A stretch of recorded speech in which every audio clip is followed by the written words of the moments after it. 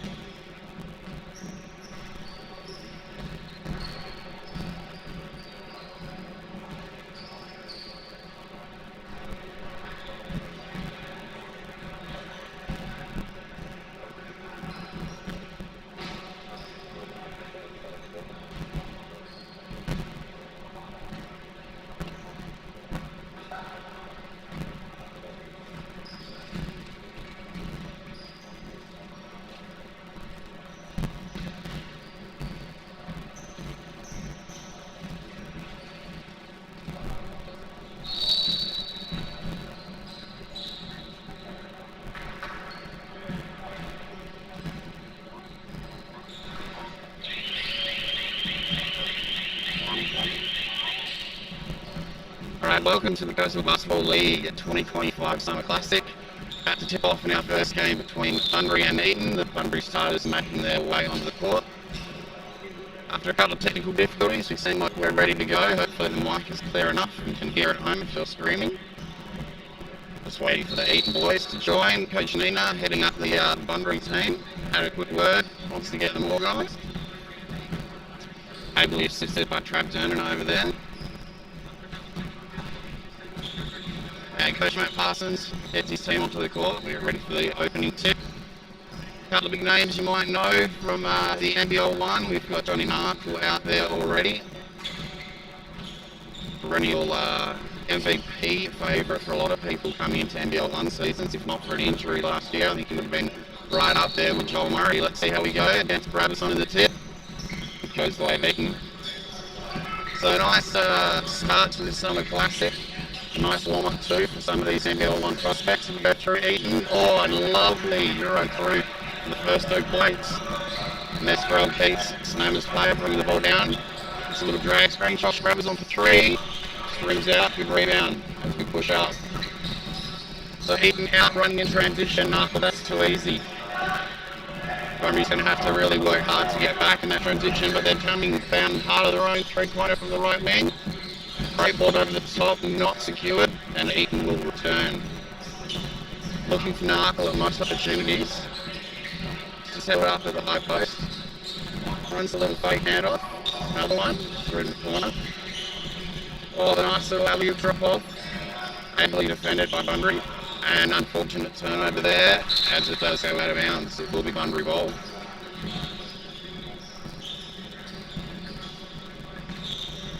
So, some amazing basketball due all weekend, or all Saturday I should say, all the way through the grand finals later on this evening. And there's our first foul.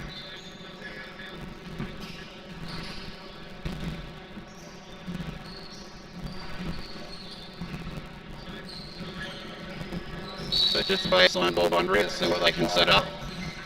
Of course, a lot of these players are playing with each other. Maybe some experience with some of the boys when they're in juniors. Out of the high post of Bunbury, gets a nice little screen. Pharrell tries to feed back in. It's going to be out of bounds and remain Bunbury ball. Playing without a shot clock here, so there's no stress, no resets.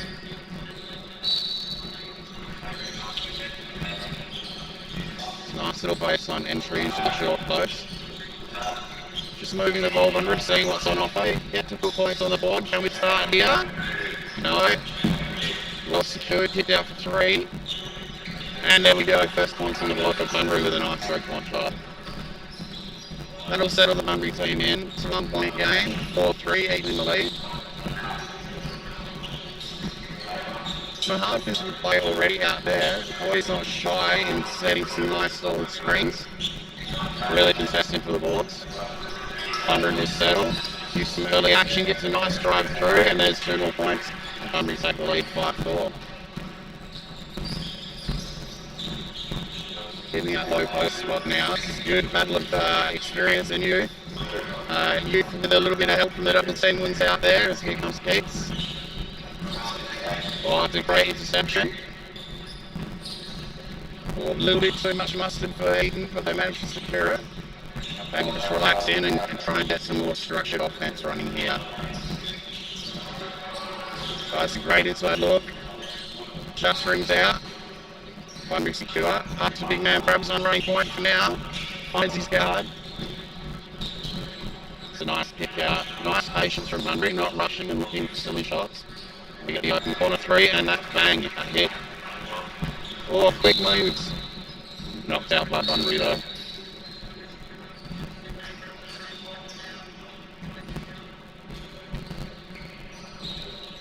So first subs come in. See whether fresh legs for Eaton can renew that hot start they had early. Nothing with control on the wing. Looking for his team. One's corner 3. Just rings out, another good rebound. Here comes Bunbury again. A little bit of a mismatch down low. Brabazon feels like he's got the strength. Little turnaround. Didn't quite get the drop.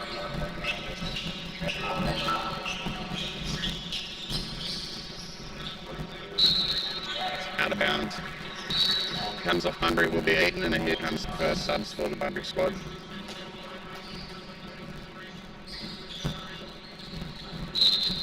So Cody he'll be inbound. Finds Narkles 3.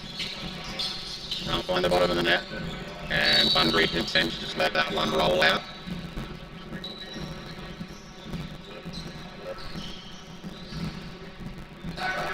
Nice little battle here of the guards. Brabazon with a quick 3 off the trail. Nothing happening. Great rebound Narkle as he pushes the ball in transition. Finds a big man. Just can't quite get the angle.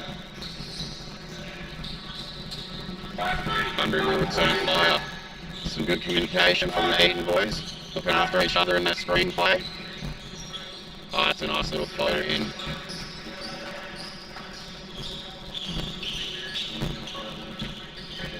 So 10 to 4, Bunbury advantage. After starting a little bit slow, they've certainly hit their straps. Been able to put points on the board. Now ball line underneath. Ball just rims out, gets his own offensive board. And it rims out again.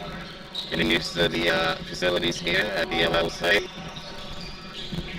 And that'll come off Bunbury and remain an even ball. So, a series of subs. In comes Coastal Basketball League legend himself, Dylan Catalano.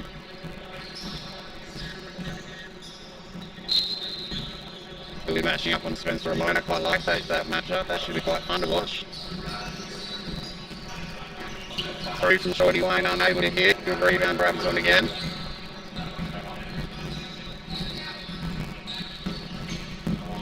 Great transition into the corner three, and that's too easy. Great work, Bunbury. Oh, but they shoot it off. Steal again. Bunbury really settled now, moving into their play.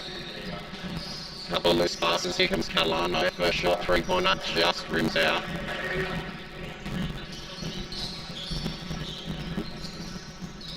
Eaton needs to relax, find the good open shots. But the defense from Bunbury is fire. That's a tough matchup, that one. So Brabazon takes a rest. Bunbury's gone small here. Looks to play a lot of 5 out, I'd say. And there's a timeout as the boys gather at respective benches. So a pretty hot start so far. Eaton looked like they were going to fly out in transition. They've been held nicely back by Bunbury. Bunbury really working to get the ball inside out and taking most of the opportunities from three.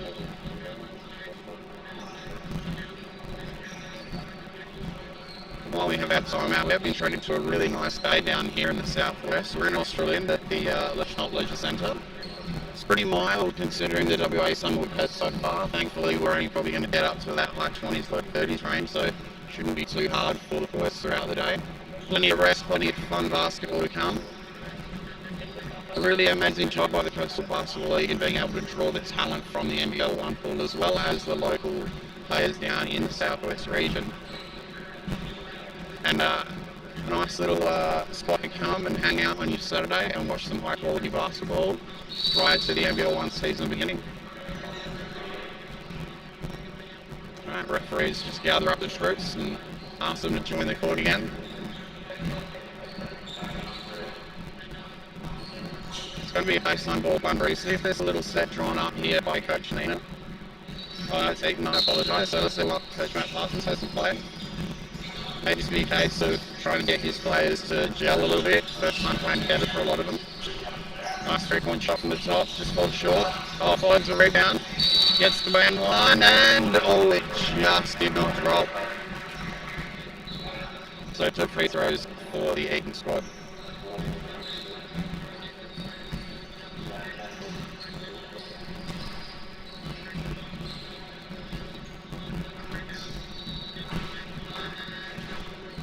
First free throw is just a bit short.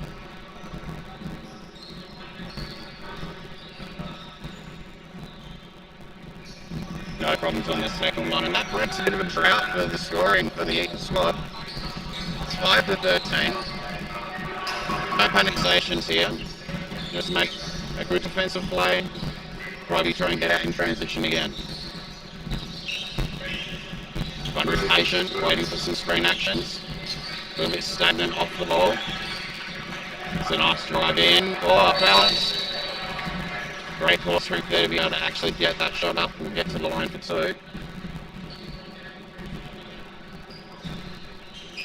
So first free throws from Bunbury.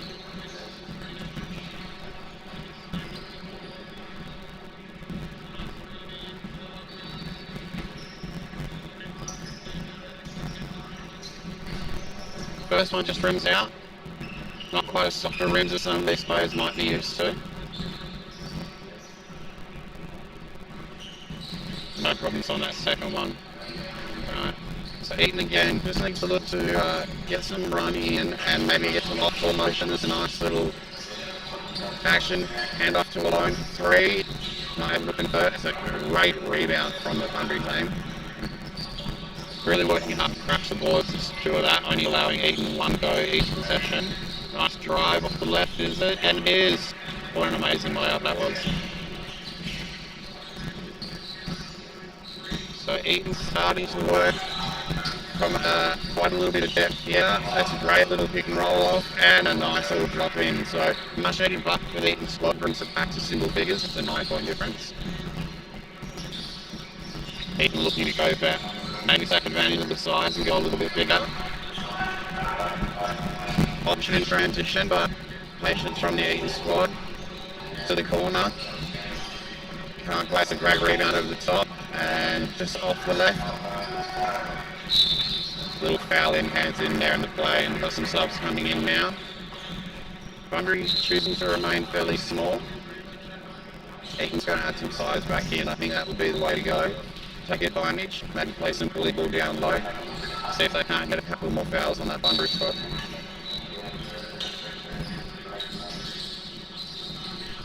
Alone in the corner, not looked at. And here we go, go clean now. Here we go into the post. Some inside out action for a nice open three. Tad short, it's a great box out. Geordie Main with an athletic save. Works his way in the middle, gets that shot up on the foul, build it to the 1 for 2.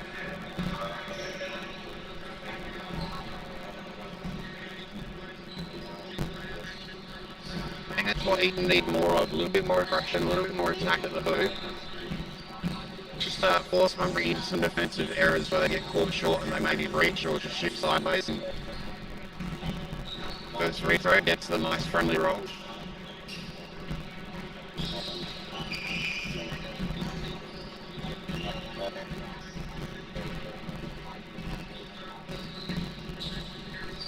Well, just gets the roll up for a second with the offensive putback, and there's that size and type of Eaton coming into play, and I think that's one way they can get back into this game.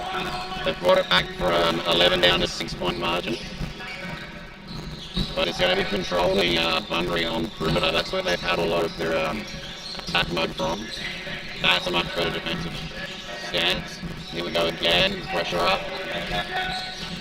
Again, no shot clock, so there's no need to panic. Just going to move the ball through some hands and see if you can find that open shot. Nice drive, that's a better drive. That's a great move from the Bunbury player.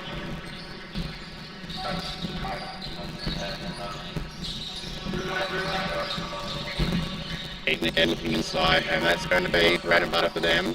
And look, we would never accuse anyone of stat padding, but if you can get yourself your own offensive rebound as well as the dip in, we'll take it.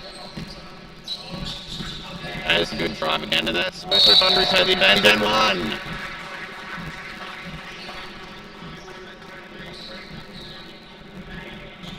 Super strong move off the perimeter. Eaton probably needs to sort out a little bit of that help defense. Not panic too much on the shots from deep from Bunbury.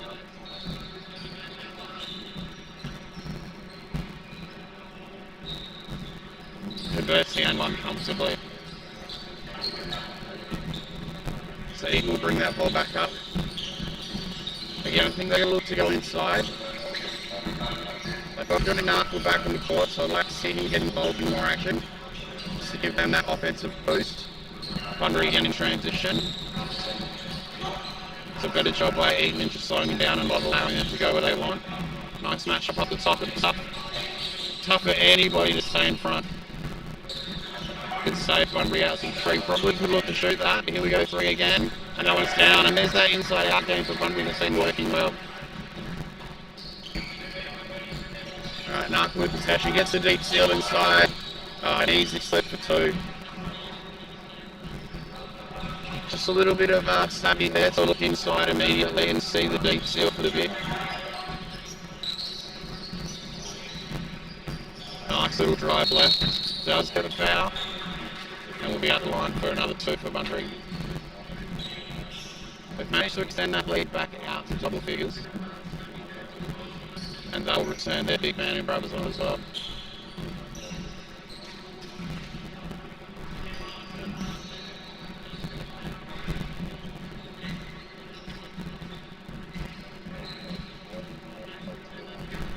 First free throw drops in on the roll.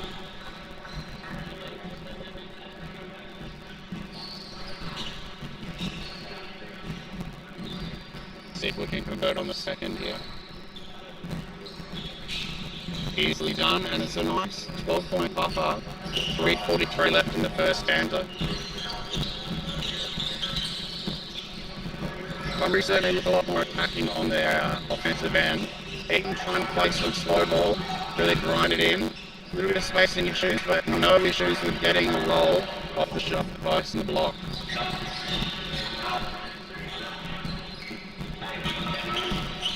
And there we go again, the inside-out game for Bunbury. May not get every shot to drop, but it is quite successful. That'll be an over-the-back foul there, just a little too eager on the rebound.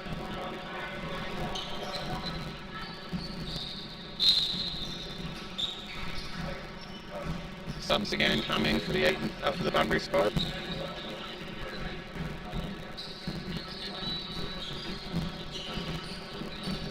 Coach Matt Parsons just giving his charges a little bit extra support from the bench.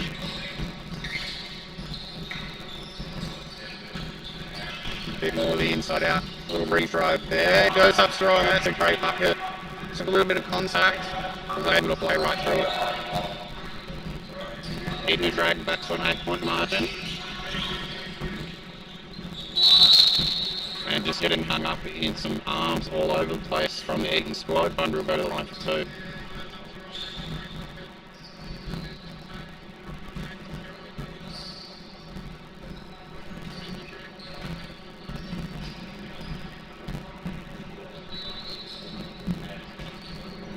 First one drops comfortably.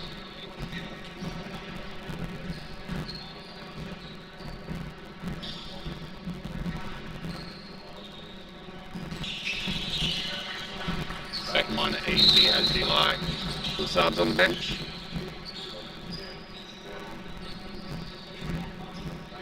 Liam Hunt checks out after coming back in and really going to town down low.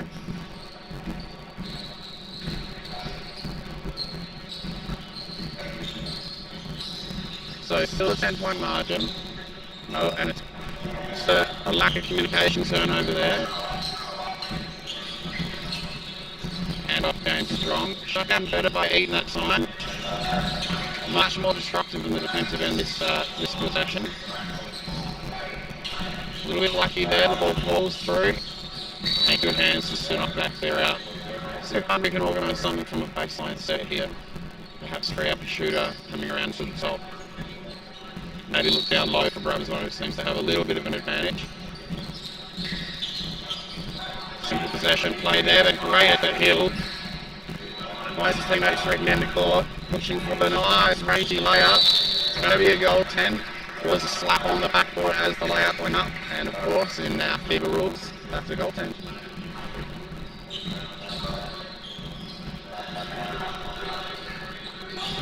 .38 seconds left in this first period. Grabs a little step back from the top, and the big man knocks it down. He's always worked on that 3-point shot, and as his career has gone from strength to strength, you see it dropping more and more. And a lovely little wall up underneath that stops the Eaton drive. Couldn't secure the defensive rebound. Eaton will have another run at it. Hill wisely checks the clock, sees that there's 10 seconds left. He's got to get that shot up. That's out of bounds. We are in running clock mode, so it's been a quick entry. Hill does get the shot up and just rims out. So a pretty impressive first quarter. 31-20, or first half I should say. 31-20. The Bunbury squad, after starting a bit flat, has come out red hot. Really worked hard to be able to move that ball, get penetration, collapse that defense and kick it out for other open shooters.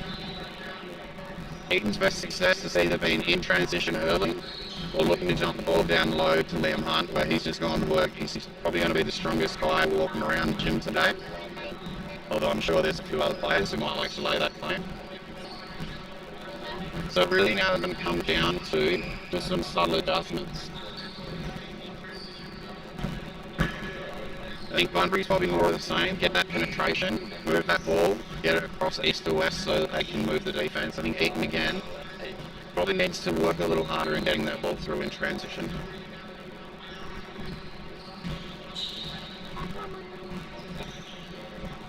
Just updating the scoreboard.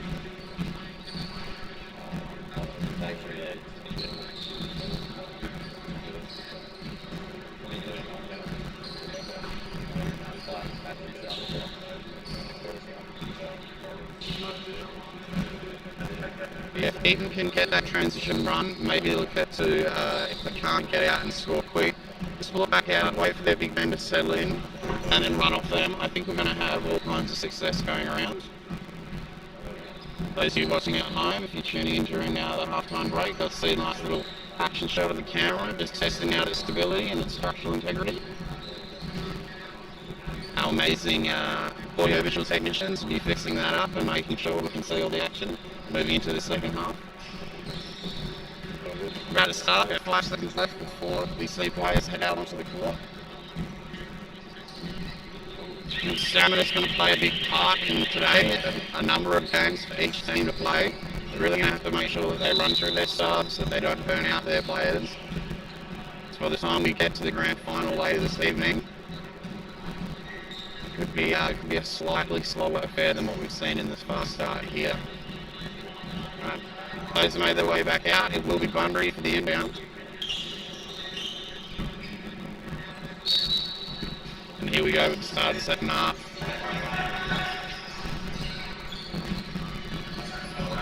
Just a little miscommunication on D. Just allowed too much of an easy drive, and while it didn't drop, not much attention paid to the box out, and we're able to get a nice easy tip from Brabazon. Instead, Eden returning, trying to get inside. Oh, it's a nice three. Cody Hill just rises up and soft as you like, drops that one in. There's Bunbury with that ball movement. A little bit lopsided in their three-man game. Probably the wrong side to pass, but out of bounds. Bunbury will retain.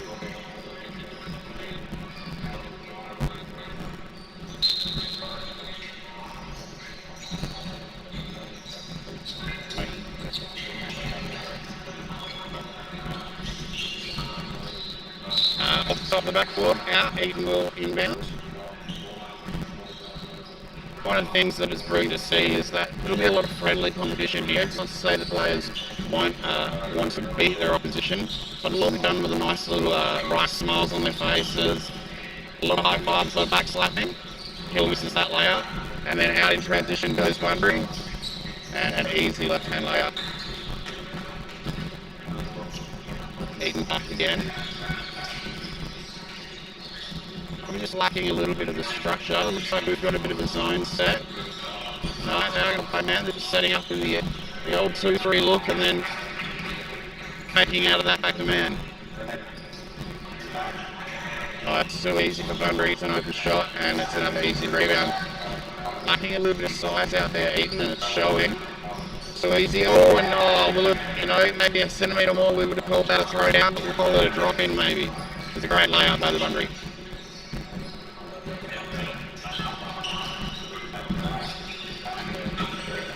Good switching communications, Coach Adina happy with that. That's off hands, referee decides going to stay with it.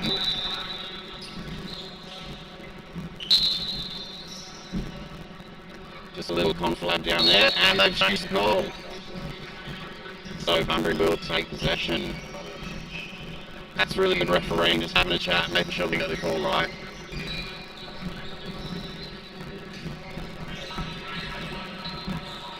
Bunbury set up, nice little pick and roll action, short roll from Brabazon. This is his right hand fighter. This is where Eden looked dangerous early in transition. There's and one, what a great drop. Maintain control, got the shot up and got the roll.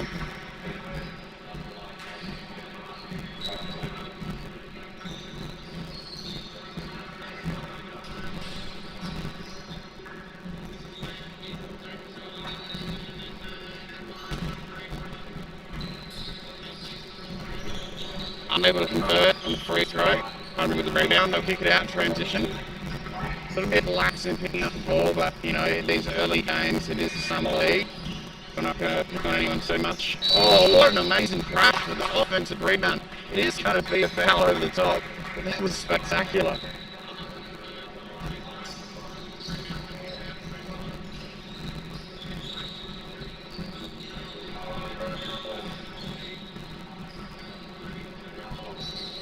Eden will be casual, just bring up here. Bunbury maintain that double-digit lead at 10. See if Eden can chip away. 15 minutes left. It's a nice, easy way to do it. Just Early screen action.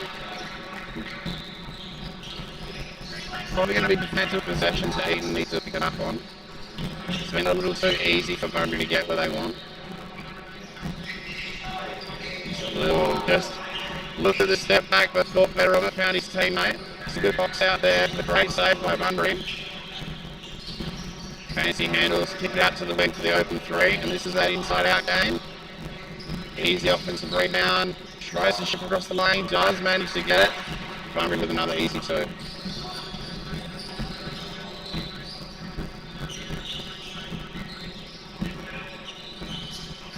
Hill tries his hand again at three, not able to grab it. Took out by Bunbury, secured now. Off in transition, it's a 1-on-1. Oh, the hands on D. Weren't able to get that back in. And again, we've got another open shot. Almost a push up by Brothers on low, but he fights hard. Eaton comes away nicely. Well read by Keats. He saw that transition option and went, no, I'm shutting it down. Kicks for another open shot. And there's another three for Bunbury, and that's been the secret to their success. Penetrate and dish, drive and kick, whatever you want to call it. It's been working all morning. Josh Bravison not able to get his feet set, just moving as he made contact. Looks like Hunt's going to rejoin as well as Narkle, Geordie Lane. Narkle's going to come in on the shooter.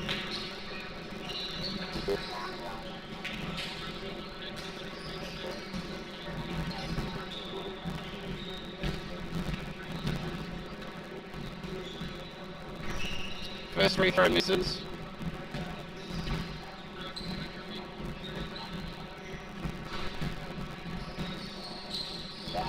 Second free throw just a tad long, but insecure into Hunt. There's probably a foul. Nothing called, but just a strength and absolute sheer will to convert that.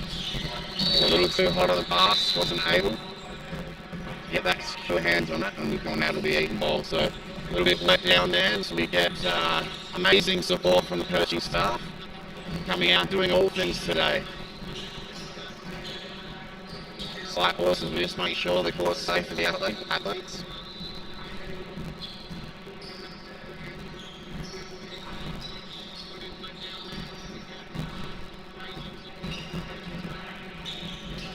In a little bit of full court pressure from Bunbury, I really want to put the tighten the screws here and just stop Eden from getting any early easy scores.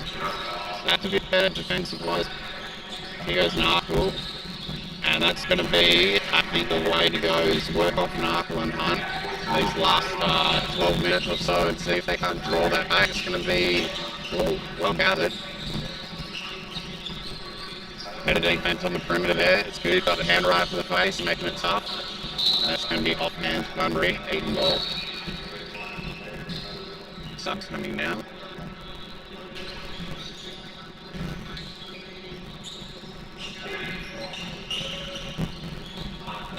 See whether or not we can get that ball back inside.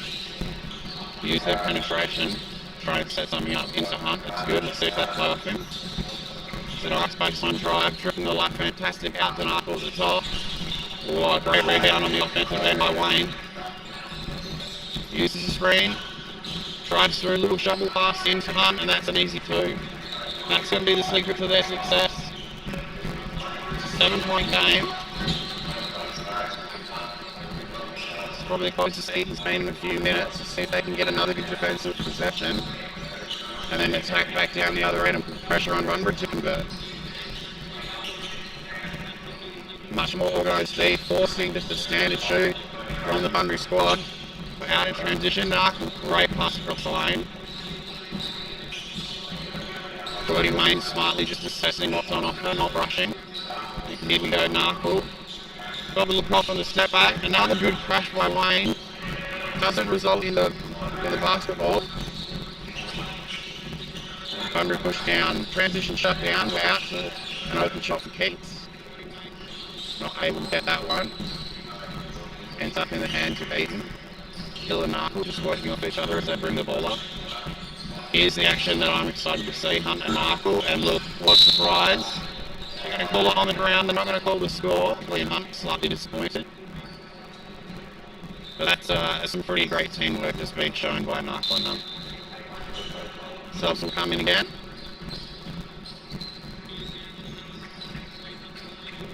So it's going to be a sideline. Okay, baseline. I thought he was maybe in the cave.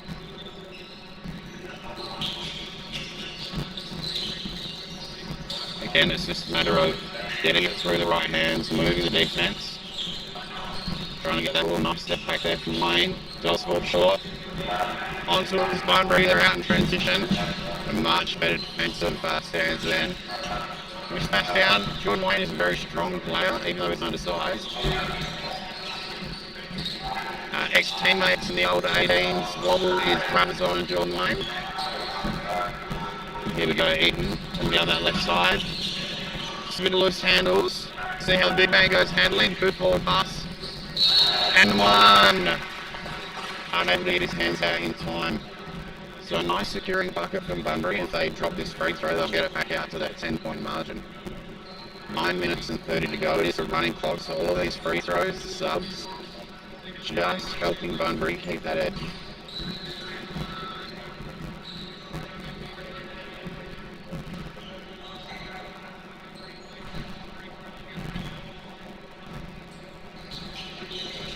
Can't hit that, maybe it's just a little extra sniff now for the Eden squad. Nice little semi-terrace screen from Hunt for Knuckle, who gracefully glides through and drops that in with the right hand layout. So Eden giving Bunbury something to think about here. How are they going to be able to maintain this edge? 3 points probably a bit too early in the offense.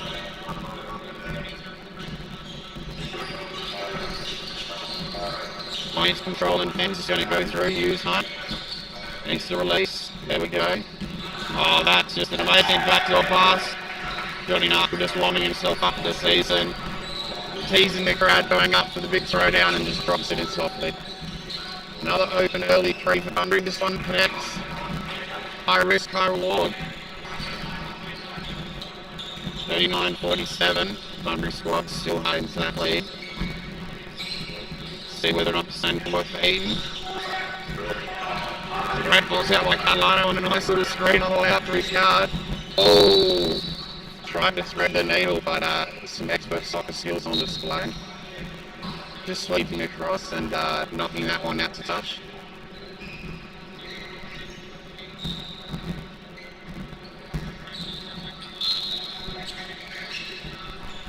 Bunbury in the easy inbound. Nice drive, finish left, can't convert. What we see here from the Eaton squad. Attracts a bit of a double team. He's able to get that great low pass down. There's a foul. Eaton will be shooting too. So conversion on these free throws is going to be quite important for Eaton, especially coming down the track. Bunbury team's on 15 fouls.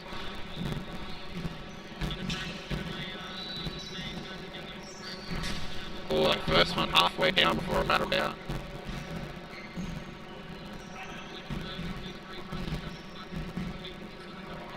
Second one drops comfortably. So it's only a 7-point margin. This is anyone's game as we head into this final 7 minutes. It's a little bit more purposeful from the Bunbury squad. They've gone small again. Like they've got a little bit of height out there, but the solid play from Brabazon's not there. A bit more 5-out play. Eden looking to really secure that inside presence on the defensive end. It's a great turn for three. Carlino, another former teammate of Wayne. Down in that 18th level competition, they were in that champs team, playing for the Magic at one stage. And, Dylan's dad Carl, obviously, coach extraordinaire, had that squad. I was lucky enough to be an assistant. Here comes Narkle now. So really good opportunity for Eaton to cut this down to 5 or under, and as I speak, Narkle just strolls in. It's like someone left the front door open, he just did what he wanted to. 42-47. Another early three. That's a fantastic scoring offensive rebound. Unlucky to not get that drop in. Brabazon is back. Nina intelligent coach out there. He's thinking, you don't want Hunt to just have all the sides. Maybe some happy feet. It's going to be a foul. We're going to get another 2 free throws.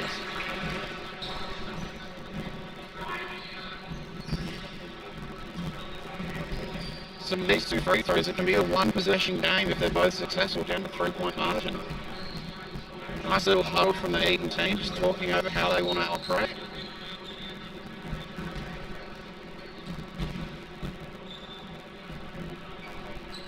First one drops.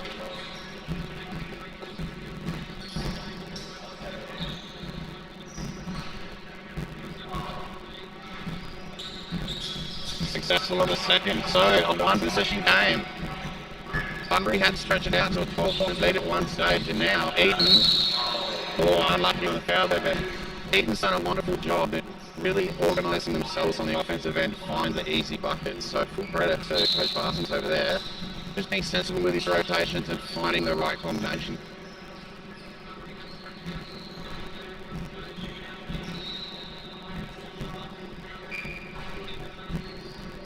So important free throws of Bunbury just to get it out to a 2-possession game here. First one drops. Just about to come under 4 minutes left, and we can have Bunbury stretch this out to 2 possessions. And we do, 5-point margin. We will make that a touch trickier for Eton. Bunbury probably going to be a little bit more honest on the defensive possessions here. Yeah, nice show on the pick and roll. Probably switching guard to cover, trying to stay at home when the bigs get the pick and roll. We've got a travel call. Just a little switch and pivot feed off the pickup from Narkle. Bunbury. See if they could stretch the lead back out. Liam Hunt really vocal out there, trying to organise the defence. It's a nice little pass into the middle of the brothers. He can't secure it. If he comes Eton with a chance to get it back to a single possession game. Got to get it back to 3 or 2 if they can score here. Nice little elbow jumper off the. Oh, it's a great play at the rim. Just the extra effort to try and secure the offensive board. Felt the contact and went up with the shot.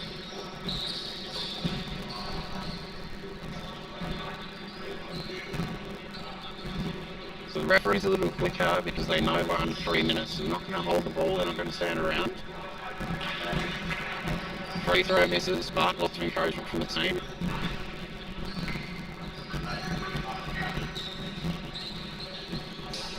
Second one a little long, just the back of the rim. Gives Bunbury a bit of relief. A little bit of pressure, Narkle gets the mitts out, finds around the back, pass away, and easy left hand, and it drops. We're back to a 3-point game. Hill kicks at the halfway line.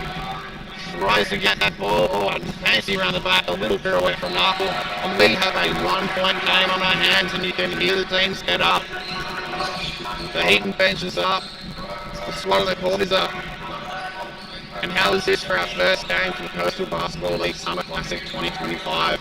We got all the way to a 1-point game, with under 2 minutes remaining. That's a foul call. As we've gotten a little bit tighter, the referees will start to just monitor that. Subs in play. Bunbury just trying to shore up a little bit of their guard play. It's been some turnovers early. Well, not early, I should just say recently. So Bunbury inbound, they got that 1-point cap. They really want to score out of this drive. So Bram's on a new signing at Willerton, he'll go up. A little bit of a double pump move, couldn't convert. Again, transition, ball got knocked loose. Bunbury secure.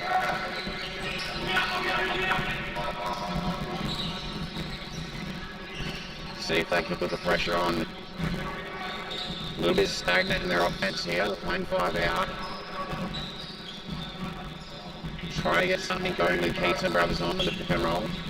They do find the open 3. Although stuck it too long.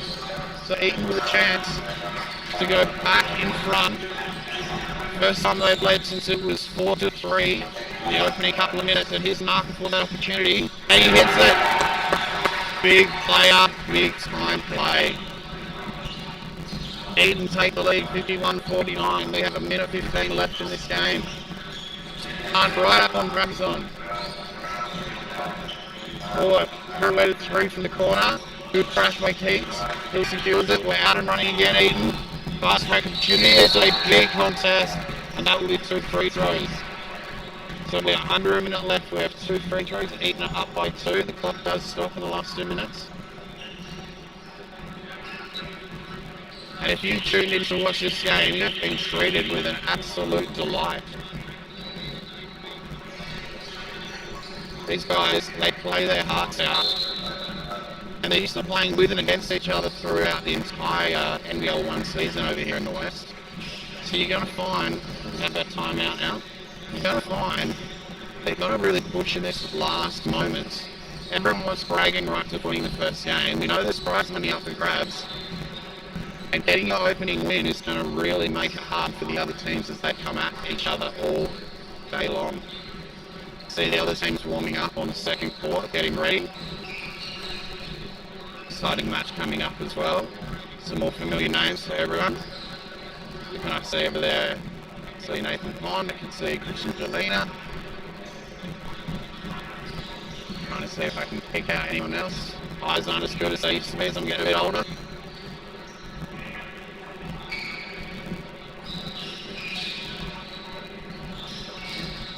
I'll tell you what, the other teams will be watching this matchup and thinking, okay, this is a hot start, we're going to have to really come out and fire up.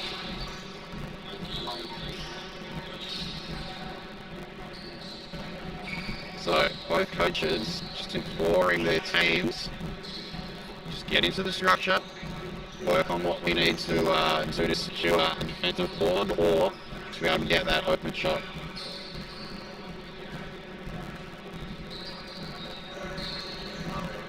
Bunbury are in foul trouble as well, so Eden can use that to their advantage.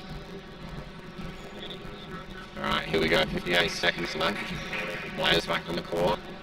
Eden just taking those extra couple of seconds to make sure that everything they've diagrammed from Coach Parsons is in the noggins and ready to be executed.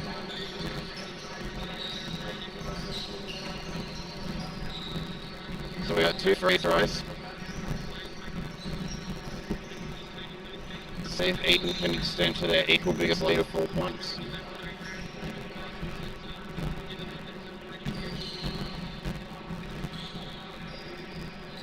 First one drops, no problem. So the shooter not iced out from the timeout.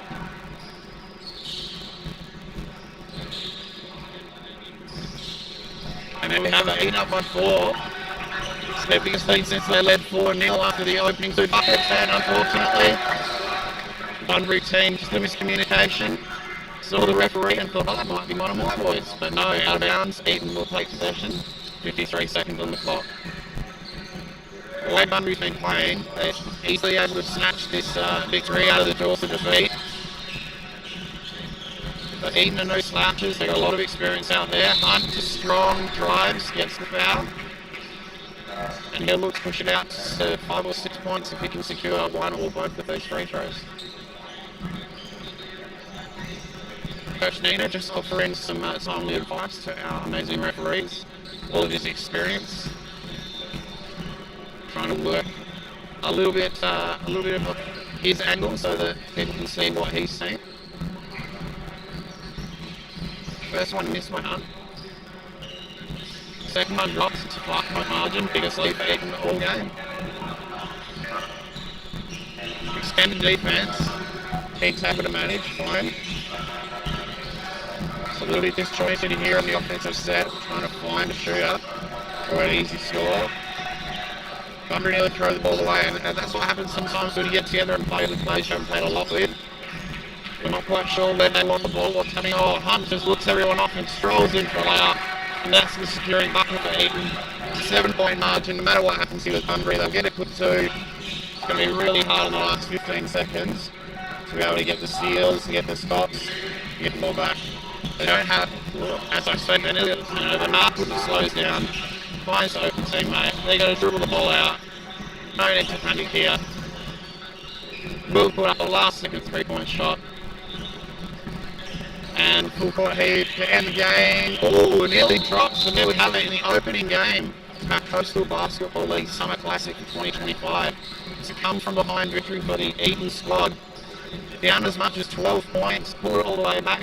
It's about a 5-point victory. Thank you very much everyone at home for tuning in. Make sure that you keep this stream running all day long so you can see more high-class basketball in the southwest.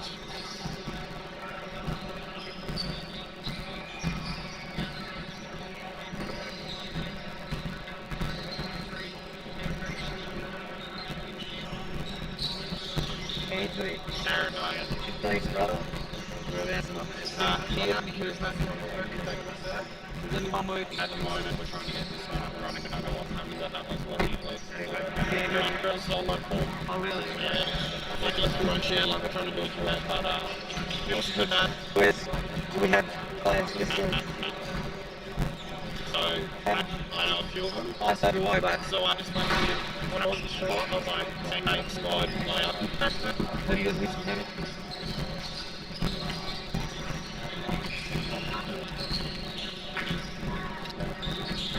Yeah, I only got here about 15 minutes before the football, so I don't remember what I had. That's yours? No, I don't know what that is. Oh, that's this. Yeah. Okay, so this is still live, so that's still filming. Yeah, it's good. Okay, alright. I tried to think I'm not enough to go. Which one's the mute button? So.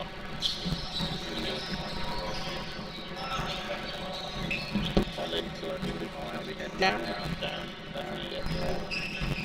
Live, isn't it? It is, mate, yeah. Okay. It says max total work and NA 241.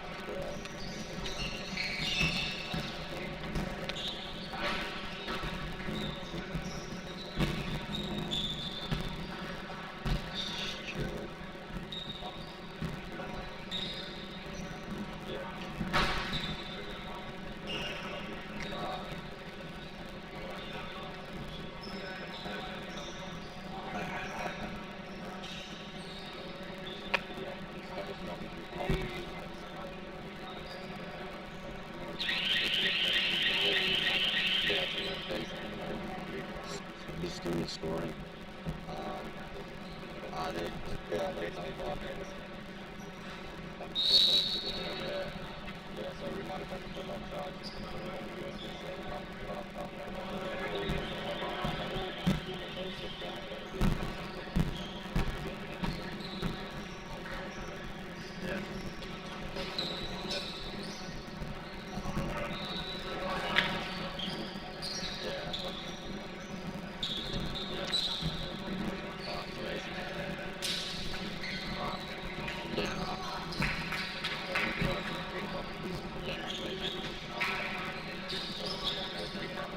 Good morning, ladies and gentlemen, and welcome to the Coastal Basketball League game between Bustleton, the Australian, Tanner Vogel lining up for Bustleton. Wins the tap. Australian gain possession. Barrett Reese pushes to the top. Nice inward play out. Loose handles. Dodge the wind.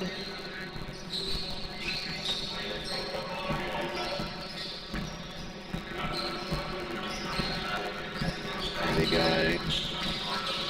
Inwards. working perimeter into Tanner Vogel, who pops up shot. Nice, 2 points straight away. Tanner, Travis's brother, number 8, at the top of the key. Needs to use his hands more. They will work together on D. Oh, lovely. The Australian makes no mistake.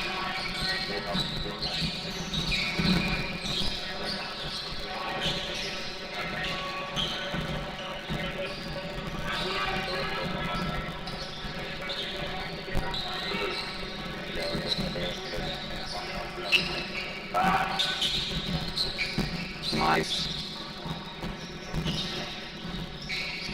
Beauty about the competition, no shot clock, which is always excellent, so no need to. Oh, lovely drive!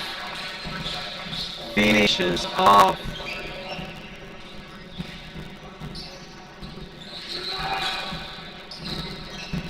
Strong to the basket. Tanner tried to intercept, fails.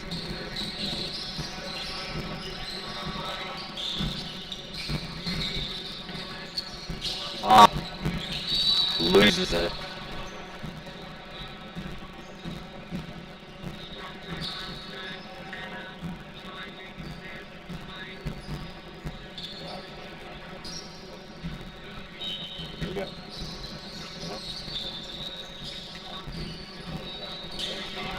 Travis Vogel with the attempted 3, misses it all.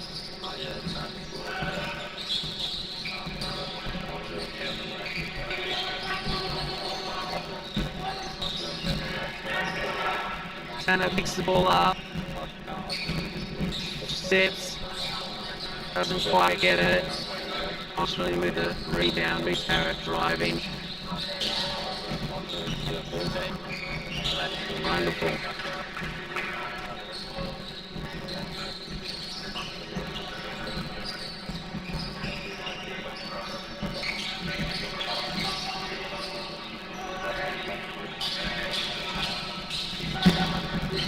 Steady as she goes.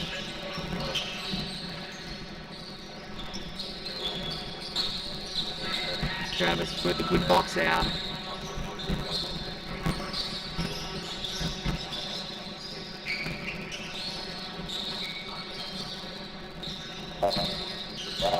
Tanner working inside, fails, gets his rebound.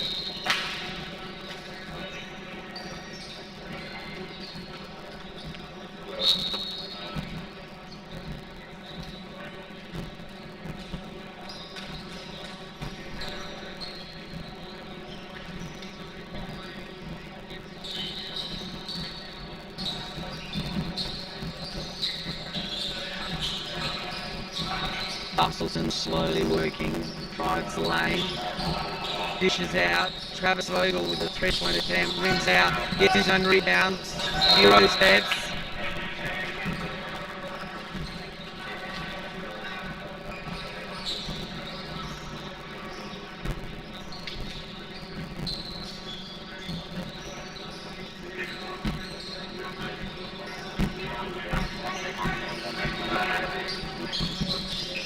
Australian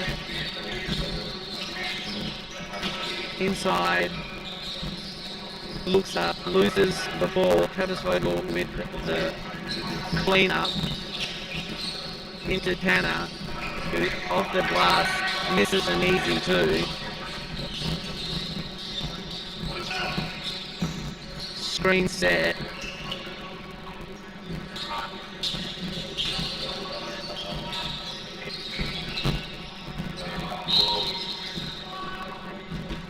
Foul ball.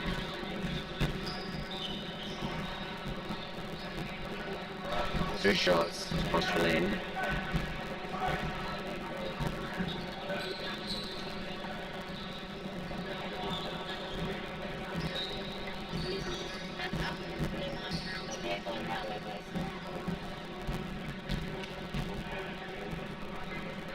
Nice crowd here this morning, enjoying the personal basketball league.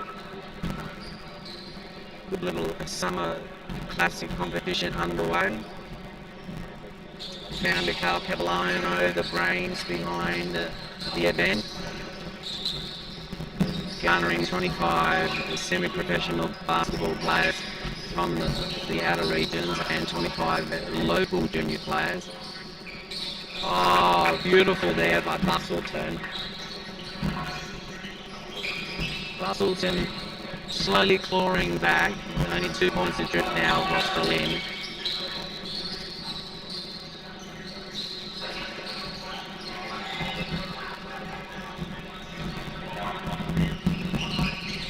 Beautiful layup, Bustleton.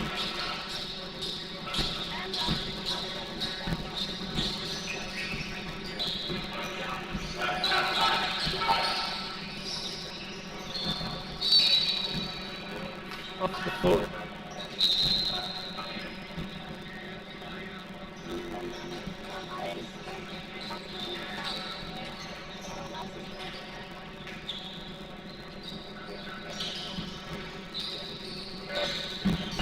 Long bomb and nails the three-pointer.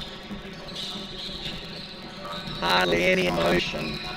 Knows the job's not done. Snipped by Bustleton. Straight away. Oh, over the top of Tanner. Beautiful effort there by Australian number 6.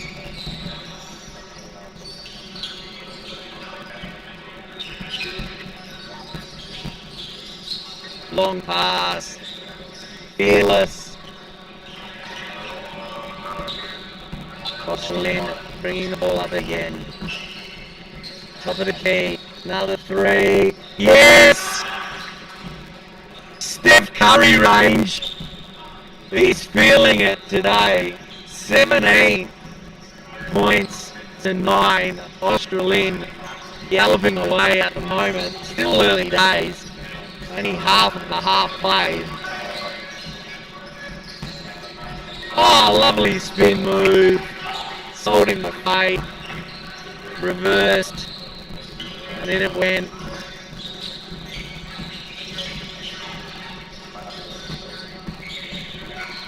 Good dish out to the side. Australian feeling the love from the 3-point range.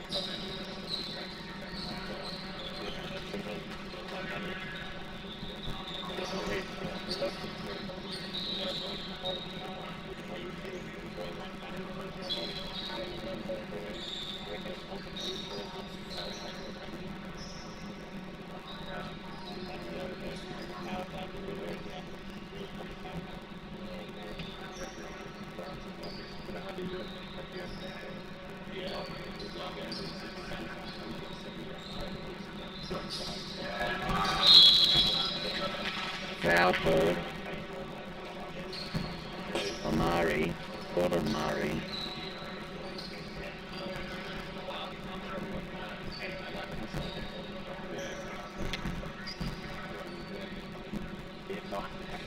Barnard. Rostron in.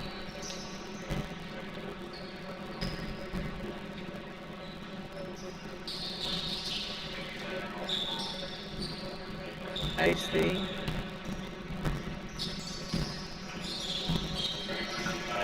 Dylan looks up, pops up, and rims out. Just didn't want to drop for him. Tyler Shand dishes it off to Reese Barrett. Reese with a beautiful finish. Shalina calling directions. Look like horns. Calls Travis to the top.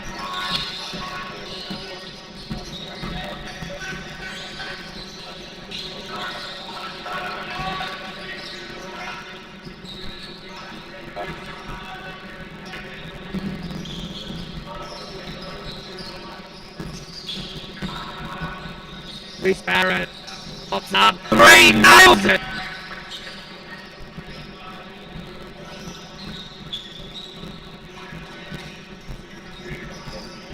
Dylan looking. Out to Jelena.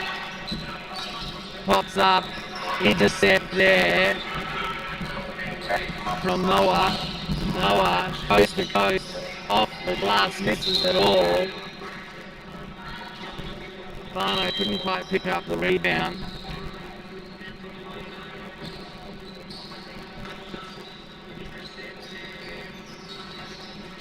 Gonna have to be honest and say a little bit scrappy in the first half. First game of the day, so hopefully a little bit of rust just shaking out of the system.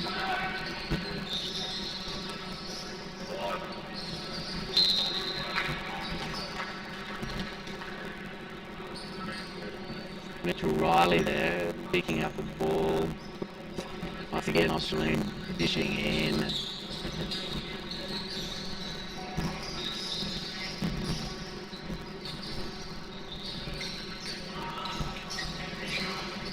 Tyler Sham with a rebound out. Reese Barrett's going to have a look and makes no mistake. Reese Barrett knows this court exceptionally well, being an Australian junior. Played most of his junior years down here at the Leisure Centre. Lovely give and go from Travis Vogel to Amari for Bustleton.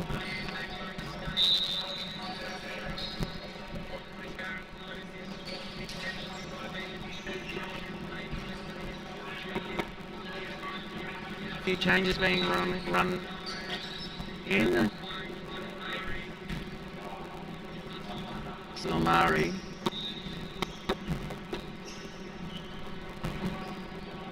First one drops.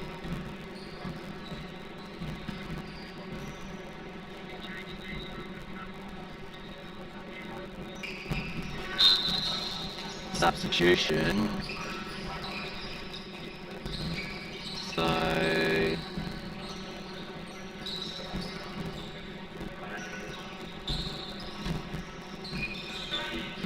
Will Yaron coming on. There's Barrett.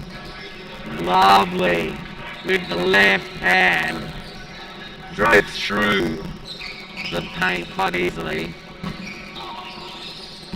Travis Vogel looking to work. Needs to dish off. Does. And Will Yaron with the 3. 32 plays 16. Reese Barrett looking. Oh, nice ball inside. Doesn't loses it. Australian disappointing. Pond would not be happy losing the handle.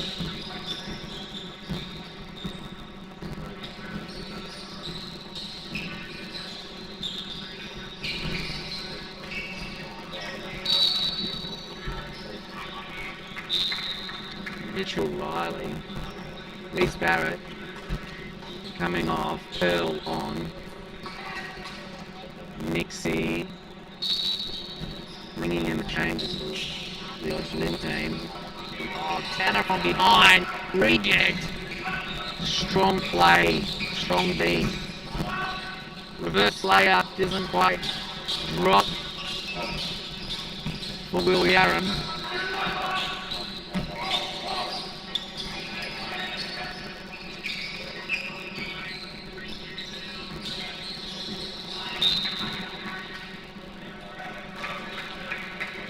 Hustling on D was Travis Vogel, causing the turnover.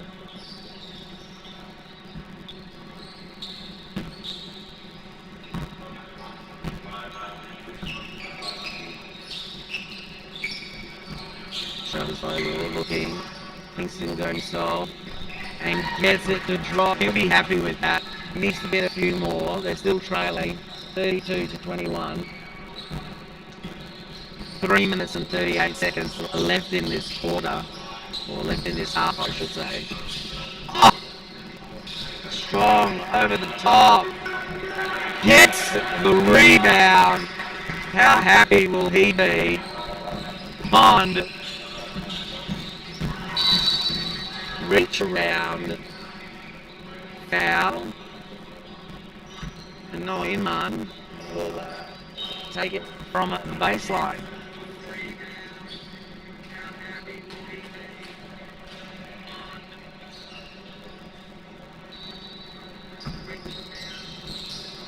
Jelena sets sail, nails it.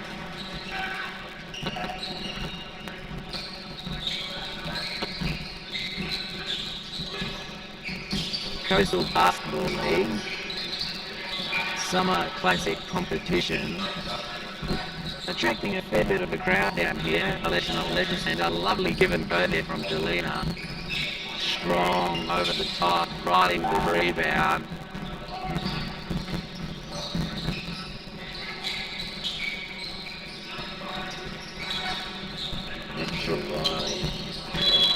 Wow. Doesn't count.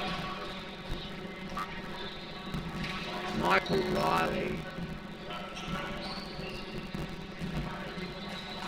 into Pond, who slams it home, but whistle blew.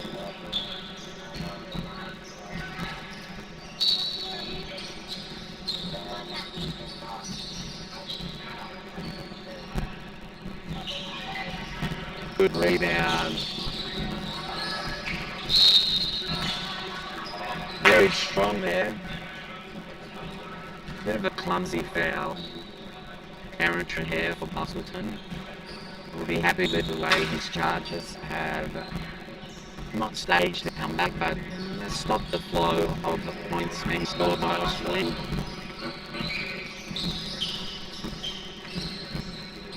Stewart bounced past into Jelena, but it just went everywhere instead of where it was meant to go.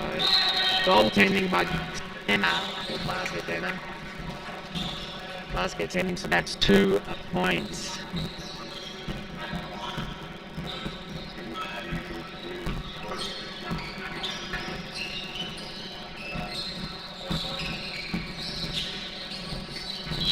Into traffic, Tanner went, and they weren't going to let him have that or get that shot away. They really put their body on the line. So Tanner Vogel, stepping up for Bustleton on the free throw line, has an opportunity to bring it to 10.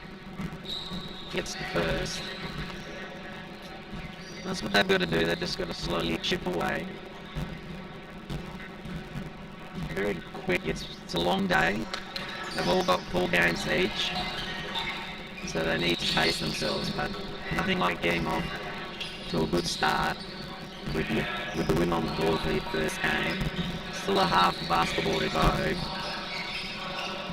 Clock being counted down. And it goes in. Wonderful effort there. So 2-minute little break. Australian in front by 12. And Bustleton with a mountain of work to do to peg themselves back.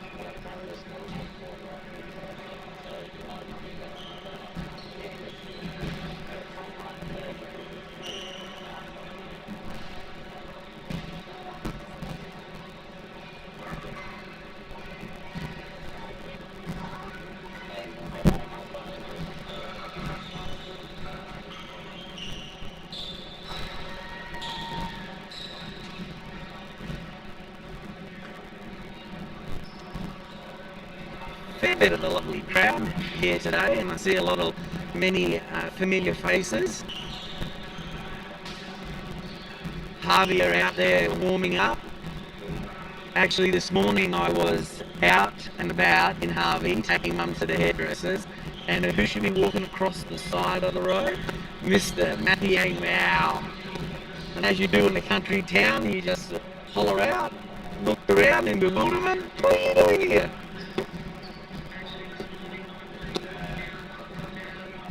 There's Cody Bell in the foreground, and just a wonderful concept here at the Coastal Basketball League.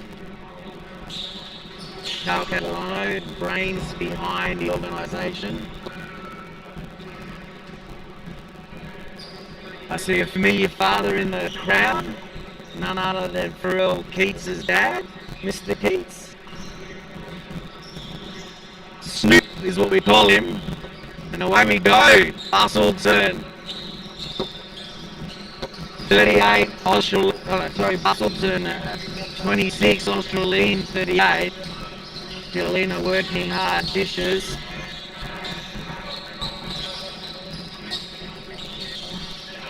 Gets it straight away, does Dylan. Down to 9 points. Needs to get a stop, Bustleton. Pull up jump shot from Noah, misses. Jelena with the rebound, but almost. Dylan picks it up. Hello, Stewart. Dishes it away. Not good. They've got it all to do. Jelena behind the back pass to Bogle, who pops up a three, rims out. Rebound. Pearl.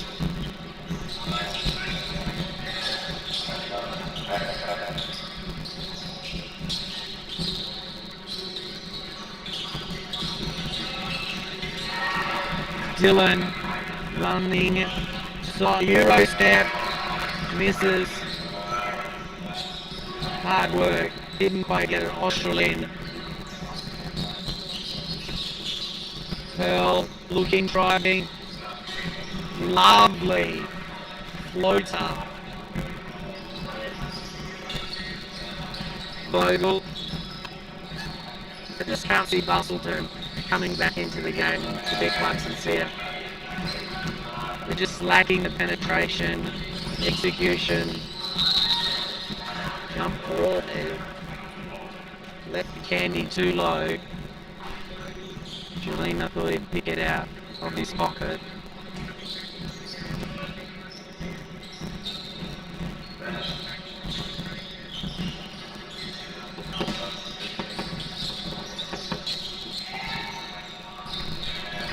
Wonderful! Tyler with the three. Australian skipping away. 43 plays 29.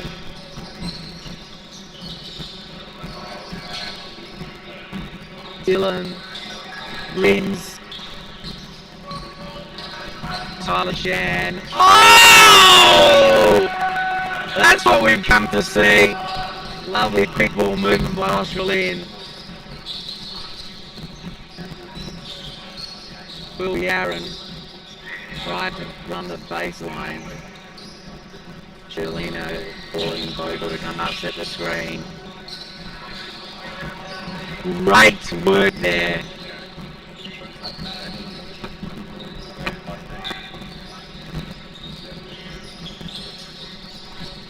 Down pass into Pearl.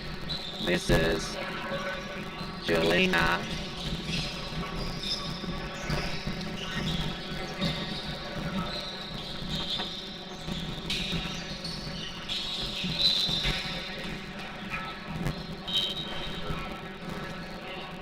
Adventurous pass, but unfortunately the court was too short.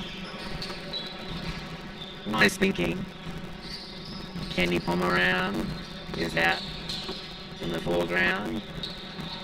Matthew Yang Mao. Harvey warming up here. 15 minutes left in this game, and Australian turning it into a little bit of a training practice. And wonderful work there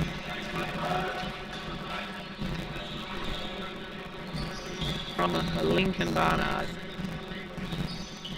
He's got the 2, now he's 4 and 1.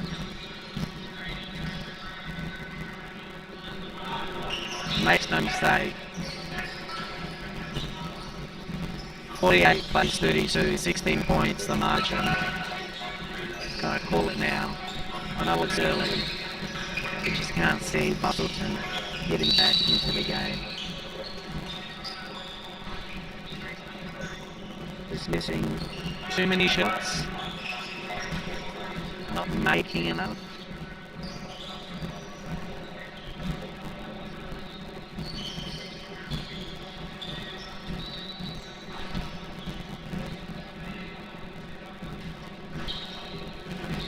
Charlene wouldn't be happy with that.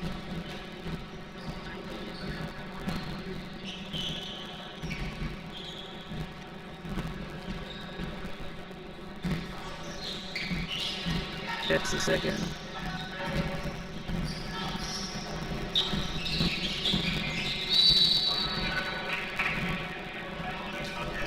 Yeah, with a good reject, but unfortunately will count for nothing. Foul was on Michael Riley.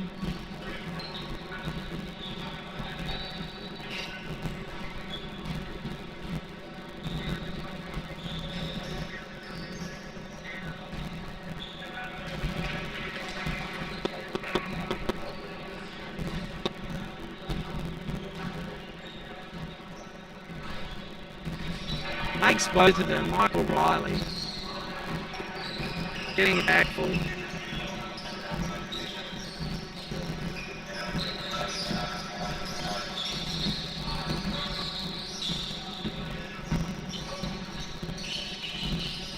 Lovely work mid-range there by Filina.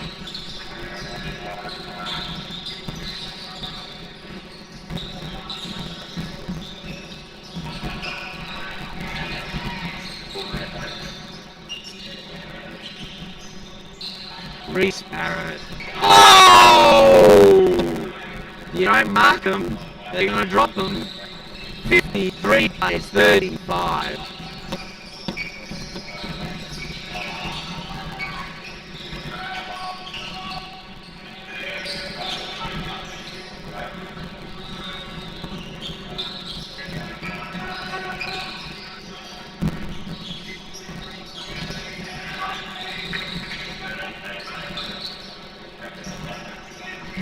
Australians slowly.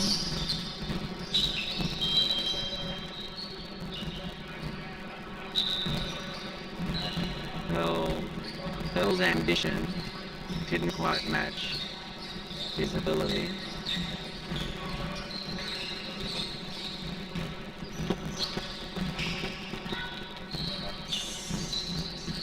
Australian calling in the subs.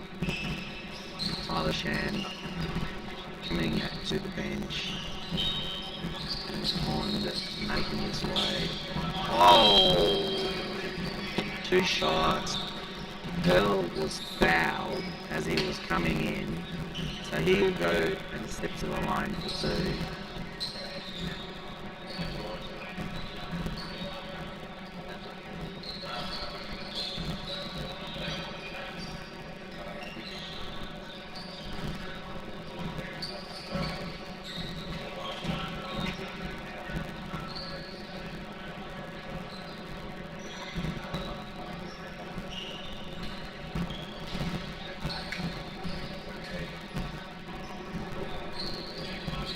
Doesn't get the drop.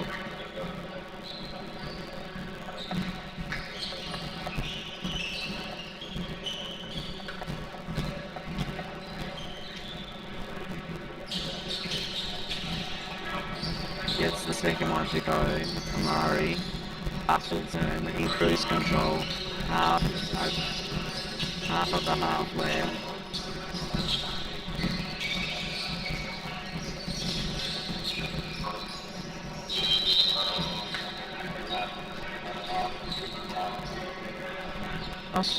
Berlin with a foot violation. Buckleton to retain possession. Tanner Vogel. Oh, sorry, Trelina coming off. On goes Travis Vogel.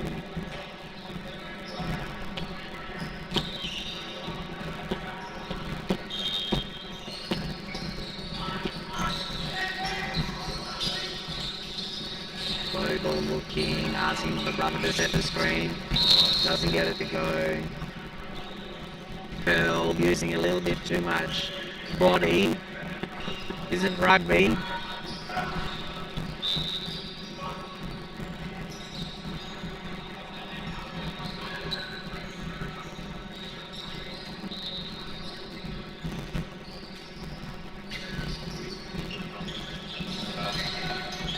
Dylan, Buckleton looking late. Oh, lovely. Hustleton didn't quite get the handles, unfortunately. Lose possession. Osterlin. Barrett.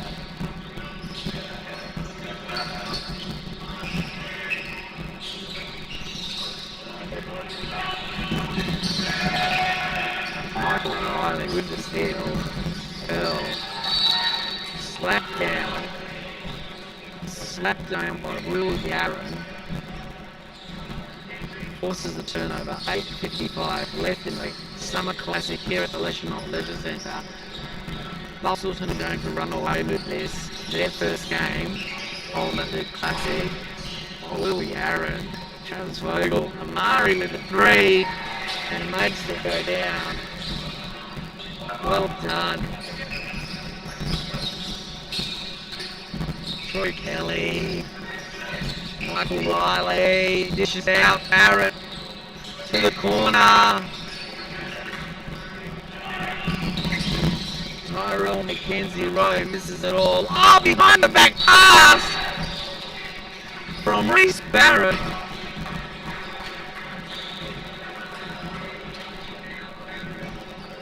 To Pond, and Pond could not finish the dunk off, but gets an opportunity.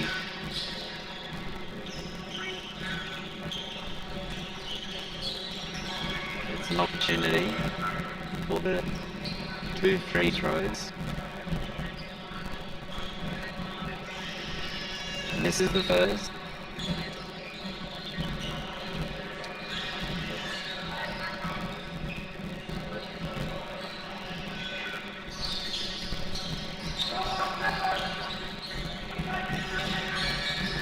Jakey Hasty driving, loses it, regains it.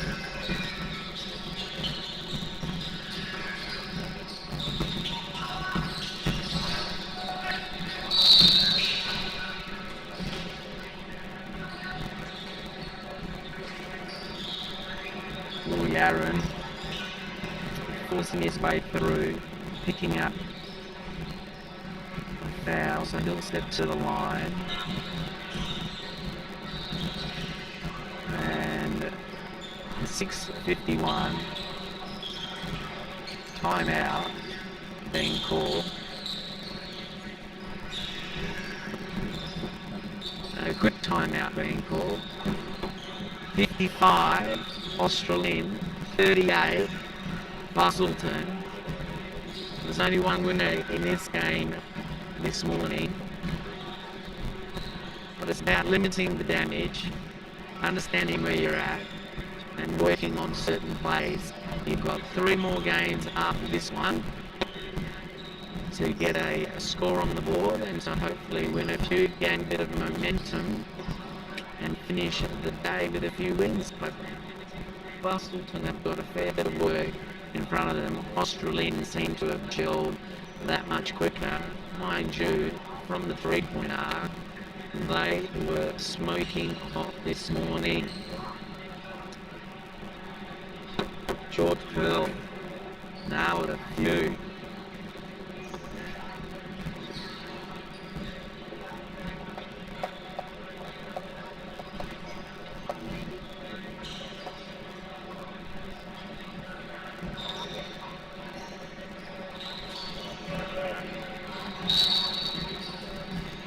Overcast day.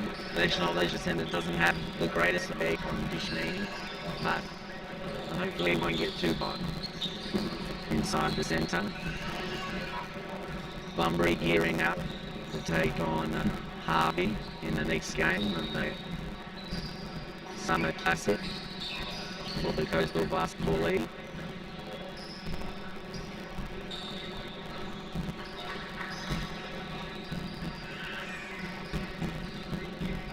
Aaron. Bang bang.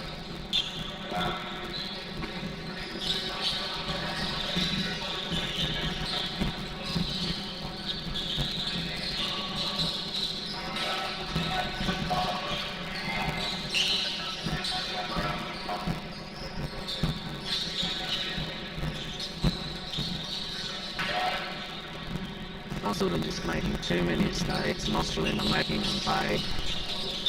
Not sure it's not to get that one. Nostril in again. Noah looking. Concepts Barrett out again. And away we go. And bang bang. Bang. 3 points Noah.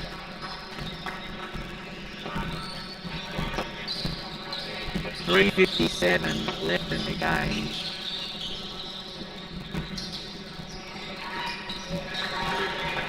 Jakey Hasty for Bustleton. 58 plays 43, 342. Reese Barrett looking, dishes out. Jakey Hasty with the rebound. Flicks it to Will Yarron. Back to J.G. Hasty. Meets the wall. Pops it up. Doesn't quite get it. Noah with the rebound. Reese Barrett to quickly bring it up. He has got speed to burn this young man. Doesn't quite get the finger roll to top. Travis Vogel working hard. Straight from coast to coast, but loses it. Noah with the foul.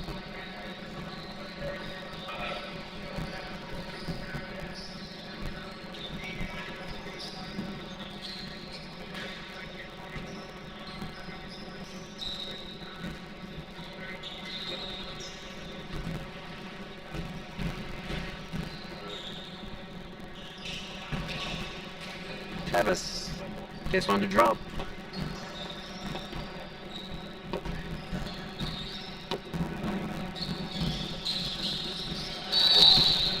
Jakey Hasty trying to use a step ladder.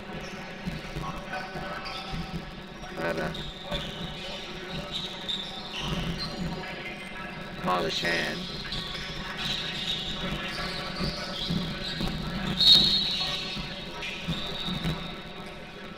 Foot violation.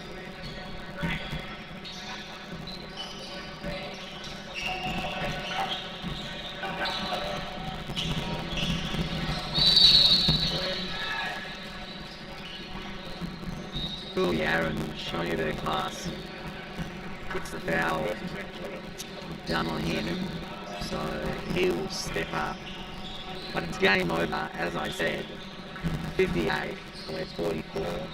No chance. It's just about getting the wheels a little bit oiled up. Forget about the score. And just hopefully you regroup, pull yourselves together and play better basketball next game. Noah looks up, dishes off. Tyler Sham with the rebound. Noah back again to Pearl. George Pearl, been a very, very strong player today.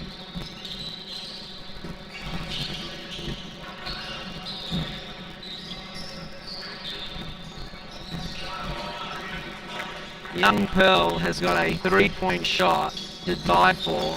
Lovely arc, great technique.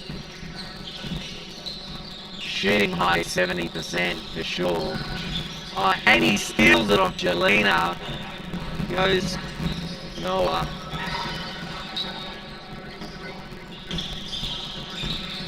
Noah, Jelena. Oh, poor Jelina's just lost the handles a couple of times today. Here we go, Pearl. Oh! Off the glass pass to Tyler Shan. A bit of showboating towards the end.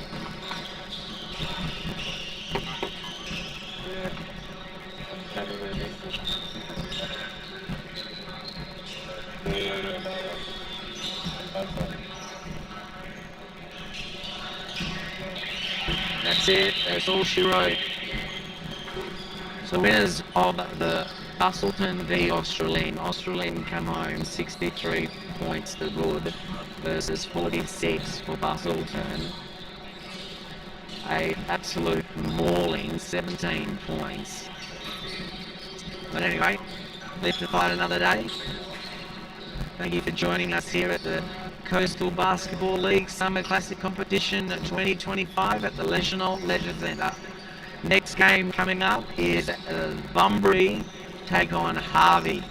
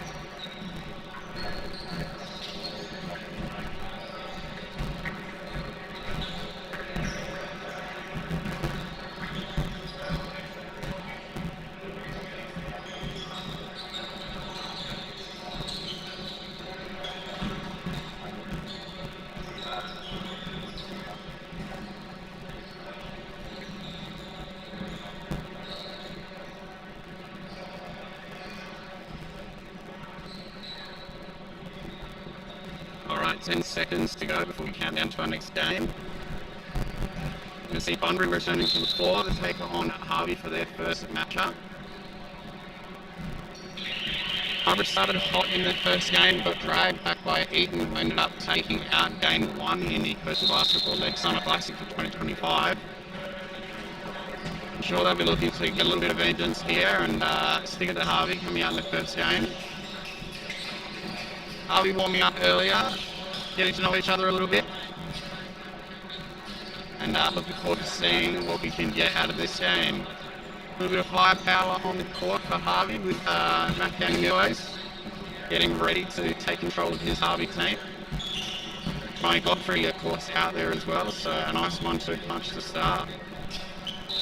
Rob Heath signing out with Thomas Musamichi in the backcourt, and it's Harvey with the tip, Niue with control. So we're taking head to counter do. Godfrey for 3 early. Oh, and down it goes. No surprises there, Ryan Godfrey. Pass return out of the main bucket with Musamichi on the wing. He's going to take his time, not going to rush anything. It's ably assisted out there by Justin Beard at the moment, and number 7 who just put the shot up, Sandray. Going out wide now, Harvey. Ooh, block. Ray gets a hand on that. And now come Bunbury again. So Bunbury looking to attack quick. Walking Keats, Munster at the top. Ably held there by Walsh. 1-3 from Musamichi. Rings out, Walsh rebound, Godfrey off.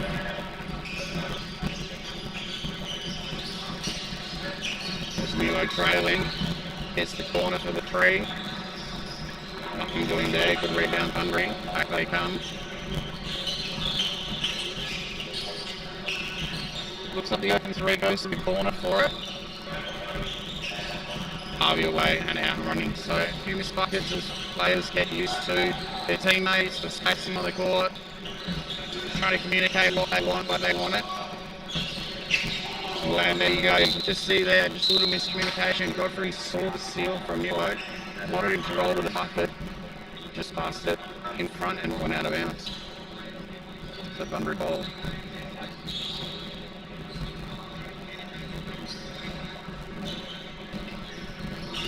There's Keats, does a little dance. Finds his man in the corner, Matthews. Ball moving around quite nicely. Here's Musamichi. Flips it back out to the top, Keats in safety. Stampedes through with a step back at the elbow. Not able to convert there. Good rebound there from Fido. Whoa, safe hands there. Johnsonville just giving that enough to be able to stop the Harvey penetration. Otherwise it looked like Walsh would have been in.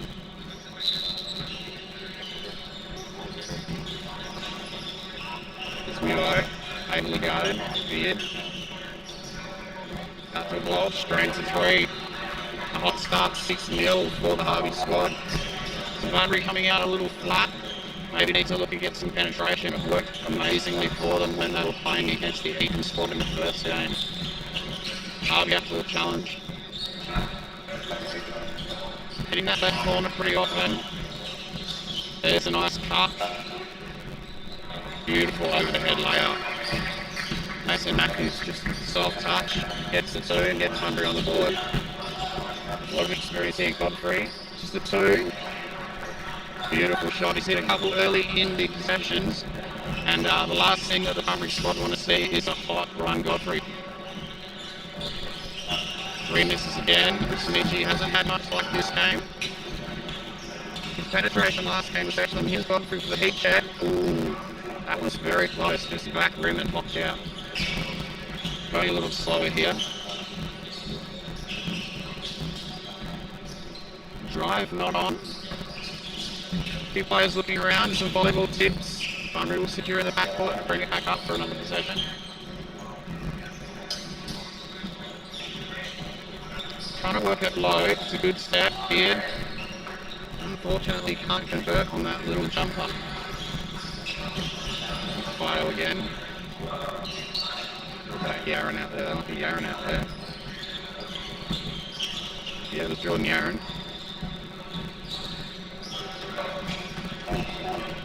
So a little bit of push by Mason.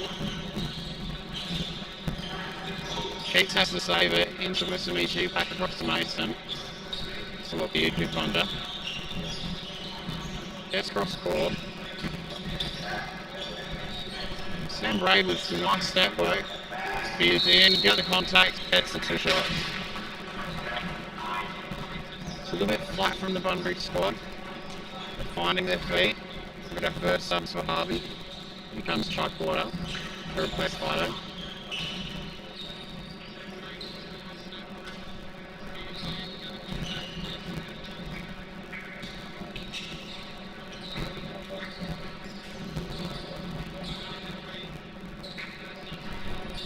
Gets the friendly roll in his first free throw.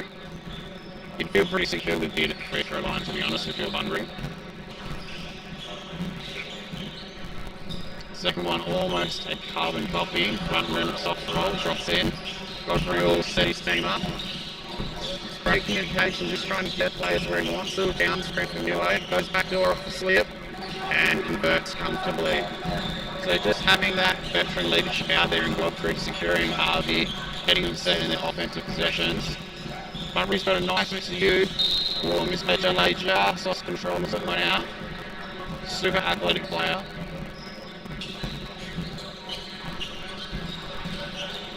Mio and Godfrey just discussing what they want to see as they come up the court.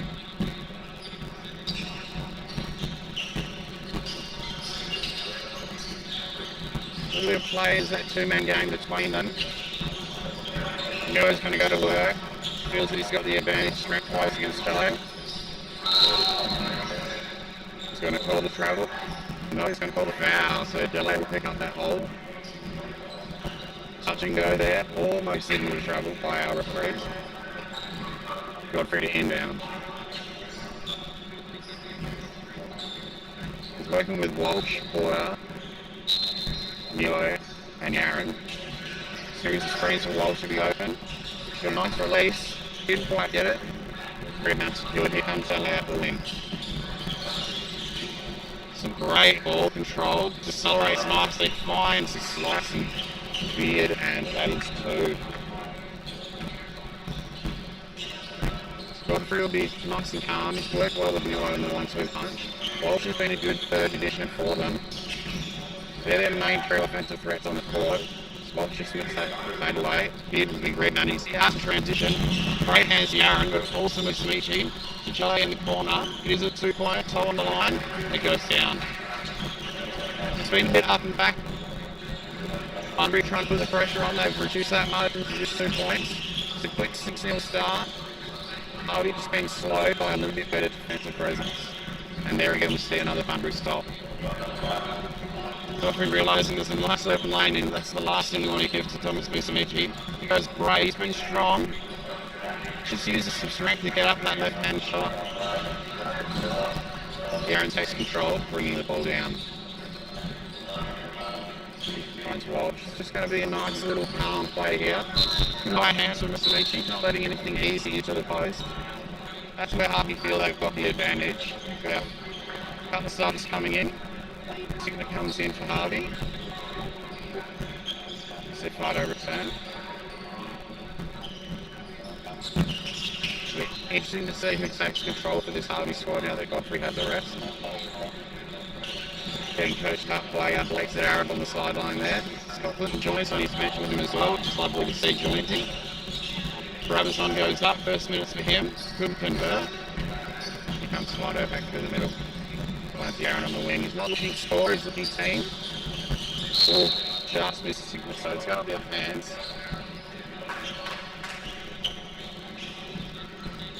We're going to have to look aggressive here. They can't just rely on Walsh and Muo. They've got to have the supporting cast get to work as well. Ball swings around the perimeter. The ball's free, but a good switch out by Jello. Just trying to stay in front. Muo rises up. Oh, that just went out. Here comes Beard. He's got Brabazon left. He finds him. It's a little bit strong for the big man. Now we've got another sub, so Walsh will take a seat. I'm going to murder this name, but Dean Sopulaglav. I'm sure I've murdered that. Apologies to Dean and family.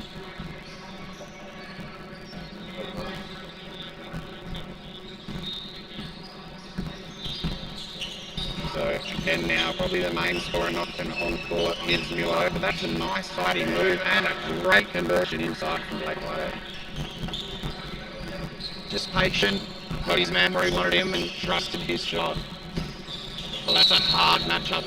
Foul being called. It's going to be really hard to beat Muo on the penetration. Primary baseline inbound.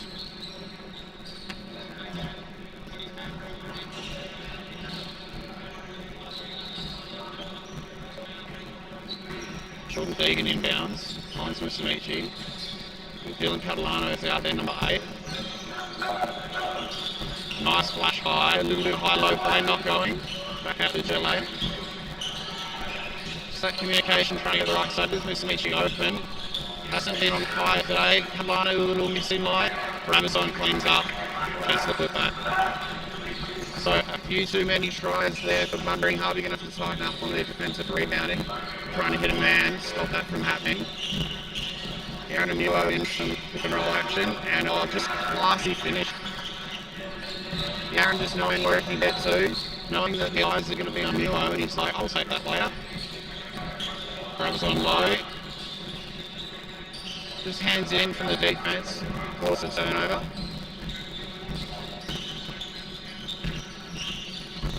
Aaron just engaged, trying to find his spots. Doesn't rush anything. Good quite take control of that one, and here we go. Bunbury with a 3-on-1. Belly up, easy layup.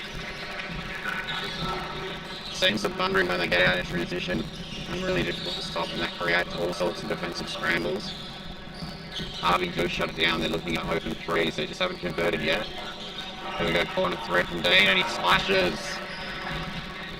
Harvey takes a 17-14 lead with 8 minutes and change left on the clock. Bunbury just playing a little bit of slow ball here, just getting in sets, finding what they want. I think they need to get Muslim into attacking the basket, collapsing defense the way Chalet's done. Unable to find his teammate in Josh Brabazon. Probably needs to play off 2 there rather than just going in 1-2 step. We've got some subs now. Got Harwood's come in, replacing Jay. Godfrey's back in, Walsh is back in. So Muir gets his first rest. Keats has rejoined the squad for Bunbury as well. That'll help secure the backcourt. His penetration's been good, and you know he's got a great outside shot when he's on the song. And there he is playing some defense. Minutes there. Gets ahead in transition, or just picked it off. And a nice handed by Catalano, just stopping any fast break opportunities for Harvey. Suffolk. Oh, I'm going to get mixed up with this name. I'm going to keep trying because it's only fair. Stopping Yaklav. There we go, inside Sinkman. He's got the point guard duties for now. Walsh sets a little pick, he gets around the Fido. Sets an on-ball for him. Strolls through the lane, gets that nice easy roll and gets 2 points in the bucket. Needs to bring the ball up. He's going to look inside. Sees Brabazon that looks him off. He's got a nice little double pick run. Brabazon hit 3s in the first game. Missed on that one, but it was a good looking shot. Up the link through Walsh. Showing some nice moves so far. Stop short, didn't get the call back yet. It was a foul, so we don't mind when it's a late call if it's the right call. It's a little bit hard when we get either no call or the late call and it's the wrong one. Well picked up by direct around the baseline. So Nathan Walsh at the line for 2. The score's got a 5-point lead. Drops the first one comfortably. Some friendly banter on the court between Trav Vernon and Dean in the backcourt there. Second free throw, easy as you like.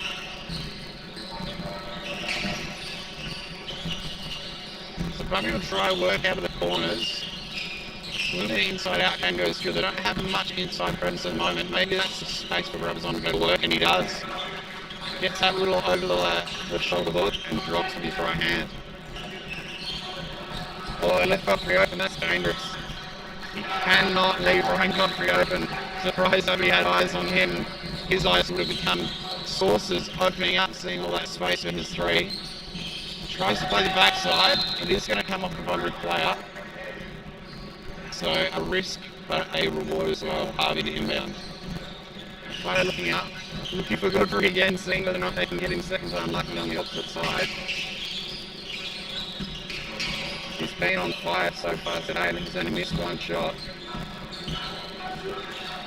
Walsh working hard. Keeps him really good in that battle down low, but Walsh equals to the task and drops the turnaround. Bunbury up through Keeks again. Trying to get some early action in the pick and roll. Maybe get that little mismatch blood with Brabazon. He uses a big body. He does use it well. Rolled out, lots of good rebound off the back end there. Can't drop, so Brabazon again. Tries the shot off the backside, nothing doing. Harwood worked his as good as he could on that offensive board. Takes a little bit of contact, does tick that, but nothing doing. Brabazon's got the lead out, but there's a massive wet spot on the court, and athlete safety is at the forefront of everyone's mind in the pre-season. So we'll make sure that we get a stoppage, we secure that court and make it nice and safe. Josh Brabazon's eyes lit up, looking like he was going to get a jump like he did over in the under-20s Nationals. I'm going to get a leak out. Nice highlight for the WA team. Subs again. We've got Jack Porter joining us, Kitna has a rest. The Harvey bench is really up and happy, 10-point lead. coming into their first game, and Bunbury looking to try to avoid into an 0-2 hole early. It's really hard to dig your way out from 2 boxes. Keats will hit that 3. Oh no, he didn't run out. Travis will get the hand in. Secured by Dainies, who comes through the middle. And that'll come off the Bunbury player. We'll stay with Harvey.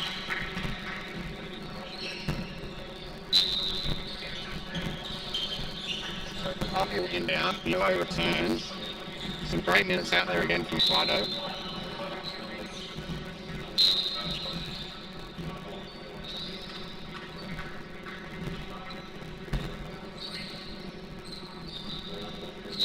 A little bit of organisation here. Harvey will now inbound.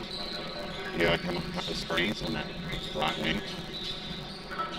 Looks at it, likes what he sees, didn't quite get the convert. Good box out, rubbers on, he's able to leave it break himself. Wisely slows up, waits for support, gets his trailers in.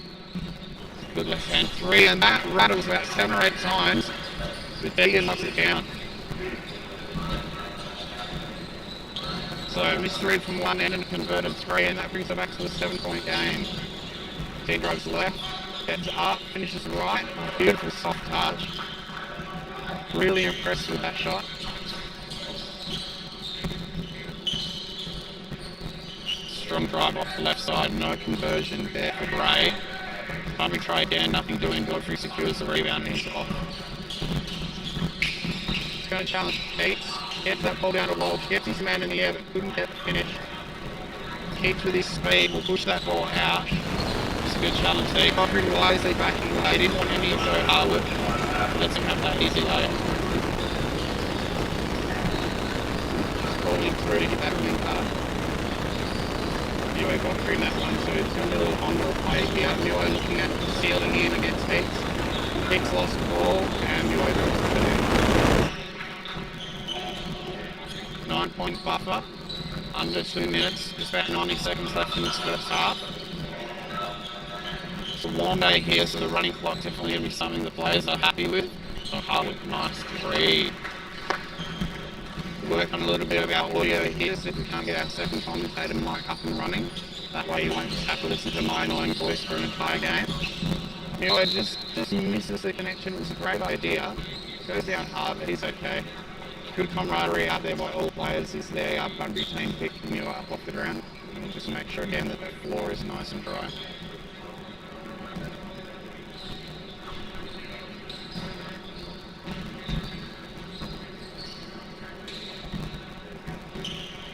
Alright, here comes the Bunbury squad. Nice and easy. Good to settle. Keats picks up the loose ball. He'll get 2 comfortably there. He's played a good game so far. He's been in attack mode pretty much every second on the court. Got 3 hands over ball handling duties here. Clears it back. We've got a lot of direction for this Harvey squad. Just trying to organise, especially these early games. If Mio does hit that stand-up 3, he looked at it a couple of times. It looks like I'm going to get ably joined by my partner in crime. Alright, here we go. Anthony, welcome to the call.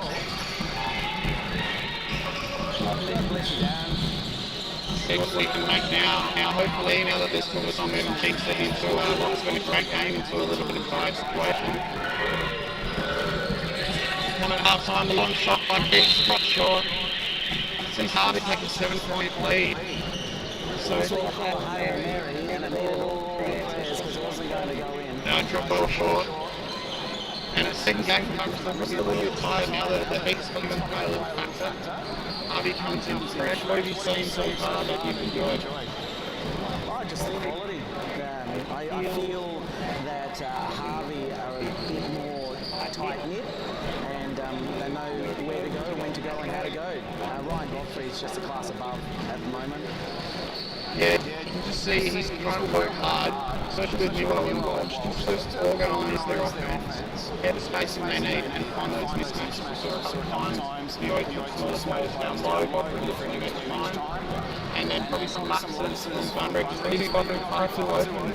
Yeah, you've got to win those games. And on Bunbury's side, I think the inclusion of Phil Keats really did help narrow the gap very quickly, and if Pharrell can find some form, I think that it's going to be a very tight game. Most teams need to pace themselves for the duration of the tournament, and they can't go out too hard, otherwise there won't be anything left in the tank. But you don't want to be losing games. Yeah, we saw that's the first game someone got into a tie with a double-digit lead, and Eaton just chips away. Not that good.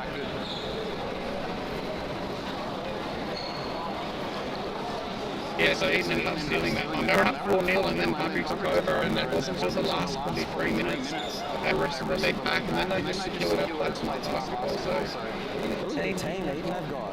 it's pretty strong. Parsons, Johnny Narkle. How did he play? Johnny Narkle played fantastic. He's my pick of the tournament for MVP. Yeah, I'm right up there with you. Thanks. I'm just going to second you because I think anyone who would look past Johnny Narkle as an MVP in any league he plays in probably is not watching basketball. Exactly.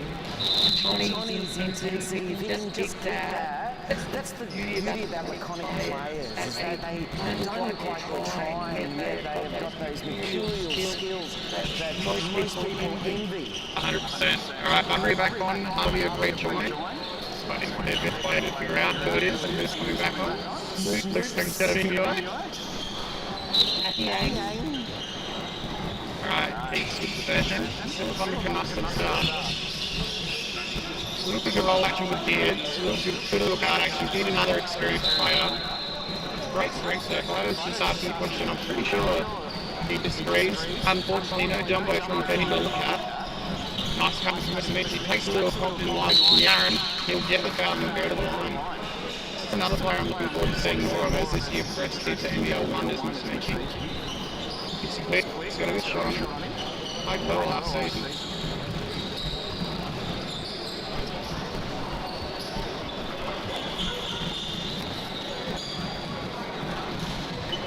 Knocks down the first free throw comfortably. So he's got a teammate on his 100 team, Josh Braxton, who's also a size 11, so some youth there connecting early. It might be nice to have that little pre-season 1-2. Not sure how much of the core Braxton's going to see early on as well as to get their team organised. But certainly as we move through the season, I'm sure he'll get his minute. Here comes Harvey. Tried a little Spain action off the drag, didn't quite get into effect. It's good defence from Bunbury's squad. Here's Godfrey into Muir. That 1-2 punch has been dangerous. They have to double in. The pass was high, so Yaron wasn't able to catch and shoot. There's Walsh just playing off the elbow. Great read for Kent just to steal the cookies from the Char. He's going to go left-hand layup. Char puts it almost where he said. Back becomes tighter. Yeah, it's one of those types you look to try and convert and he get in. He comes from behind. Somebody got the call on. Pretty good. Looks like he's asking a question to the umpires or referees. Yeah, he's just really getting himself into position and using his body. And a little shot back gets everyone in the air and he's able to lean in and push through contact. Class player, isn't he, Matthew Ainge? 100%. Like he's a fringe NBL player, we know that. And there we go with the N1. Just had some time with the Sapsip and squad as well, like just tuning up with them. So really lucky to have him playing in this Coastal Basketball League, let alone playing in WA. So, Walsh did a great move. Shuts down, what was that? Shuts down Sam Bray. You know, his deflections have been key so far for Bunbury. He's really kept him in it. And he knocks the three down in return. And that's going to bring back to a 5-point game. So Bunbury with a little bit of speed here. Let's see if they can have a great defensive possession. Ball turns around, misses that free. There's a stop that they like. They're going to have to get a convert here. Really put the pressure on Harvey to make it a single possession game. He gets every piece of the rim. Mason Matthews put offensive board, and people just casually hit the three. Another offensive board this time. Mason Matthews forcing the timeout. Harvey even saw it. Blocks out. Yeah, it's like I said, it's a pre-season game for some of these boys, a pre-season tournament, so it's still working their way into it. Like I've never played basketball. A little bit of heat coming from the commentary. call it how I see it. Yeah. Logic that So basically, isn't it all those kids looking and going, I would have stopped that, I would have hit him on the wing and he wouldn't have got that fly through. The offensive fullback would have got two Mason Matthews, two offensive forwards, one keeps it alive and one he finishes.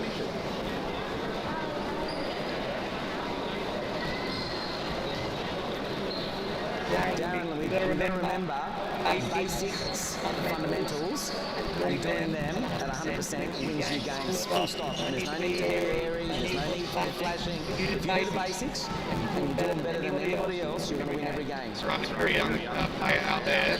Get yourselves off the highlight reels and get into watching full games, get down and support your local teams. You'll be able to pick up so much more and make your basketball even better than it currently is. Everyone loves to see the highlights, but that 15 seconds doesn't tell you the full story of hard work the players put in. Alright, got real inbound. It's a 3-point game. Let's go here at the Summer Classic competition 2025. They have to like Brian Godfrey. Yep, could easily just be soaking up the sun of the beach, but no, he's here, working his tail off. Oh, a nice little... Probably I would like to see him go up for that corner jump, but he's trying to do the team thing and get them all involved. And you can't blame him. It's a long day. It's a number of games that they have to play through, so trying to get your team involved early. No, it's a bit sweaty up here, but we'll manage. There's Jello with a drive for Celerex. Nice lead, he gets the roll on the layup. Yeah, I had the beauty of coaching this bar for a few months. NBL 1 wides and some G League stuff, and super athletic, and he's just learning what he's capable of on the court. You can see there, yeah, it's out of the park. But just knowing when to go, knowing when to blow. Bunbury just being patient here.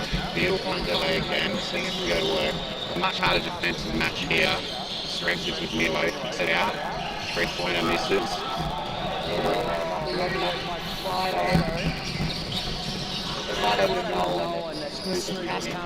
Yeah, anytime you see the board, I'm sure it's had a pitch many times. Oh, T3, love that. Great for his confidence. Nice little settling bucket from Harvey, pushes it out to a full possession game. No, but you know what he does? Love shooting, but then so does Beard, who returns favour. So we're in a shootout at the moment, a 1-point game. Let's see what we can get. Oh, Mr. Mix read that too easily. And this time makes no mistake with the layup. That's just a little bit of complacency there. One out the game. Rookie mistake.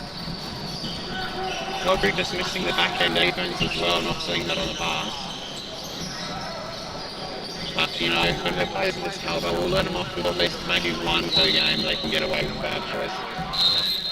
Good scramble down low. It's going to stay with Harvey, though. Subs will come in. How do you enjoy the drive down Fast Highway? Oh, cruise control. Easy.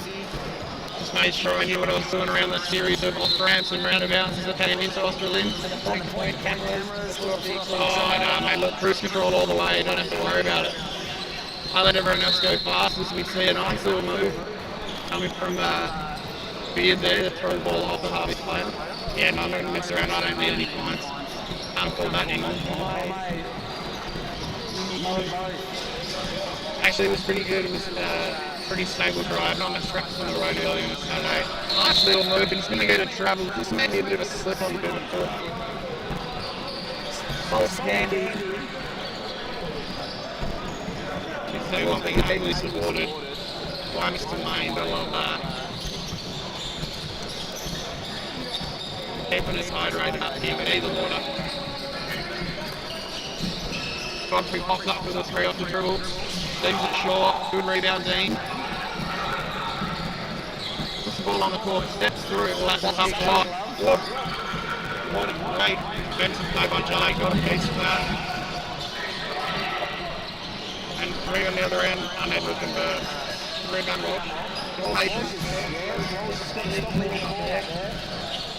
Garen digs about it, he's hit one. Oh, nearly got the second. Floyd tried his best to keep that alive. balls to Bunbury. He took this, take control. He'll pull up. He'll knock down. One swoop. Excellent effort. 43 plays 39. This confidence in your shot that you're opening in about early. Down on the left, wraps it up, couldn't convert. Asking for power. Here comes Charlie, he's going up. Oh! He gets jammed on the rim of Beers there for the put. Easy putback. That would have brought the house down, might have brought the rim down. You just got to take 2 points. Think about that. Gotta look at keeping the players hot. Out off the ball there. Big smile from Braze, and he knows that he's tracking the foul. That's going to be on Porter, and he's going to take sub. He comes Stigner. Oh no, he's not. He's staying on. It's Yaron that's having a rest. Having a nice giggle down there with his opponent. Ryan Stigner. Finishing round. Doesn't get the roll on Vegan. Heat. Look, you can see that they're worried about his three. Godfrey skies to try and stop it. Steve's from Stigner. He's not going to take that shot. I'll just hang him up. I'm not calling for it. And if you're going to stop and shoot her, you've got to stop the shooting. He's a decent shooting foul. I don't mind a nice foul, but I hate dirty fouls, okay? They do my head in. That one there was just a case of wrapping up. Not pulling him, stop pulling him down, not trying to do anything that's going to That's right. Deegan's tough feel like just missed that first one, so he's not going to worry so much. I generally say you need to be a mug or a thug. I'd rather you be a mug than a thug. Converts on the second. We're still working to try and get back in front. Harvey, every time there's been a real run from Bunbury, Harvey's settled. I've been really looking for a stop here. Good communication there. And it's those simple things. Boxing out and finishing around the rim. Harvey struggling with two there. Waters is going to get caught for pulling on the jersey of Keats. It is nice to see that they're a little bit into this game early. They're not so worried about it. They're warming up. It's before our main season starts. They're really competing. They want to win. They want that prize money.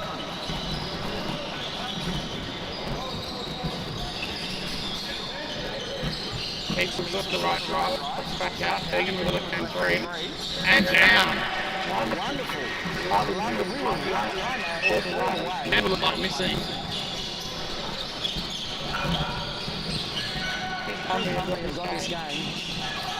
Yeah, they've stretched it out to 10 points. Although this is where they were in that first game, so maybe Harvey. See what they can do. Oh, that's well short. And that one went along, so a couple of mistakes both ends, and we'll come back and up. 3,000 for the winning team and 500 for the winning coach. Brought to you, winning coach by Gracie's Crazy Donuts up in Forestfield. Wonderful support by the corporate partners here, got Merchio Autos as well. Really supporting basketball in the southwest. Here's New Age, hit one of these. Oh, man! Just keeps them connected, 7-point game. So they with ball handling shoes. Works with a good roll. Comes back again. He's going to get the offensive foul there. He just went forward, collected with the elbow. A bit lost in what he was trying to do and tried to force it so much. Asking us a question about protection in the jumping circle, and I agree with him. Yeah, the last thing you want to do is put coming underneath. You've got to give players their right of land. Have a look on the plays at even. He's got to keep on focusing on the game. 40-49, plays 42. Harvey, what to do? Yeah, another opportunity here, so they can drag it back there closer. The Bunbury defense is scrambling really nicely. There's a deep three, Godfrey. Struggle on the offensive board.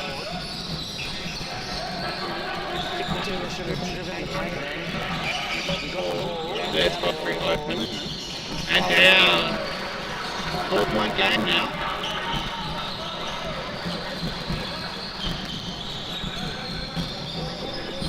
Bunbury just seeing what they can muster around the perimeter, not rushing. time's on their side. No need to go crazy. Musumeci gets pulled up. Probably might have got a little foul there, but nothing doing. Godfrey takes the angle. Oh my goodness, Ryan Godfrey.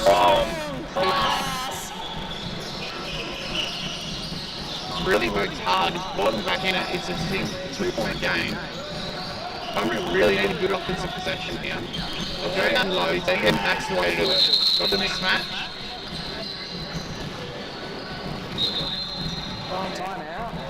So referee timeout. It's just been waiting for the floor to get wiped, and now we've got maybe some subs happening. Bunbury looking to bring some more spacing in. We've got Catalano back on. We know he can hit from there. Brothers on the play inside and secured some rebounds. It's a 4-point margin. Harvey's done well to work this back. It was 10 points not long ago. See if they can get a score here and get it back just a single possession. Got through with a sacrifice card. Mioyo wants more ISO ball for himself, so he could have taken that one. There's Godfrey from the 3. No! Not much you can say, it hasn't already said about Ryan Godfrey's class and ability.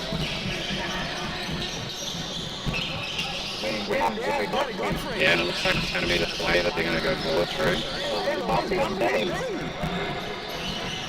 There's Catalano from the corner, and he converts. Comes on for the cameo, knocks down the 3, and just stretches that leg out. So Harvey looking again, let's see whether or not they go back. They do go back to Godfrey, he pulls up to the free throw, he knocks it down. That man's on fire, somebody call the fire here. I reckon there was a total fire ban for today, but nobody told Ryan Godfrey. Now he's got a big man Travis on. Finds the cutter. Oh, there's a lovely slice through the lane, drive and finish. Awesome work, Joe Harwood, and a great find from Travis on the floor post. Those weak side cuts when the post actions are played, it's going to start to become a real dangerous weapon in all basketball.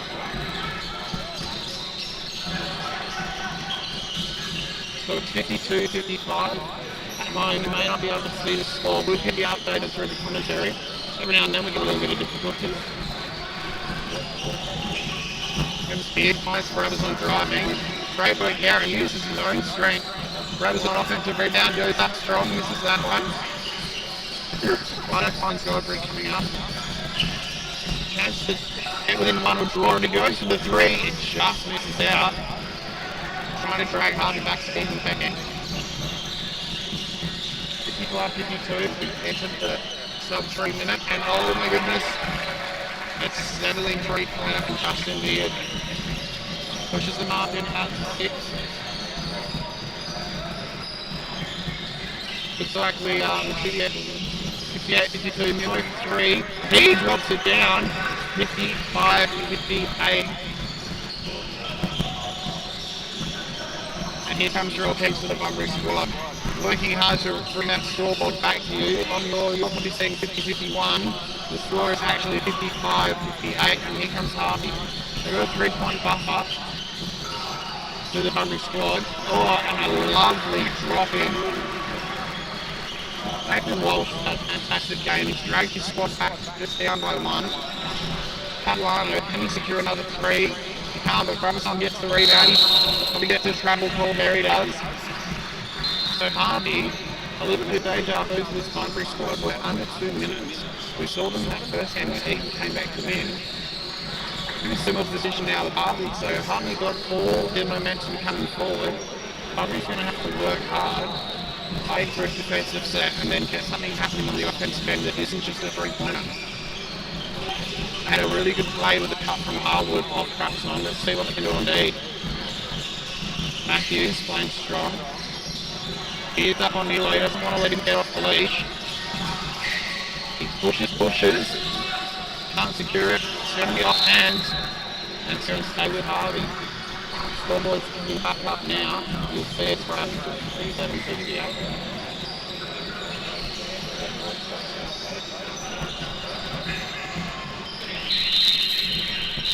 Timeout has been called.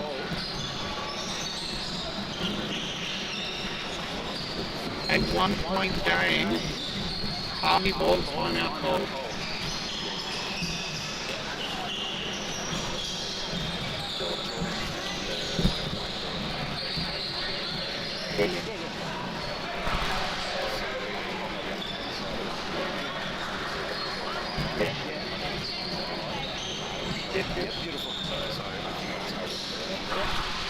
Alright, so in the timeout, a 1-point game. What it's like right before we've got running down this last few seconds. Yeah, game over. No, I think there's a little bit of time left. About a minute. Yeah, I think the clock just had a hiccup on the timeout call. Excellent. So strap in, people at home. A 1-point game. And they Right lie out of me. looked like it was still about 5 minutes ago, and suddenly a few timely buckets, and Harvey back at it.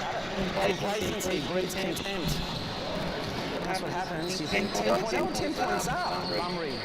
Now you wonder whether the nerves of the first stage were coming in like, can we finish, can we hold on? Psychology of sports. Bugger, hey? And it's on paper they look great. It's an experienced squad too, so it's nothing to do with the amount that they play.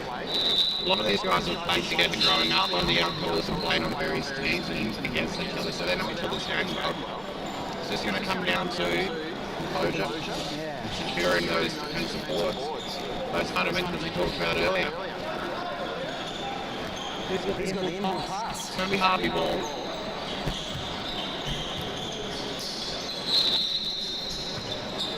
Alright, strap in, here we go. Should have been a decision, but the best decision, find Godfrey. Your clock issues. Just pulling down, we're just going to reset on the clock. Coach Darab and ably assisted by Coach Johns over there. Just giving Harvey final instructions, 57 seconds on the clock.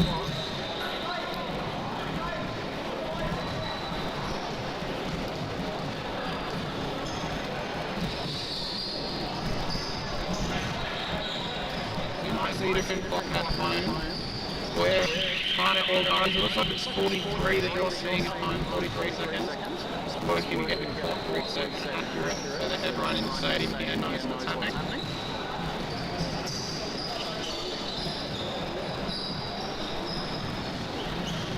We count down as we get to the right clock. Looks like we're going to go with 53 seconds and we should be up. One ball just at home as well. Leo in. Luckily out to Godfrey there, almost a turnover. Back to Milo again. Mason Matthews with a clutch defensive play. Bunbury don't need to rush here. The time is on their side. It's no shot clock. Less than small on the sideline. We just need to keep that ball moving. It's all on Harvey to make something happen. Michi does not need to worry about putting the shot up. There's a foul. Fair way away from team fouls at the moment. So unless we've got special rules in play for the last 2 minute fouls, still some work to do from Harvey. Get that foul count up. They go to the steal, and they are successful. Here we go, Harvey. 13 seconds left. Godfrey manages to disrupt, and the ball gets turned over. That's the game. Keeps will just rule it out. They won't worry about calling check cards. They'll just let the ball move. And Bunbury will get their hardest victory of the day, I'd say. They nearly snatched defeat out of the jaws of victory, but they secure it. Yeah, they certainly did. Wow, what a cracking 2 games we've had to start off our Summer Classic, Coastal Basketball League 2025. 2 out of 3 ain't bad, because the Bustles and Australian game wasn't a cracking. Yeah, a little blowout early, wasn't it? They weren't able to take it back. A bit of rust on some people's joints there. Alright, we'll give you a couple of minutes. Go and make a coffee. Go and it's a bit too early to get anything colder than that. But make sure you get back. Our next game between Bustles and Eden looks to be a blinder.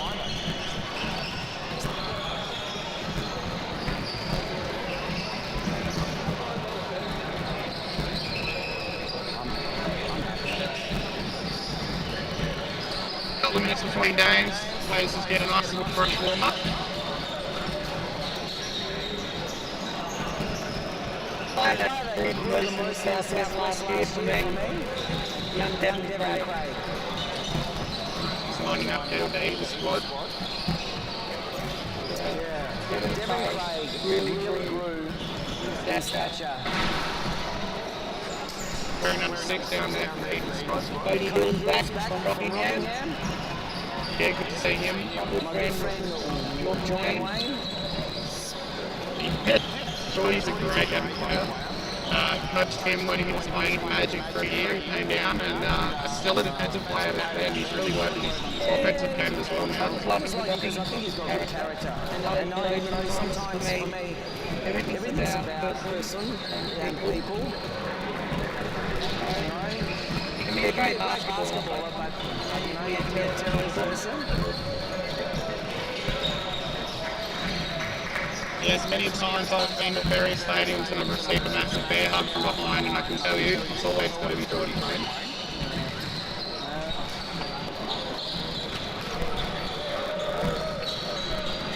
The basket's a goal before them. They need to get on the board, otherwise they will find themselves out of the playoff or the grand final game. Yeah, That equation's very simple. don't want to fall 0-2. It's pretty much impossible to draw back from. You're not going to go.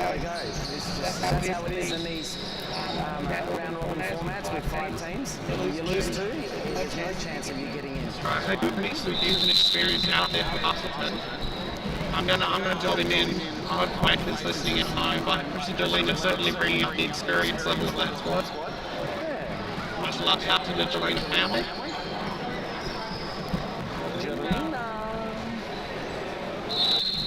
So David had some time with the Magic up to Joondalup. Not sure where he's signed for this coming NBL1. Might just be waiting to see what form's available and work himself back in some form. Might have been the last we've seen him in the NBL1. I'm sure he'll find a team and he might be able to be in a leadership role, which is always important. Yeah, maybe take on that Corey Easy role from the Man of Magic last year where he didn't play a lot, but just was there, helped in the trenches when they needed some fouls or a big body. Every squad needs to have a spine, and every squad needs to have a mixing of age bracket, 1 or 2 that are mature, 4 or 5 that are in mid-ball range, and 2 or 3 youngsters to give you that speed and tenacity and that enthusiasm. If you have that sort of mixture, you generally win championships. Knuckle Boyle and Tim Knuckle gets comfortably. Busto will secure it. Here we go. It's all ahead of Hustleton now. Like I said, they don't want to fall into an 0-2 hole. Pretty much impossible to kick back out of. Yarra in control. Cody Hill with good hands. Jelena started deep 2 or 3. Didn't see the hands from the ref. Couldn't be an equal ball. Hands off from Hunt. Obviously missed the rotation. That is good. Had a fantastic run early. Obviously him and Yarra know each other well. Knuckle, I should say. Cody Hill, there's Knuckle, look at that. You're talking about electronics. Inward, yeah. Just a simple layup, open for scoring for the Eagles squad. Oh, loose box zone, here comes Knuckle. Just as a casual look at the defense. Hey, can I get it? What good was that? Not even out of 6 gear. Not at all. I'm really looking forward to seeing a lot more he can make the defense alone. Shuts down the drive. Let's see Cody Hill. Again, a few teams struggling with getting those defensive boards.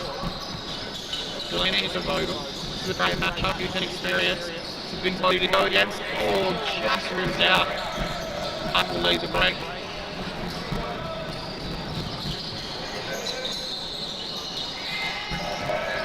A little bit tricky, we've got 2 number 11s out there.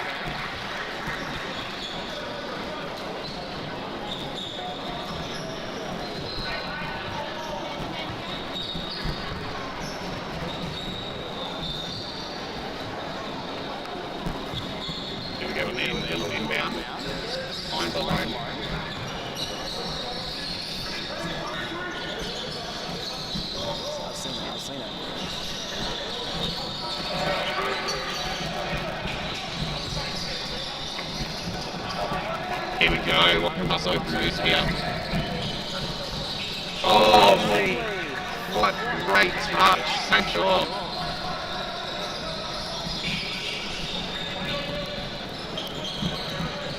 Looked like he was going to be off balance, but great core strength and control to hit that. Not going to hunt onto a punch. Can't get that. But then he gets the rebound. We'll bring it up. Can play a bit of point forward. Oh! Johnny Narkle. Sign him up in glory. He can do everything. I don't think there's a sport I would bet against that man in. It's just a great talent all around. He's loving it out there. Deep in down pass. Oh, wonderful movement there on the elbow. Great move, Noel Stewart. How good was that? Just saw the gap and went at it. And great athleticism to get up above the defence. Hill to Narkle. Get him pick and roll. Oh, I'm running out of superlatives for Johnny Narkle. That was just a nice basketball move. You know what? Space by Selling fake to Bogle, talented, boarded, and then the door just like opened up and away he went. Yeah, the coaches here that have joined us for the Summer Classic are going to be going, and it's a great opportunity to scout Johnny Narkle because if he remains healthy, he's going to be a perennial front runner for the MVP of the NBL Olympics. I'm telling you now. A little over eager there. Is he playing this year for? I believe he's still up with Duro, yep. Good stuff. Hit a few shifts around in the men's. A couple of NBL 1 East players coming across. Sean Stewart's made a return, but he's out at the Goldfields now. The dynamic guard, so he's leading there. And there we go. Somebody signed that man for the upcoming season. Cody Hill, all that looked good in this position. Touch from Frank rebound. Fine Selena. Playing his way in the form. No, never. It's been said a few times in commentary. Spencer alone for three. Drains that one. Bang, bang! He's made a career out of hitting that three. Jelena trying to return favour. Not quite sure what happened then, but maybe it was that one bounce to win. We're going to get him here all day. Or the air conditioners turned on. I don't know.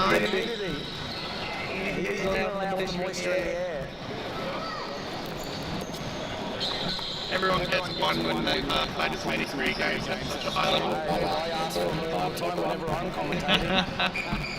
I can never be too harsh on players. Probably needed to finish himself. He got the hard work and looking for a little slash off the backside there. There's a line again. Don't leave him that way. Oh, too easy a front for him.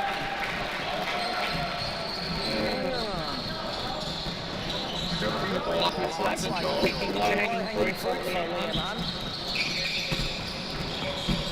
Oh, beautiful drive.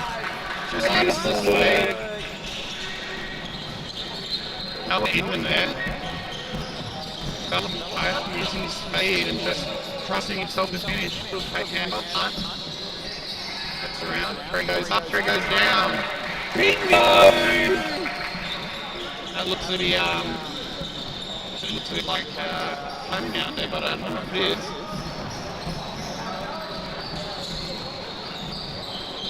Bundle the top. Another nice try, that's too easy. What a great slip here. Noel Stewart's having a fantastic game of basketball. Bright future ahead of him. Plays off. That's what we love to see. Giving Nathan a 7-point lead, and I can tell you now, you see the speed and then he plays off 2 feet and gives himself options, he's putting his own shot. Really well done.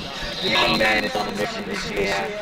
He is going to have a breakout season. He puts a lot of effort in on the off-season. His dream is to play NBL. The team is in the right direction. You see the control he has, the composure. He's got ball handling duties here. Having a bit of fun out there with doing some job. I've watched him since he's 10 years old. Ball handling skills have improved. Nice step back on the three. Can't quite get a front rim. Oh, I reckon that's Rosser should have finished it then, but unfortunately, two digits on both coming through and turning pressure. Well, that's good back up from driving and take a foul. Nice striker. Good first game as well. Got to the free throw line a few times just when they needed it, equally they were secure.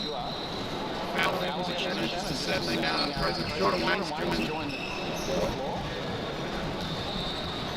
So some great young talent out there. Even right now playing off and around 29. just couldn't get that to buy in. Yep. See if he can make the adjustment on the second. Yeah, just to get it over that front rim. Belinda and Vogel. Good experience on the court. One pace and draw, nice turn. Good footwork. Pressure on, great club finish.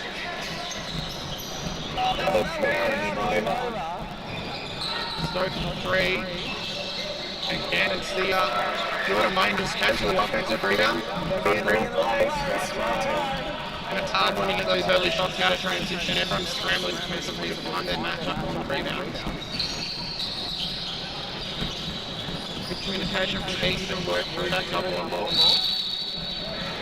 Deflections, just doing small things through the game possession. Couple of subs coming in now. Murray Malcolm joins. Coming in for his first minutes from offside. Aaron back on the court. The crowd's really built up as we come along. Great to see so much support. Wayne with a step back. Drops it short. Another offensive rebound. Eaton trying to move that ball for each other. Stoker in. In a good little offensive punch off the bench.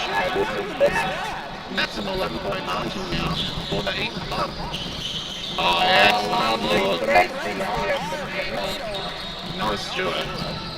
Playing his heart out. They'll give him up without a fight. Stay attached and just keep chipping away. We've seen that in the last couple of games. Anything can happen. And there we've got a wonderful good back. Aiden Parsons. Aiden Parsons. Another young up-and-coming player. So Eaton trusting their youth out there at the moment, and it's paying dividends. Stoker a little bit hot. Aaron three, knocked down. That's a good steady bucket for Buffalo. Brings it back to single digits. It's an 8-point game.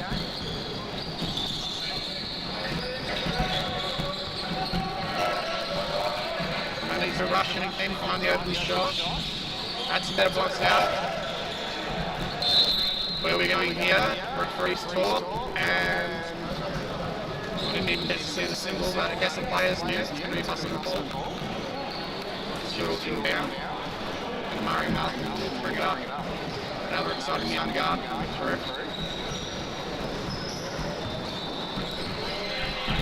Great to see the youngsters getting the opportunity to play with some more experience there. You should have just raced straight through. Yep. Sometimes you feel like but it's there. Just grab the opportunity. Especially in a league like this where it is all about opportunity. And we see Michael back to the line. Show a bit of bravado. Aaron makes one out on the day, you know? Can't be tentative.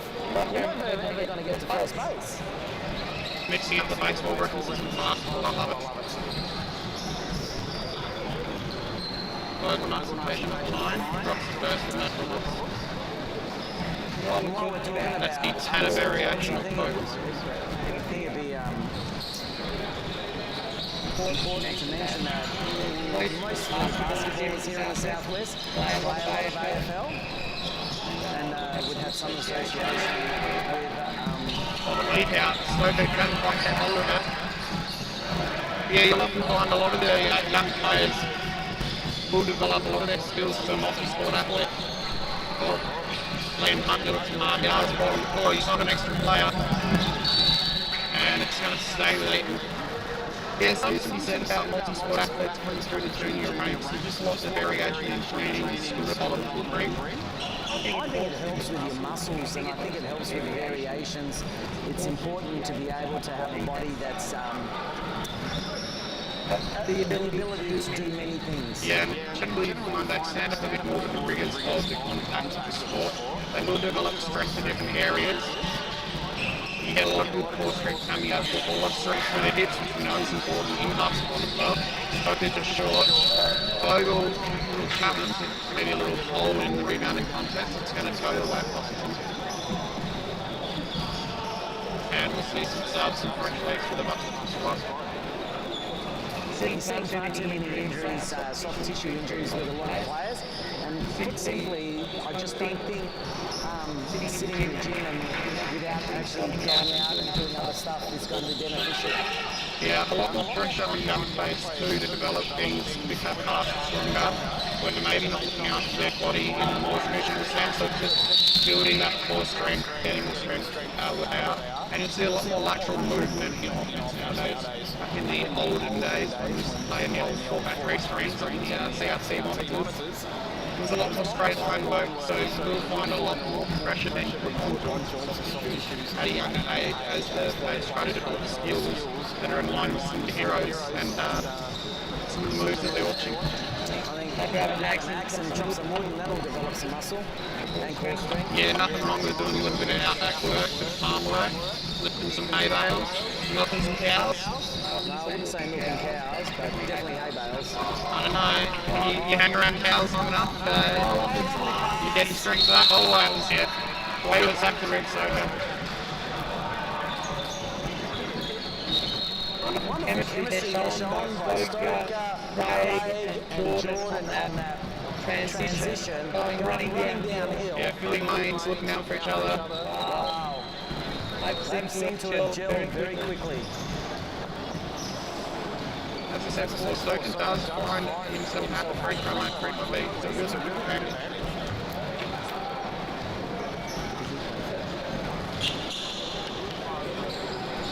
That's why I will say he does like to creep over that free throw line. Luckily, it's a little bit more casual league here. About free throw line, you need to have the other way. That's what football shots is, and the insurance company wouldn't pay down to that and he puts it on the line on the free throw line. Wow, well, hopefully whoever the team that's sponsored by may have had a word. So, you know, you got the layup, and you got the 3 points, and you got the free throw, and then half court. You got the wall. Oh, great drive in. And he was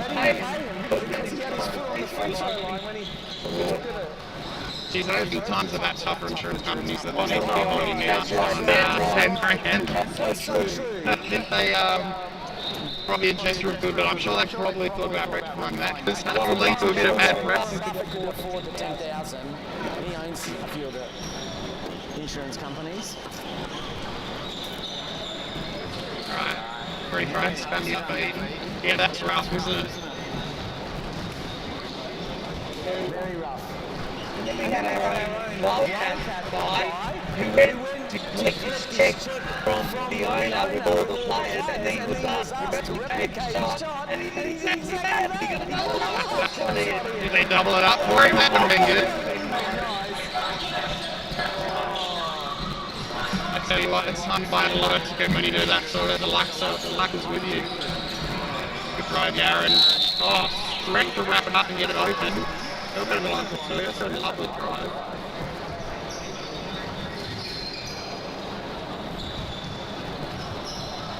It must be quite a feeling getting that half-foot shot trying to drive crowd.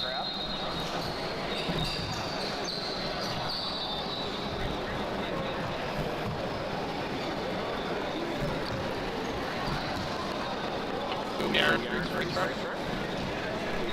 Casually and easily knocks that one down.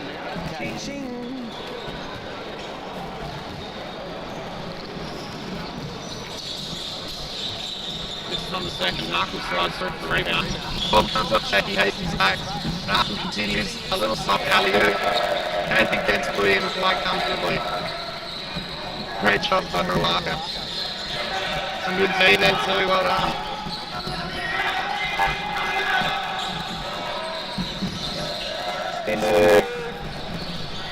Hunt protects well. Aaron does some fancy moves on the offensive board. And I tell you what, Boston on staying connected just from sheer effort.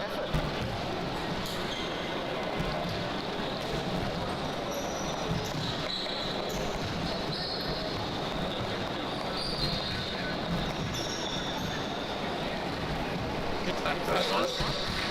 That's my Makes no mistake. mistake. You can get the backhand line, to see if you can correct that. So. Yeah, there we go. Good trouble, Garrett. Knuckle and Hill, running a little bit. See if there's an early drag for Knuckle. There is no. Coast out of it. Liam Hunt's got the high pick and roll. They try, that's a stretch for Hunt, but he's equal to the task. Or probably 170 passes for Nick to see a shot of feet in there. Abu will retain possession.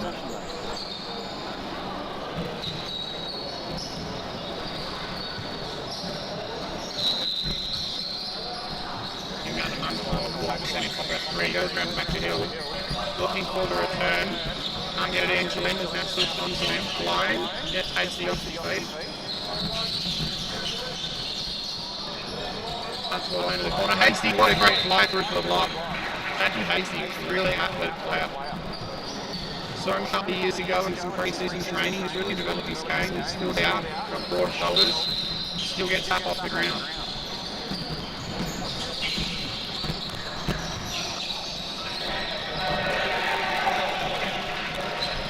Here we go. The men are in the ball up. 6-point game.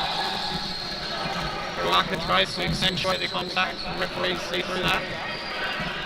Liam Hunt is organising the Eden squad. Good communication. Chalinda looks at run off, goes in, gets the contact. And you get to line for two.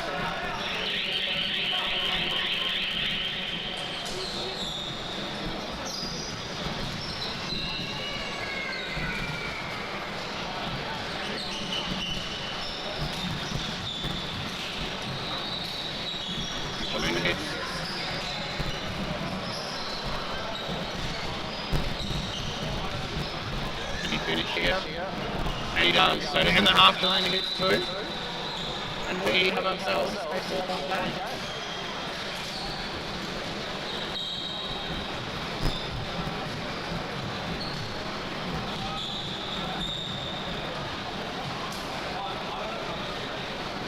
And 5:29 the score as we enter the half-time break. So a much better showing here for Busselton after they got blown out early by Australia and had to come back. And then able to claw that all the way back, it's probably about 13.5 points in the end. So much happier with this squad, equal, after having a really good front-line victory in the first game against Hungary. Starters just sort of pushing out. Coming after was hot early and kind of going away and look for the rest of the team kicking in, and that's been good. Especially as we had a longer basketball. Not put all the pressure on one player to do everything. Just be securing like how they want to keep their spacing offensively, kind of rotations they're looking at, whether they're main, game switch action where they're switching all, or maybe just a 14 where it's just 1-4 switches. 20 seconds before we start the second half.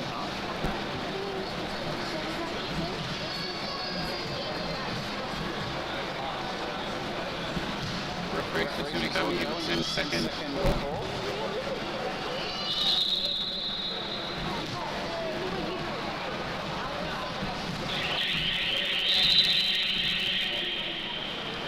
Ready to start the second half.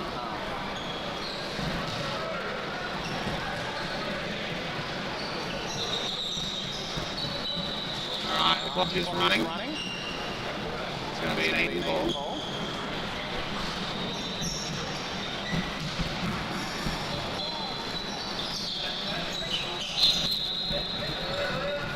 Alright, here we go, Cody Hill.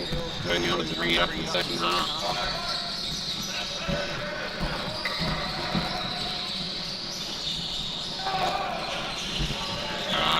Go, Peggy Casey's the ball out and switch it off. And backs back, puts a shot over Hunt, couldn't convert, he goes Narkle. He's out in transition, I reckon he's going to score here. And he does, would have been a goal 10 regardless. Johnny Narkle doesn't bite on goal 10, he just puts the ball in the... It's just sticking here. Second gear for Larry watching this game. Second gear for Johnny Narkle is pretty much a turbocharged V8 for the rest of us. Absolutely. A little bit disjointed offensively, and just shows there, but we're not expecting that pass and had to save it and went straight to Hunt. Hill, throws the dude, goes up strong. Jackie Hasty. Hayes is in everything when it comes to D. He's just being in the right place at the right time. He's got the money, that's for sure. He gets up quick. And acceptably long as well. Yeah. How good's Dyson Daniels doing, hey, for the Atlanta Hawks? Yeah, it kind of makes the Ray Gorgon decision to play his level in the Olympics. Look like a genius, doesn't it? Not really. No. I think it was. He saw what was going to happen. Yeah, exactly. That's why he did it. So it's not so much genius. He was doing his job as a coach. I rate Brian Gorgon anyway. I think he's a good coach. Yeah, I think a lot of people were surprised when Cyrus wasn't announced and a bit unsure about Dyson Daniels.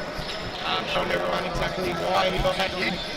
And now, why a country mile lead the Steelers in NBA. He probably leads Steelers in NBA as much as one leads blocks from the rest of the pack.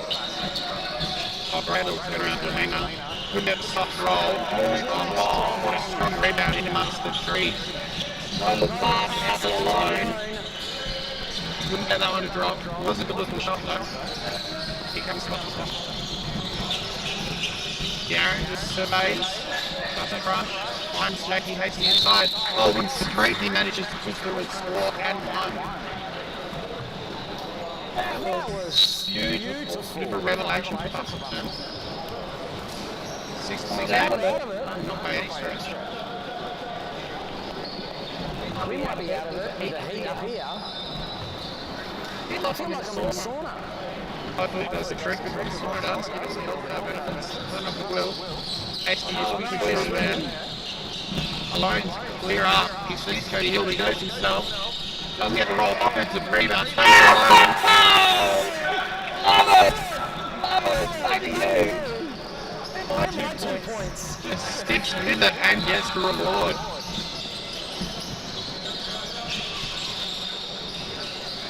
Hustleton just working there for a minute, seeing where they can find that open advantage. Some happy feet there, not cold, little hop off. Eaton secure the rebound, it's Trey. One's Narkle. Another pass to Hill in the corner for three. Good flat. Narkle finds him again. Jackie Hasty is everywhere Hustleton needs him to be. Draws it up foul. Just playing with an intensity.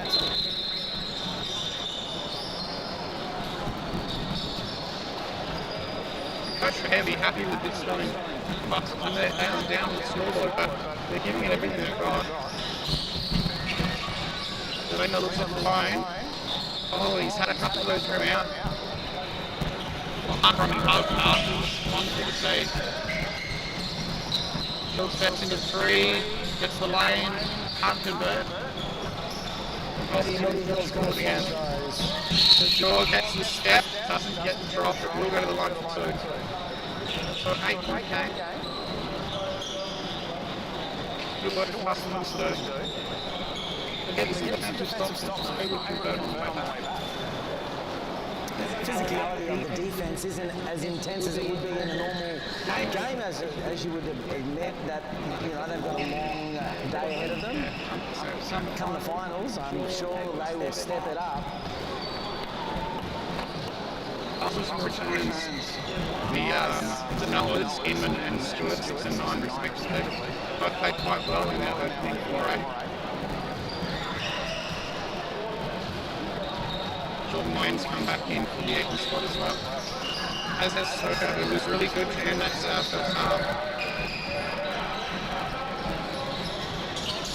Working on the space, he's just a little bit too much what he thinks there for an after one.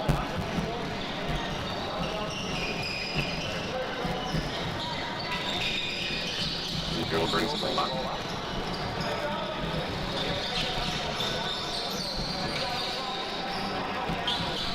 Johnny gets around.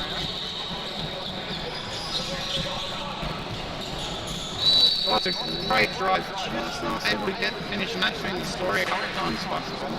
The hard yards to draw the foul, but not converting. Logan will take two at the free throw line.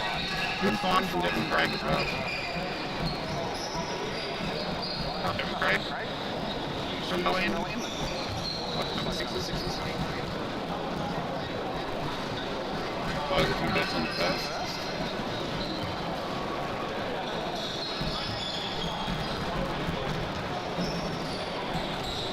the second. 4-point game. Here comes Busselton. Good defense from Stewart on Stoker. Markle and Chelina. Now switch to Vogel. Switch again. Big corner blast 3 from Stoker. One of the trickiest shots in basketball. Try Stoker. We are maybe looking at McCain. Oh, that's a great 45 dive down from Stewart. A good find from St. Joel, but unable to convert. Didn't get all 3 points over, so they won all the back court. Going to be both feet and the ball back across the half lane. The old fever rule. Oh, hard on the turn, maintains the balance. Finds Jordan waiting for a deep 2. Just back rims. Chelina just again back point forward, goes himself from the elbow, and he's had 3 or 4 shots ring out that they knocked off. That's pretty much the difference on the scoreboard at 7 points. Yeah, Stoker probably trying too much through too many there. We'll give up some balls and subs coming in. Players like will earn rest. When there's a wide, you really got to find another option. Being some of them. No, crossover reach original squad.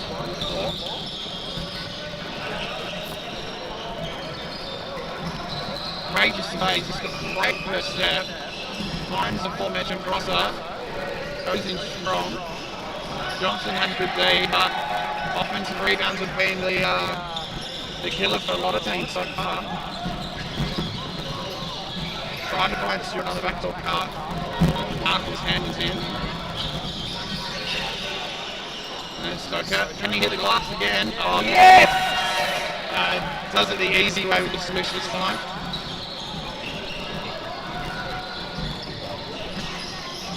Points out. Under 12 minutes to go. Some shot for 3. And hits. Great return. Up and down, up and down. Boston really need to work hard to get a stop here. Crosser and Narco together, Narco for 3. I'm actually surprised that missed. Oh, lovely shot.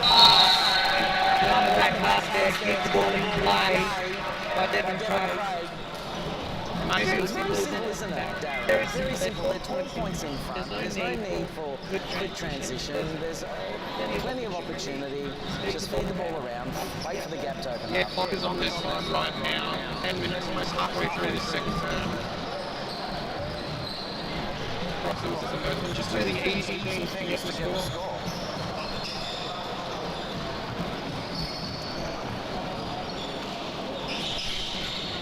And rims out on the second.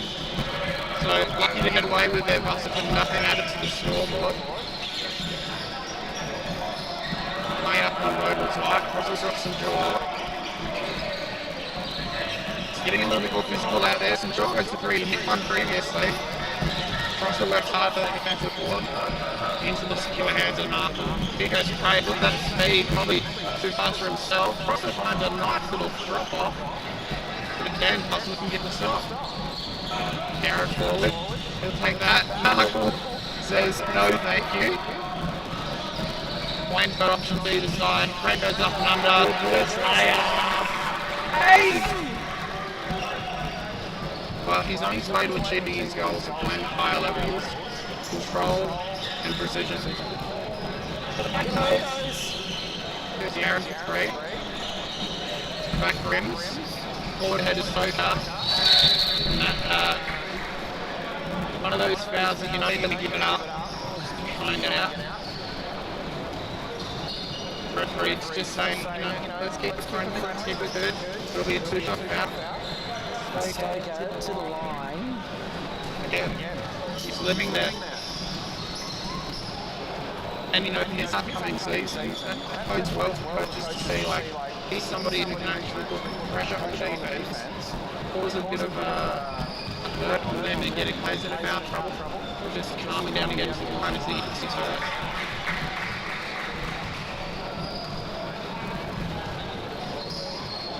CBL's the following that he's been doing before. He does. very aware of his own shot, and he converts on it. I think at the next level, that'll get called as a violation, but you know what, you take your opportunities where you can. Oh, good whip around past the short to Delano, that's in. Oh no, it's not. The early commentator call. Ah, good. Beautiful.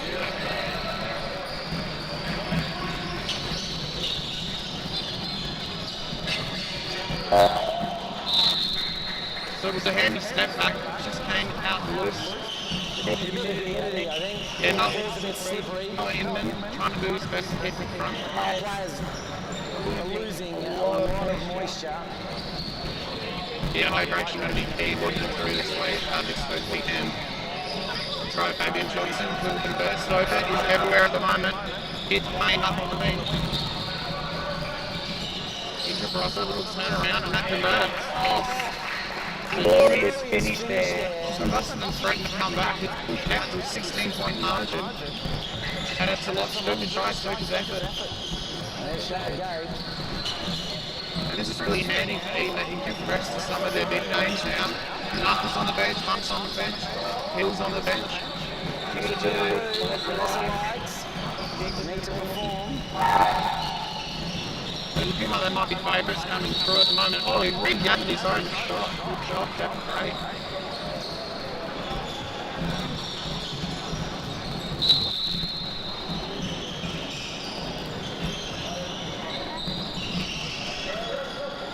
And it's going to take that supreme effort. Bucks is going to be able to come back. Timeout Eaton. Just helps with some clock management as well. So all the work to do to Coach Care and the Hustleton squad.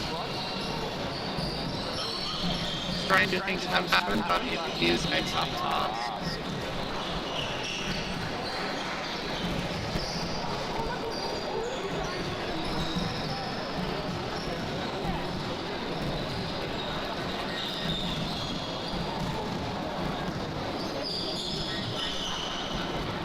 So might be fun. 4 jobs over out there, getting on the back of pretty handy body season with the Eastern Suns, playing with camps, man. And Coach Strahan, Coach Busselman would know him well. Seen him many times in training, no doubt.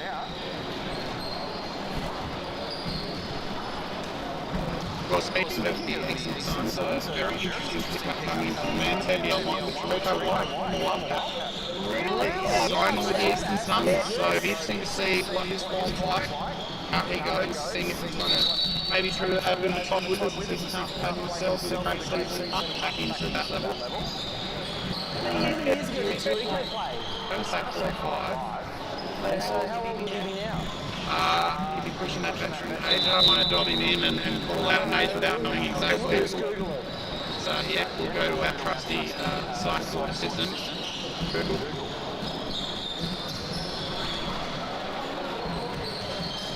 He's only 34 years of age.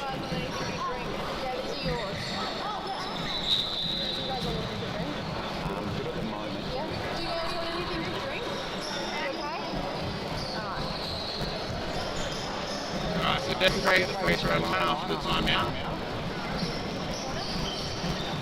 Couldn't quite convert there. 34, so yeah, he's just working his way.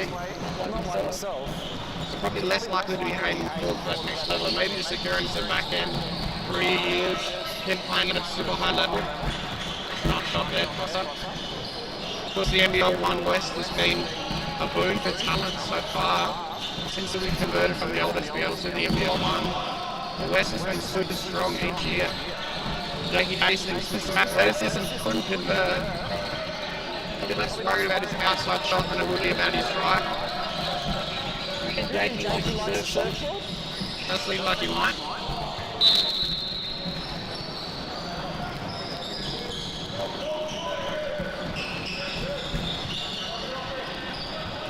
So Papa's 18 points down for Boston to be able to carry it back in under 4 minutes. He looks like an old Trevor Torrance. A bit like CC, doesn't he?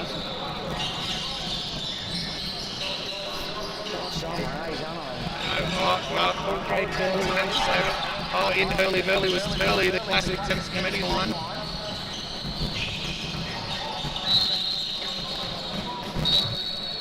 I like Craig. going back to the Eagles in the days in those 90s championship era. Of course, tends to be a massive basketball fan. That's his first love. Never mind the cricket and the football. He knows what stressful is.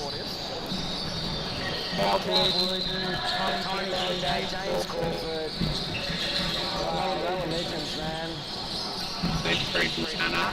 Nothing doing, alone with a rebound. Up comes Duke. Oh yes, good take by Herlaka.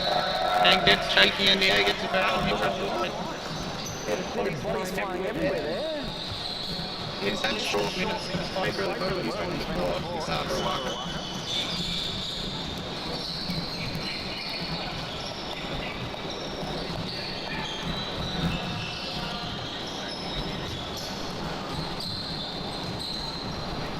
First free throw.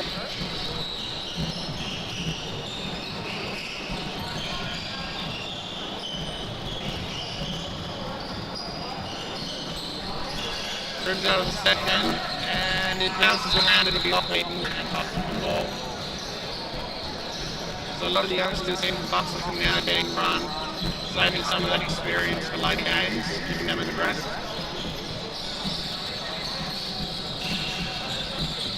Malcolm's Inman.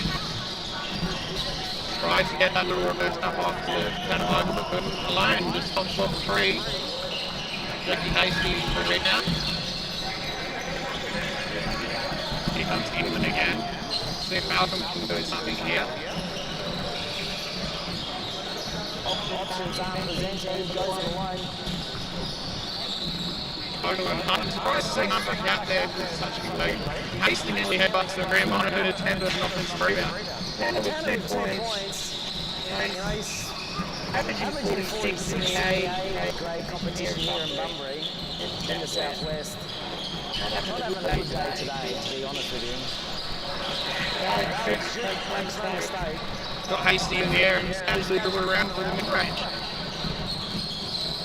You see Hasty's getting up, he's using his athleticism, he wants to highlight, I think. There you go, he talks about but to be fair, it's pretty difficult going up and playing. You're not only facing the body, you're facing the experience and the knowledge. And as if on cue, there he is in the right spot to convert the offensive ball. Inman with the drive. Little dig in from Duke. See where the foul goes on. Inman's ambition didn't match his reality. It's really good to see him actually try to create something, and this is also going to do a lot better win. Also, might as well give it a go and see what he can come up with. And he's playing in front of some CBL coaches. So it's also about future prospects for him, that people know the name, seeing what he's capable of doing, and just trying to get inspired, to get eyes on him. You're a good sort, Darren. Here to pump everyone up as much as we can. I love it.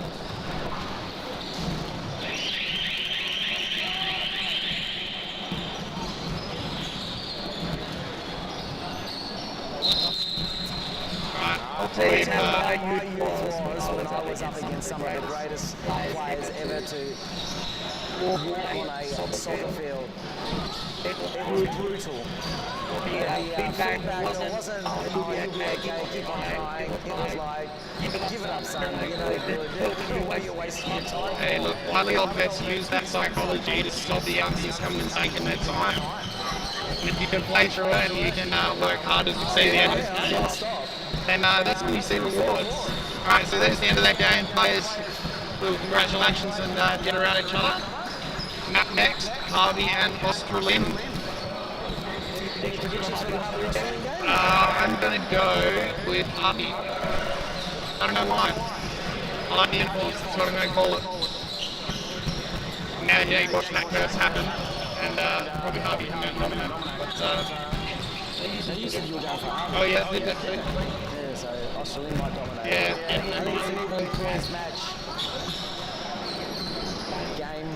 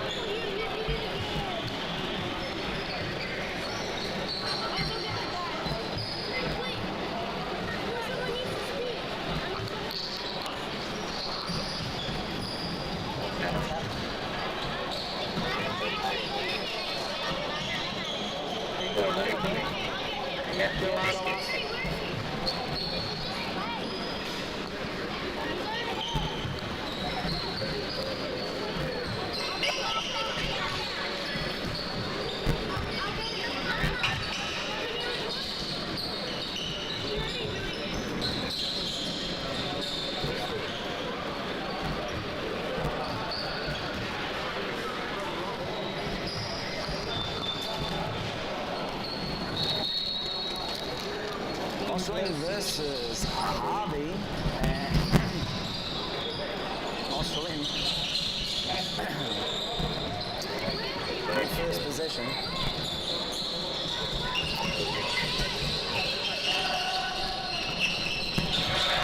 Wonderful alley-oop there.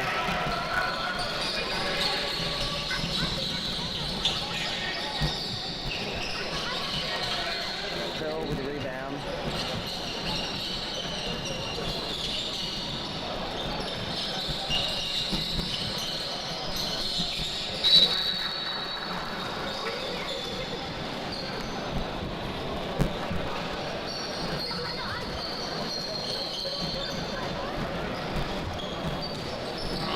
And Harvey, here we go. So nothing doing so far on the scoreboard. Australian ball. 2 points. Oh, it is actually, yes, sorry. I looked up before I got put in. That's what happens when you take a quick walk away from the commentary booth. You miss out. It's Godfrey staying hot for the first time played. Wow.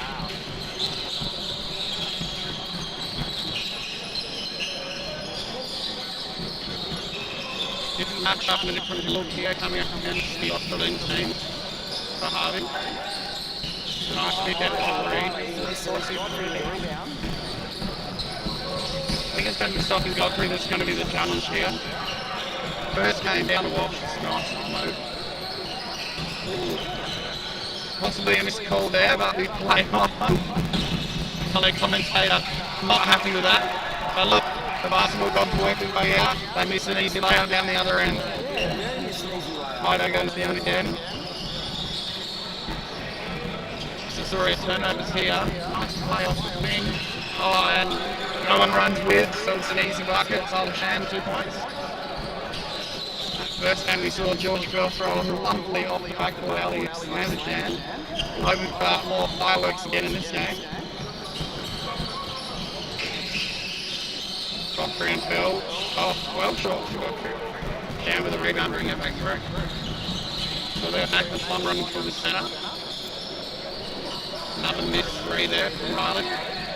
On with the rebound, he finds Riley slashing, and that one's much better, 2 drops.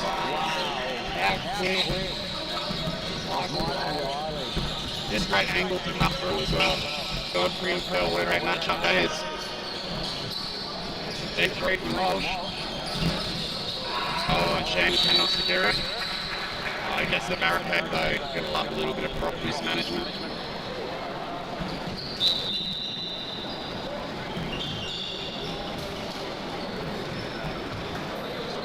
subs to come in and take action.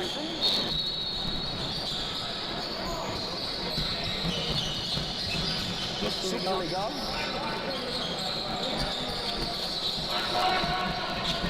Godfrey into screen. Drops it back, goes to work, over the left, unable to. Lost the ball.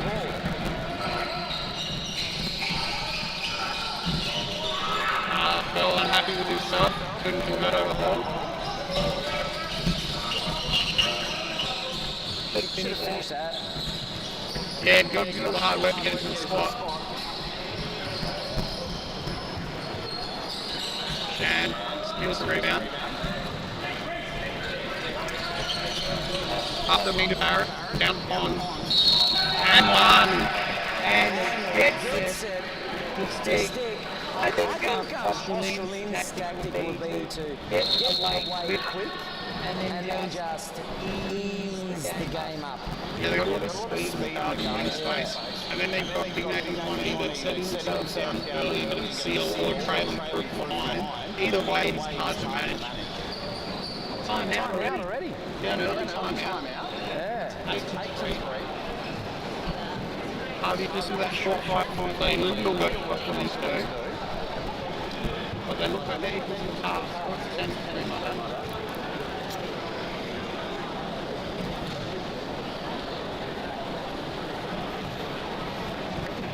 And 10-3. So Harvey out to a good start. Australian a little work to do. Australian have that really good start against Washington in that first game.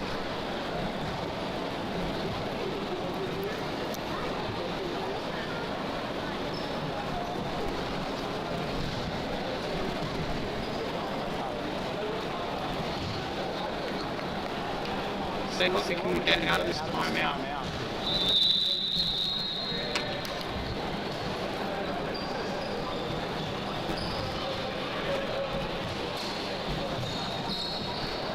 Seems a fairly casual chat over there in the Harvey huddle. Makes Darren probably pretty happy with the start that he's had so far today.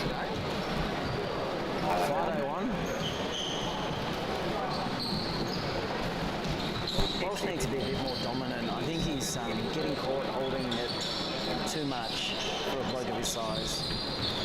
Yeah, like seems sort of catching the perimeter and go to work a bit more. Or if he's on that weak side, maybe look at those 45 and 5s and backside cuts. Because that's the role he asked to play if he plays slammers this year. Yeah. Nice control action. Guido rolls in.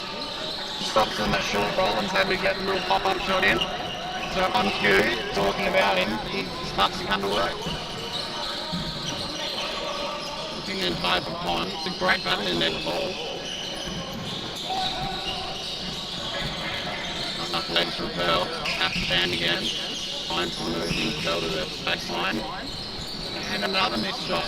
Great job Pond, but couldn't get it. Here comes Godfrey. Harvey on the shoot. I suppose when you're up a little bit, you can sort of take shots like that, but here comes Pond with the big two-hand stuff.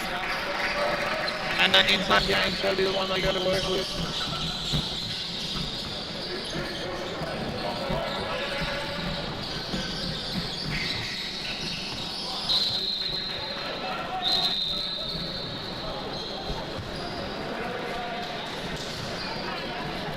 He's trying to get some confirmation on the score. It seems like he might have got switched around occasionally.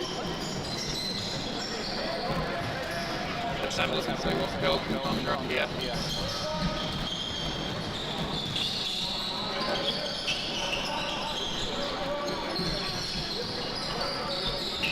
Oh, great back to the half.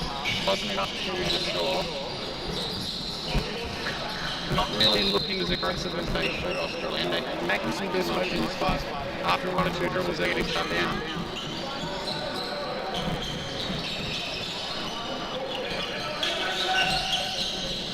Pearl just wanders through, gets the drop, and it's Australia on top.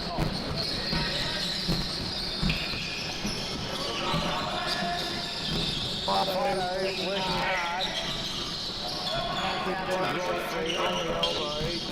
Oh, unlucky. Unlucky was a great take. Australian up 17. Harvey's 5.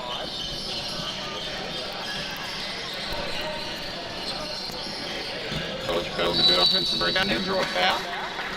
It'll be a baseline ball. He wants two shots. Tell me a player who doesn't want two shots in that situation.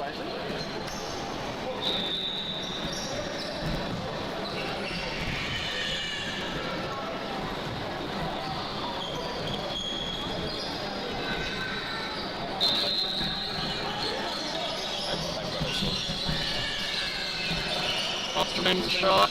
Oh, nearly convert. Yeah, just slide through a couple on the wrist. Get a bit of eye in the last game that he was being encroached on in his zone, and he done exactly the same thing. Play it down, the dog was open, but he couldn't hit. Oh, well done. Great strength, Riley Hall. Just think about fun down to get that in. Alright, Bell, what has he got? He goes long on. It's a good decision, and there's a foul from Euro. It'll be on the floor. But such is the presence of Nathan Coleman. It wasn't reaching him in that situation. Just to stop him from being able to get an easy two. Big unit. Massive. And well learned stuff now at Silent Chamber places.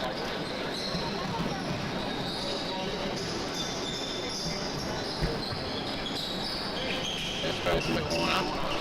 Mr. Short, one rebound.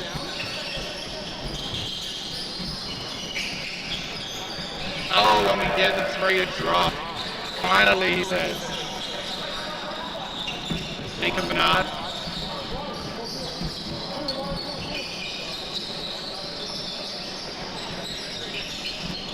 Good little off-ball play between Newell and Godfrey.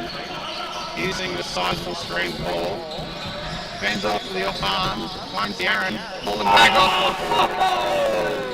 They'd love to see it. And you're hot. You're hot. Yeah. Great work from Aaron.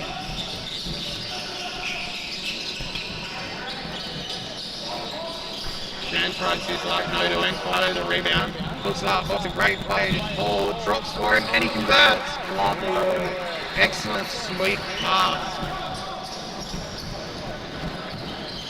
So a little bit more up and down now. Harvey getting that offensive and working more.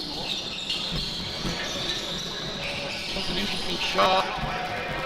Crossbox did a great job. Follow it up and get a shot.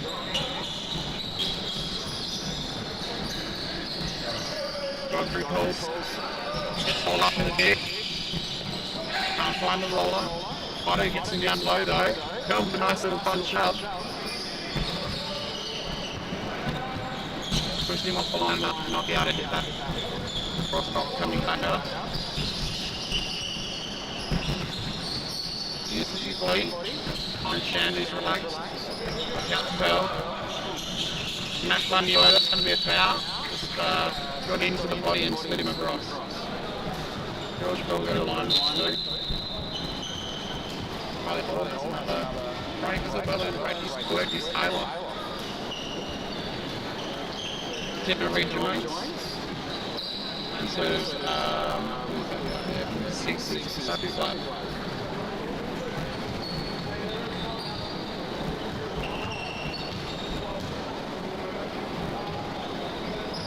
Bell misses the first.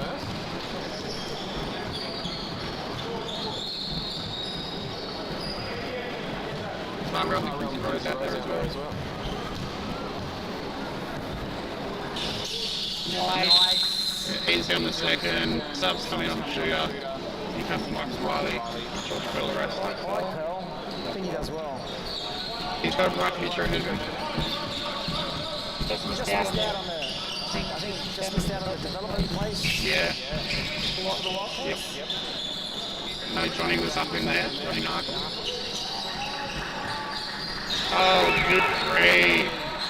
And Harvey trying to add some scoreboard pressure and drag themselves back in. 8-point margin. Osborne's done well. Just getting positions, finding the players. Yeah, Grasscop.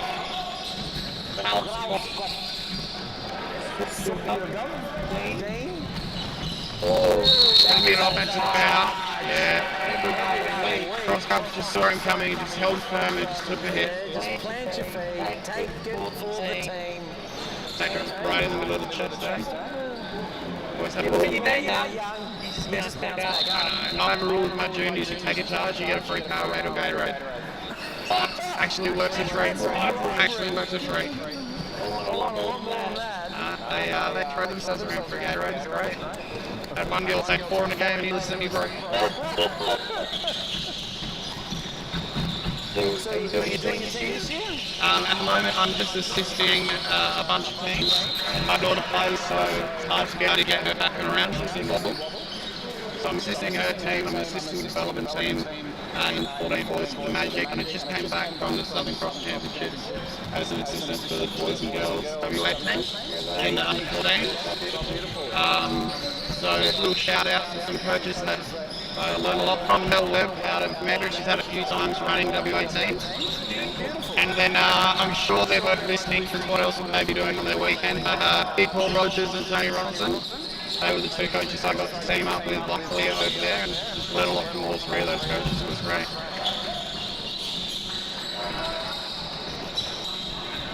Still running cool down that defensive forward. So yeah, just working through, doing some work with the 16s boys for the SPP country program. I'll be helping out, working with another legend of WA basketball, Alan Black. He's head coaching that team, so I'm the lucky one that just gets to soak up all the knowledge. Yeah, good man. Actually, we got Bert's from down this way, Anthony, and he's the assistant coach in that, along with Declan. So yeah, very lucky to work with Bert. So a couple of years ago, in the H2DC program, is we also really missed a couple of offensive chances and then get one. Good job, Riley. So it's always good to see Bert's again. Very hopefully he's listening to someone.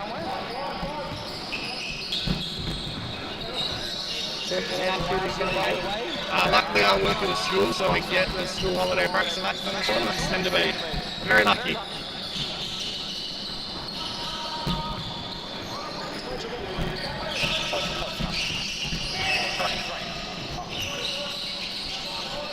Good job Nathan Pond, just staying strong. I wouldn't say it's a mismatch, but it was Ryan Godfrey, so he's got the mouse and he's got a lot of strength about him. Harvey need to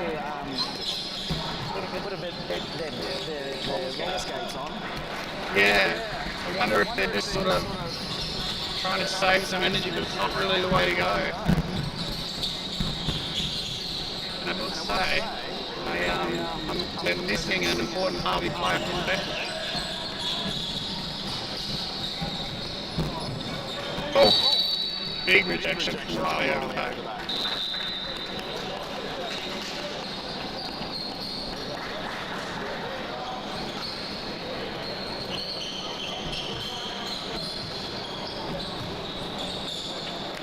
So the bench crew rotating through both teams. I go to Milo, he's got Mackenzie rowing. You'll see that as a mismatch and quick foul dropped him as he made too eager for the lob.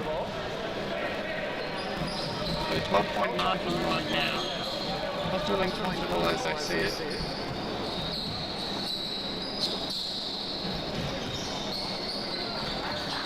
No go.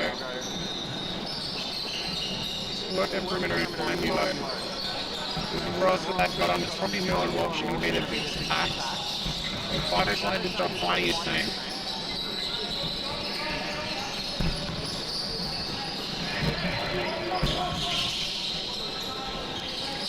Back quarter attack. Got away with the travel there. But a deflection. Remain. With Harvey's Harvey working hard. He's lacking penetration.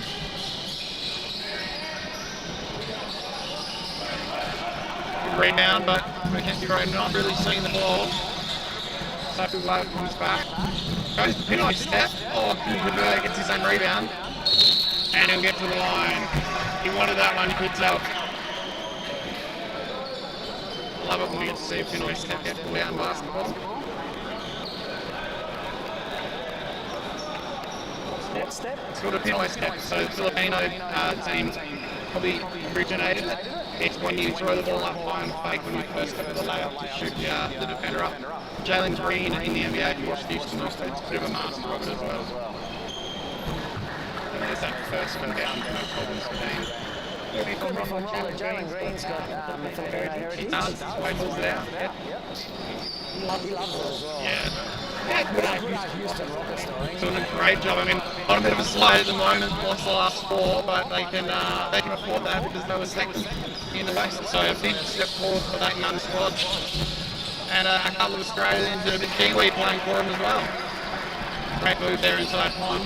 So yeah, Jack McBay, John Langdale, both with the Rockets, and then of course Big Kiwi. Oh!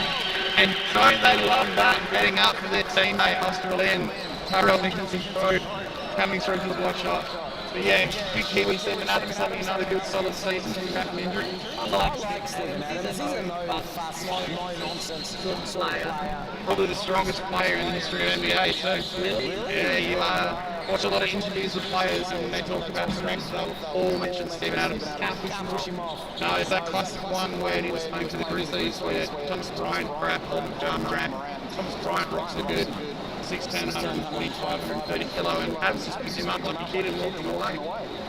Do something back again on the YouTube and look it up, it's brilliant. He's having an MVP season, and all this talk about Shea Gilgeous-Alexander, you know, leading the whatever they want to call it. Leading the Thunder, but leading the MVP race is just hogwash. It's going to be an interesting one. Sometimes there is that bit of voter fatigue. I like Jokic. We probably should have won 3 straight, to be fair, and could have now been going to 4 straight, 5 straight. It's funny to think a guy who has a part-time job as a professional basketballer and is a big sports fan as his main job, just does his 9 to 5, turns up, dominates the league, that is supposed to be the best in the world. Yeah, he puts a perspective on it, there's more important things in life than basketball. Yep. Loves getting back to his hometown, working his high school, working his horses. Yeah. His trotters. Have a connection. We're from the neighbouring country, Croatia, where my late father was. My mother's from Bosnia. So I've actually been to Serbia, been to Belgrade. There it is. Basketball mat over there. All that area is very heavy basketball. That's right. I was fortunate enough to be in Yugoslavia in 1989.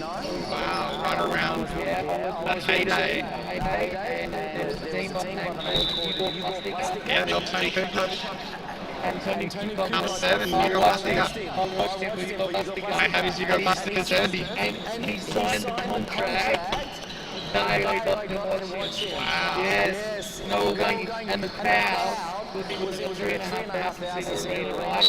And there was a haze of smoke and everywhere said, Zabrani pushing means no smoking. And then we like back in then it was the good old communication.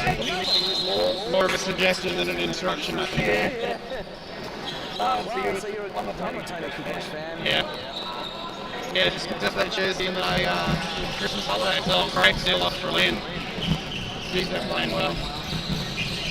Harvey had a fantastic first game. Australians really come out and push. Probably asserting themselves as favourites going forward. It's always going to be tricky. I mean, Rodney Hall had some good moments out there, but even when he is out there, it's just a little bit outclassed by Nathan Bond. Nathan Walsh needs to be on him. Yeah. It's hard for him to play that classy flight role and he wants to be out running as well. Shan, it's a smart basketball, sliding with his fire, moving in the lanes. And they're up the Australian team. Oh, what a drive. Just rings out. That was a fantastic move by Reece Barrett. Lincoln Bernard, that's the second great drive he's made as well. Lofty baseline. Yep, and he's not afraid to go up quick and off the front end, not minding that going up reverse. Dropping cross all 5. Probably needed to make that shot with team. That's a good drive. A little bit of contact to the head, so he'll be going to the line. I saw it open up, and then along comes a bloke by the name of Nathan Pond, 6'7", maybe 6'8". You reckon? Or taller? I think 6'8's about right. Yeah, and 270 pounds? Yeah, geez, I reckon. At At least. least. He's a unit. And he's very good.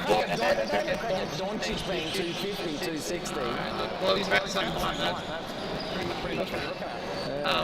But he's very agile as Nathan Pond, so he moves really well on the court. He finds his lanes and his angles.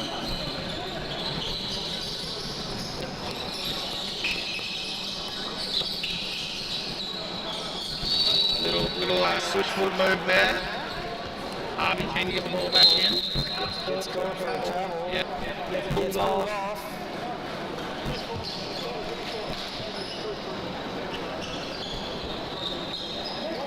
Ryan Godfrey has it all for him to try and reel back this deficit.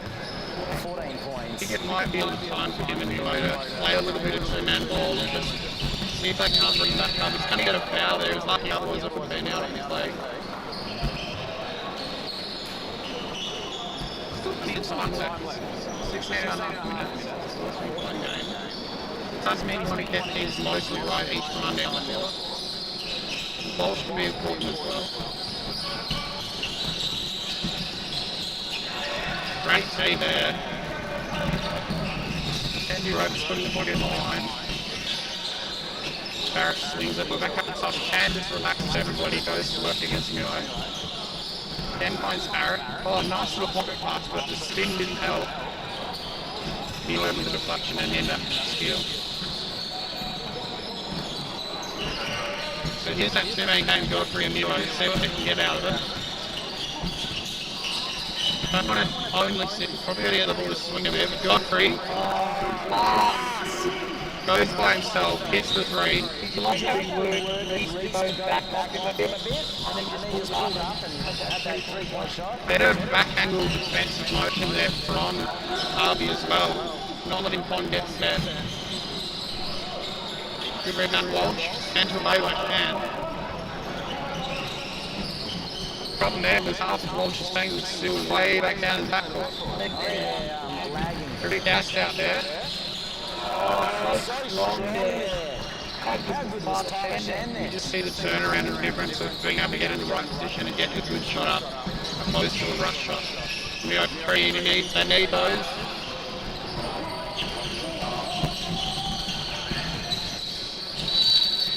So a lot of ball, but also a bit of the arm there. It's nice to see that sportsmanship. He know he done wrong. So Pond will go in.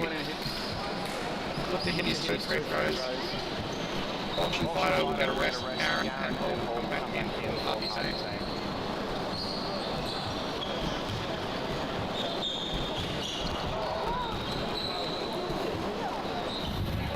First one drops.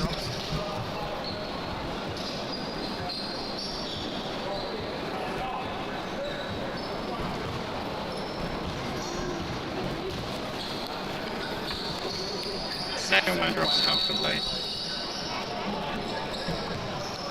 Subs coming in, and Pond's going to get a well-earned rest as Mike Riley comes back in. He's got to rest him. He's got to. How many more games have they got to go? Another 2 at least. Another 2. And the way they're playing, they might be looking at being 3 by the grand final.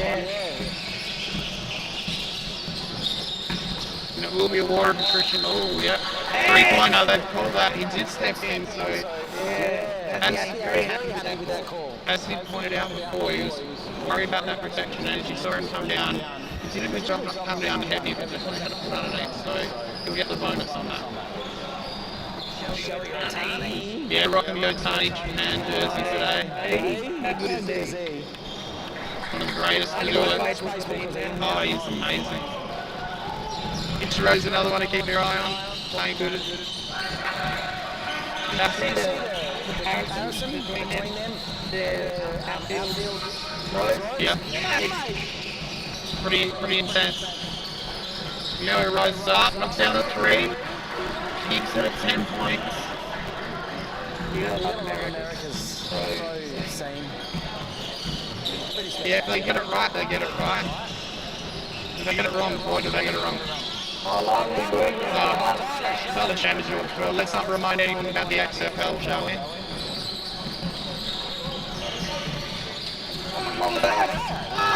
Probably if it was run by businessman, that's probably what was wrong with it.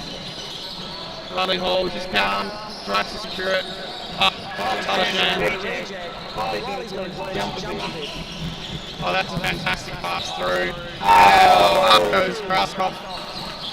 A lovely overhead bounce pass, 3/4 the length of the court.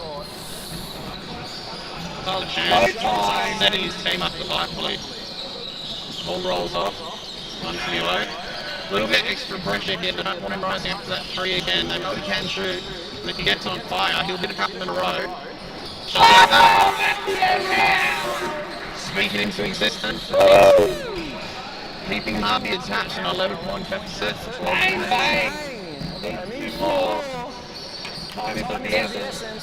Yeah, and you can't do anything to guard that. It's just got the vertical to get up and above. Yes, you can. Yes, you guard it by coming down and doing the same thing in return. George Fell, casual as you like. I thought George was my first game. He nailed 3 from way back downtown. He's got a good radar on him. Lovely arc. Right. Look at the wrist technique. Just had a massively bright future for himself, so hang on. I think we A bit more conditioning needed on him. yeah, I think maybe only a couple more years we'll see him at NBL 1 level before he gets a chance to show what he can do. Whether it's here in Australia or whether maybe he gets to go over and play in some of the Euro leagues that are low down. Tough finish there. Riley out off the backboard. Didn't expect that. Oh, and it's just ping-ponging around, and now Michael Riley can go up and they call it a drop-in. I can't call it a dunk, it's close. That was a nice little drop in. Legs are tiring. Yeah, you can see the mistakes are coming in. I think the brains are tiring a bit with fatigue as well. And I reckon Harvey would be smart, maybe just keep Godfrey and Nilo on the bench for the rest of this game. I think they've got enough talent to be able to pull it out with this lead. If it was a close game, you'd probably want him in back. But good opportunity to rest here.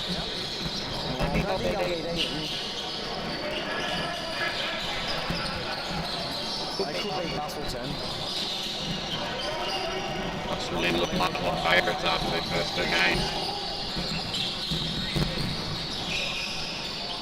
Gets around, open, 3 Luigi! One of the more fun aspects of the game, Luigi, you gotta love it. Really hard to do if you're trying to do it on purpose. So go by the possession arrow. If you're wondering why they got the ball back, Luigi goes possession arrow. Yeah, big wedgie, eh? What's a risky inbound? Tip back, so it might be over and back. It'll be play on.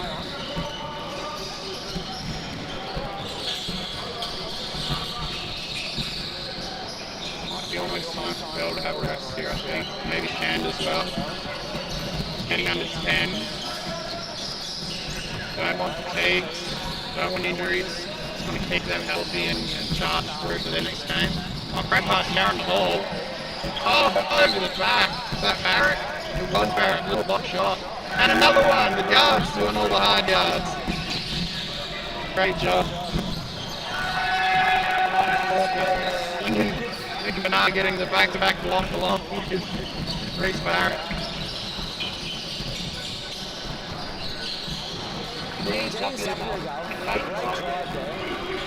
Yeah, he's worked hard all game, like really putting the pressure on the defense interior-wise. Hit a couple of good outside shots. Bell's going to open up, gets to the corner.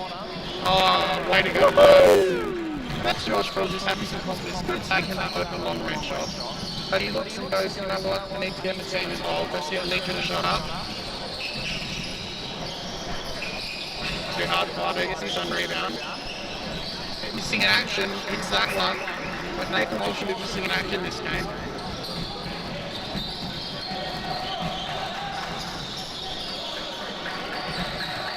Organising, settling here. 13 point. Oh, what a fantastic pass. And Bell. Oh, connection is on pass. Visionary. Unselfish play.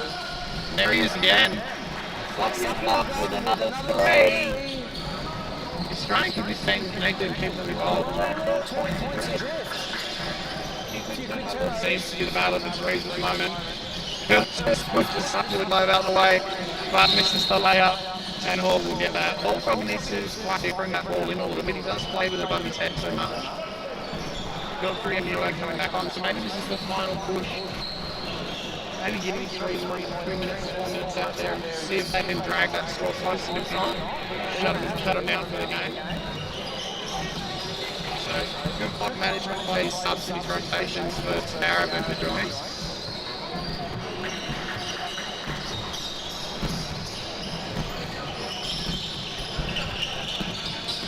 Godfrey off the ball to start, Fido kicks to the corner.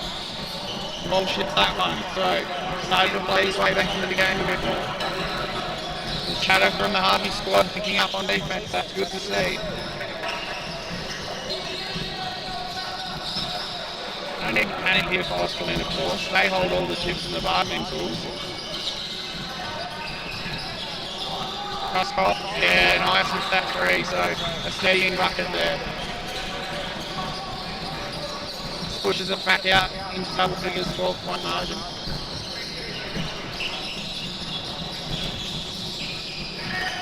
Again. Oh, just rings out. One back in, secures that one. Good bounce pass. Foxy to the touch, low of knees. I feel the guy that's doing a great job so far. And back in, fine, Godfrey. Still life in the Harvey squad, 9 points. It might have been a deep 2, but I thought it was a 3. Wait to see the score, what updates. Hasn't yet. Mackenzie Rowe misses, Kruskov picks it alive. Harvey can secure it. Trying to get out and run. Rather than sacrifice a turnover in low play, Godfrey just slaps it away. So, yeah, not a great pass to make, but clever move by Godfrey to smack it so we can set the D up rather than putting out a transition.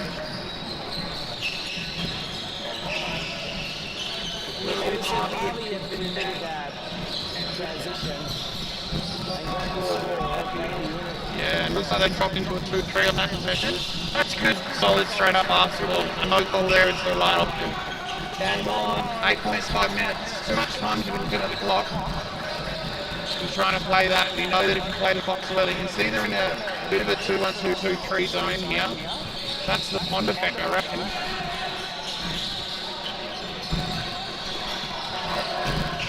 Oh, nearly let it slip. So another stop again for Harvey. That's what I do. Get the stop from his second down.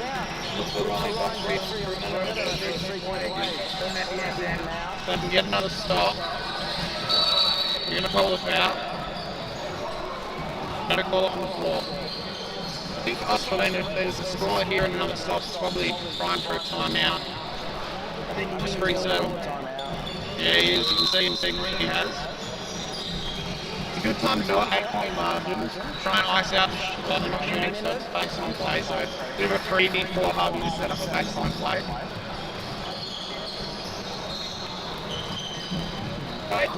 Yeah. It did seem that it was going to be a blowout in the favour of Australian, but Harvey sticking to what they know best, and that's getting in the hands of Muir and Godfrey. Also, though, it's been good to see Nathan Walsh just assert himself a bit more offensively in the latter part of the game here. He had a couple of good threes, which has really helped bet back the advantage. Well, who'd have thought we'd be getting such a hot day of basketball, not just from the bureau, but literally in the centre as well. And a big shout out to Carl and Dylan, Catalano boys, putting on such a great show through coastal basketball. Oh, well, you know, we know who the real brains of the operation is. We've got to make sure that the boys feel important at least once in the goal. Anyone who knows anything knows who's really in charge. everyone turning up. So the coaches travelling down. Yeah, coaches and players coming down like, I know, what an amazing run we've had, like getting people who are, in their pre-season gearing up for the NBL One West and saying, we're going to support local basketball in the Southwest. It's wonderful to see. Absolutely. Crowds filled in as we've played throughout the day too. I think will be a little bigger and bigger as we get towards grand final time. What an opportunity to come in for free to see some of your favourites in the NBL One West and the developing teams and players. As we see Harvey missed that baseline opportunity. It was a good set and ran well. Just couldn't quite get the drop. I'll stay with it, Harvey. Score here really makes things interesting. Good screen, one block. Oh, he bounces off one left. Yeah. Probably just a little bit of KYP there, know your personnel and just know you're not going to move Nathan on. You have to try and get around him. Try and get him to move laterally.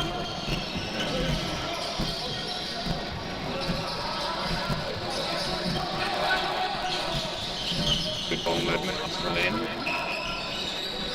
What are the abbreviations and acronyms?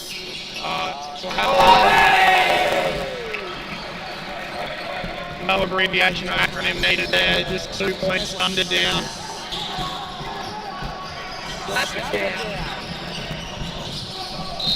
Yeah, I was going to say, low in the arms there, probably got pretty across, it's going to be too short.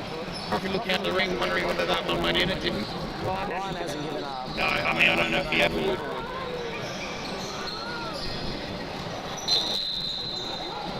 So Godfrey at the line with 2, it's 10 points. We're pretty low on the clock now. It's probably going to take a bit of a miracle.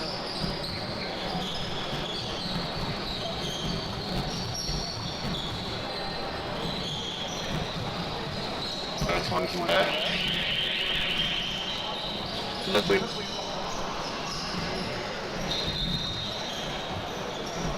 Just a little, I'm going to call it a TV timeout here. I'm not sure who it's for, but I think it's just that adding that extra break. And look, it's worthwhile continuing to push. Harvey might be in a situation where they finish in equal wins and might need this to be a closer game. So going out to the 20 margin and keeping it close might actually help their case later on. We'll come down to see what Eaton does. I think if Eaton picks up another win, probably them and Australian battling for those closer spots. But who knows, anything can happen in the back end.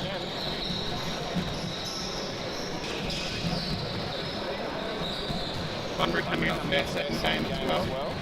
So third game, sorry. So they can try and push the 2-1 going up against a Boston team that struggled in the opening part of this tournament.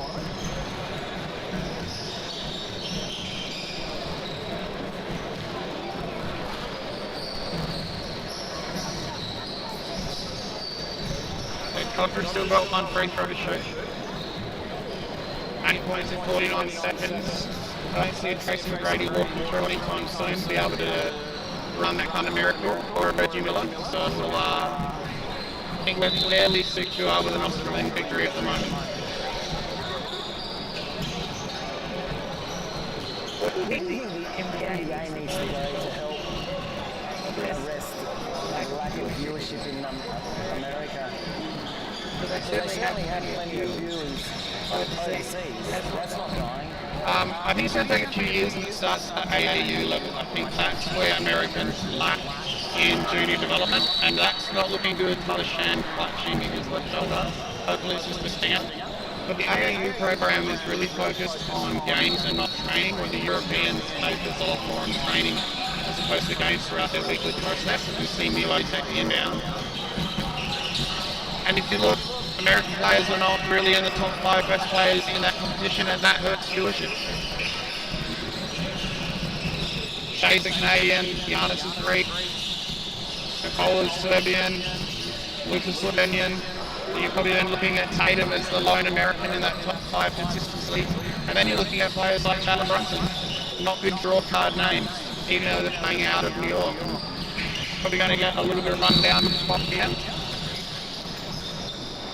I think Is there anyone that can actually they can pin their hopes on, is there? There's no No, one. and they're about to lose a whole bunch of dominant US players in LeBron, in Curry, as they age out and they retire. Curry's not finished, but he's 2 or 3 years. So if you're not building the core up from the back, Cooper Flag will do a little bit to help. AJ Vance, they're coming in as well, will do a little bit to help. And oddly enough, you know, probably looking and going, how can we take some of the delight that's come out of the WNBA for the season they've just had, and also the way their college system is running compared to the men's. College system in the women's is 3 years, you must be in the league before you can boost up, or you've got to be at least 1 year professional after that. So Patrick Clark played 4 good years with Iowa. Paige Pettis playing 4 or 5 as a redshirt with injury with Yukon, and they're garnering support before they enter the league that is massively high level. And then when they enter the league, and then it follows. So we don't have that in the men's league. So There is one player coming through. We got Cooper Flag out of June. So he's 1 and done, right? So he hasn't had time to build exactly. He's done. He's in the league next year. He'll be the #1 pick in the NBA. And that's where the issue comes is you're not in the NBA in the men's. It's 1 and done. Yeah, but do you think he should be do 3? Do you think they should run longer? I think they're actually going to go the opposite way and go back to the high school draft. I think we're going to have a double draft coming up in a couple of years.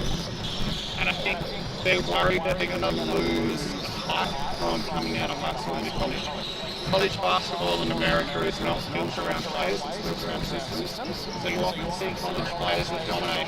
Guys like Drew Timme, right? Fantastic college career, can't make a team in the league because he can't create his own shots and work out of the system. We're seeing shot creators being what is desired. So guys like Con Newport would play great alongside Cooper Flag. He's probably going to struggle getting into the league and finding a higher draft pick where he'll get reps. Someone who's come out of the Wildcats, like the NBL's best stars program is probably developing as many high-level players as the college system is right now. Alexandra Sarr, yep. You've got Brett Sachet, one coming out of the European system. They're not playing. Ariel Huckabee playing for the Knicks. And when he gets on, he plays great minutes. He came out of the NBL, out of the Next Stars program. He's a less known player, played in United. They do fantastic. Look at low ball. Look at how his game's translated across from the NBL through the NBA. He's ready to play immediately. So it's a tough ask for the college system to modify what they do and produce players for the league when they have to try and earn money in that system themselves. You know, you're not going to have big programs like Kentucky, Kansas, Duke, North Carolinas. Like, they're not going to change the way they do things because they need to make money for their own program. They need to make sure that the seniors that they have that played 4 years in often supporting roles actually are capable of supporting freshmen coming in for 1 season and then boosting out. So it's a tricky process, and I don't think there's an easy fix. I think probably the best way to go about it is to try and see, can we drum up more local support for non-local players? And when you have European players in smaller market teams like Denver, Milwaukee, you've got Shea at OKC, small market teams, and not getting as many national televised games. Still going to the Lakers for the middle of the packet to go to the Celtics, and yeah, great, like my favourite team as well. I said you'd like to see Luka go to the Knicks. Yes, well, you know, Cat's headed to the Knicks now, so, and now you look, the Knicks have 2 All-Stars in starting 5. Brunson and Cat are both All-Stars in the both starting 5 for the All-Star game. That speaks a lot of going to a big market and getting those on.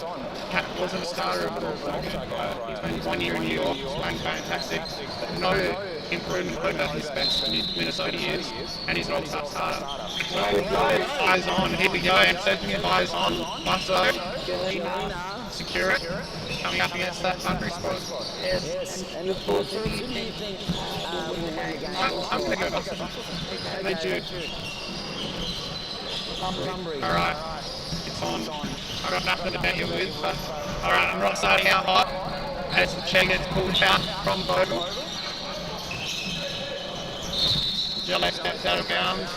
That negative step is killer in the corner, isn't it? Comfortable touching the line. I've been playing the game for so long. Does feel like a caught shrug occasionally, sometimes during a game. But it is that negative step that a lot of players have when they look to get the shot. And it just puts them a bad spot. Yeah, I've been commentating up there for about 4 years, three and a half, 4 years now. Started off doing just the colour commentary and then moved over to play-by-play. So first year of play-by-play was last year. Yeah, absolutely loving it. So share the reins up there with another top form. So we kind of take it in turns. And yeah, put your name in the ring again. Don't know what'll come, but send the email through saying yes, please. Oh, great lead down the foot, It was a good year to be a play-by-play commentator, I tell you. Joel Murray, but not only Joel, we also had Mike Durr, and then Julian Pastava as well. Like, it was a really good team. There's a lot of calling the words Joel and Murray.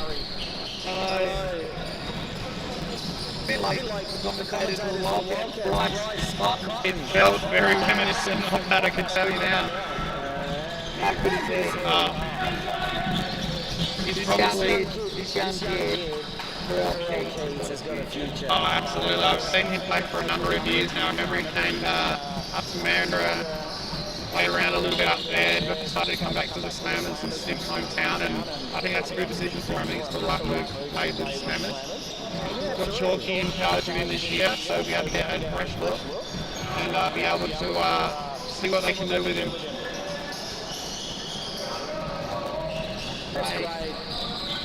And look, you just have seen from the play today, he's super confident leading a team. That's what other players that he's not used to. Got this Jack Michi, and he's another one to watch coming into the league. Willow, Perry Lakes that he's at. Willow, isn't it? Yeah. So, and there's Casey Antikin to rebound. Playing alongside Justin Beard for Keats is a good little start. That's very short there, and that's after Teague dropping in. You can just see the pace of the game has dropped.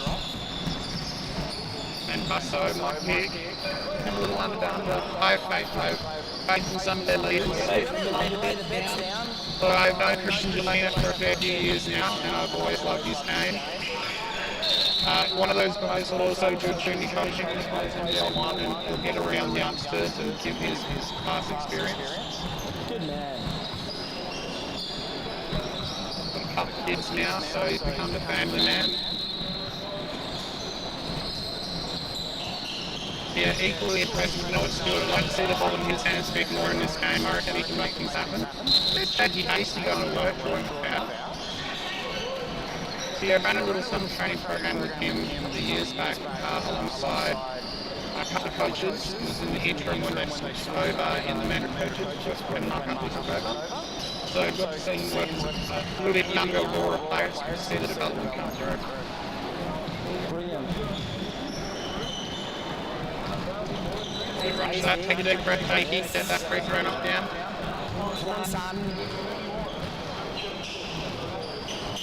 That's better. And yeah, Josh Brabazon spent a lot of time working in amongst the teams that he's been involved in, watching his development from a young age, and also his younger brother Nick. Well done to Nick, making the squads for the 18 Test VP country team. Love to see that. He's an up-and-coming Brabazon. Keep your eyes on that. Got Cape Horn as well, son of basketball royalty in WA, made the squad. And another young fellow who's come leaps and bounds, Joel Gillett, made the team. So a couple of Magic boys doing proud for the local squad.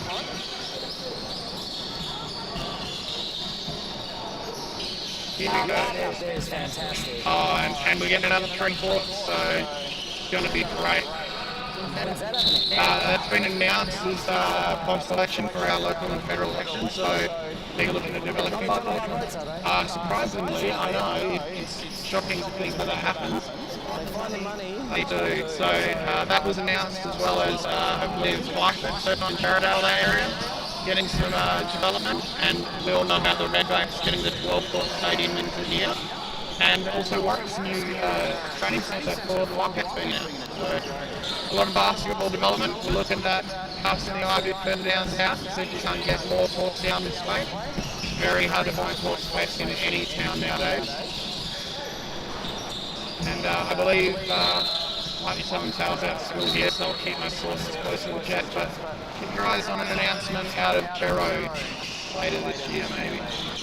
Some big things to come up there, expanding their program. So Expanding their program or expanding their shed? I'm hoping both, but I know from what I've been told, we're looking to have some parity amongst the basketball in NBL1 up there.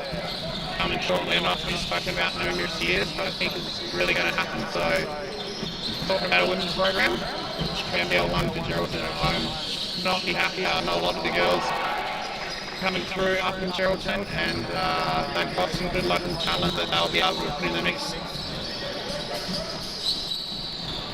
Oh, I thought that was going to drop a bit.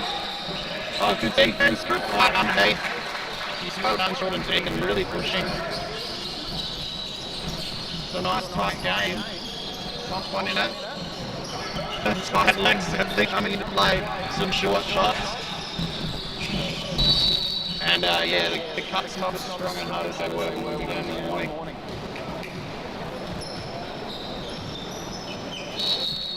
What's happening? It is. We're pretty lucky to be in this situation basketball-wise where we're at. We are the largest junior sport in Australia as far as participation goes, so it's a huge advantage to see a lot of young talent coming out. It happened a couple of years back now, about 23 I reckon it started to overtake. They pushed up from football, yep. As in soccer, football, word for it. Yeah, I know what it is, I play it. Yeah, it was my first team sport. Coached by the uncle of the president of the Mountain Rifle Association.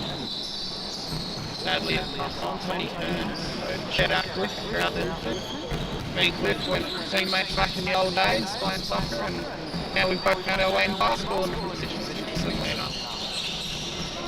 But yeah, it's actually a really good sport for young kids to get in and learn to play when you want to learn positioning and reading play, understanding attack and defense. Very helpful.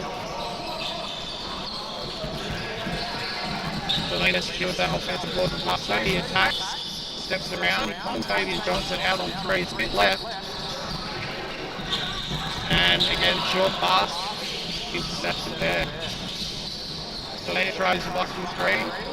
We're seeing some tired bodies out who are not even quite halfway through in this first period, and that's only 9 points each. He hits comfortably, so gives himself a right smile as he jumps back. Felt like he should have got the one before it as well. Plus has been working hard, trying to find somebody who's going to spill out of bounds and be vulnerable. Subs coming in. The aforementioned Dylan Catalano joining. Thomas Musumeci back on. Beard will have a rest. So will Joe Harwood. It's going to come down to quick rotations now and try and get as much rest in through players as possible, especially those that have designs on playing in the final. Very low scoring game. Yeah, a lot of that has been the fatigue play, I think. There's Bray looking to use his muscles as well sharp. Yeah, yep. St. George, not in a hurry, not wanting to rush.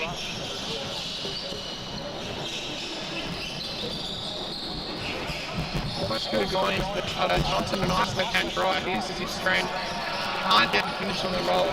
All the hard work minus the finish. Mason Matthews got strong, got the contact. He'll go to the line for two up and press pain today. He's quick, he's in, he reads the play well. Matthews. Donning his York headband. He's good at treating. McEnroe. I like the billboard. Yeah, I'm going to go with it. And the hairstyle. Yeah, McEnroe a little McEnroe. Yeah, lot more fire in the words as well. You have to be kidding me, I reckon. But geez, doesn't it add something to what can sometimes be a fairly crowd sport? And I love tennis. Used to play as a youngster. Mum taught me how to play, and yeah, Got a touch of, maybe a touch of the Rapids about him as well. Fabian Johnson for 3, drops that one. There we go. There we have it. 12 all. Oh, game on. With need to use his strength and manages to thread the needle. If you're over there, Carl, get him a uniform, get him on the court. Oh, shocking up the rest of the team. Yeah, it's going to be hard to miss a 3 now, isn't it? Will Evans gets a smile. Oh, he's loving that. Central going up into Musamichi's budget 5s.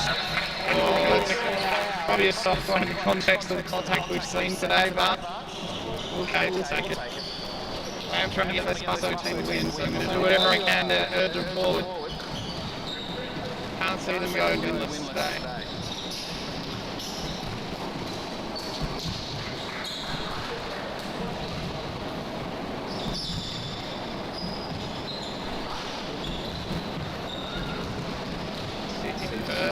He does make stand one. Anyone want to give a shout out to? Well, we've got a bit of a lull match in this game. Supporters, to my late father, God bless you. To my mother at home, she's not into the internet, so she can't hear me. Alright, Andy came down to visit her. you can clip it and send it to her later. That's the way to go. I'm sure I will. No, just in general, like, I love giving back to the community. Yeah, beautiful.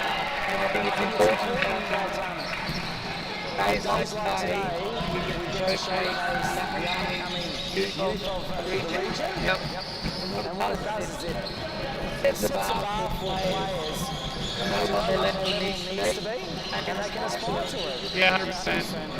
A couple of young girls have celebrated some of the boys, some of the girls that have also been pushing harder. Saw the under 18 state team for countries dropped.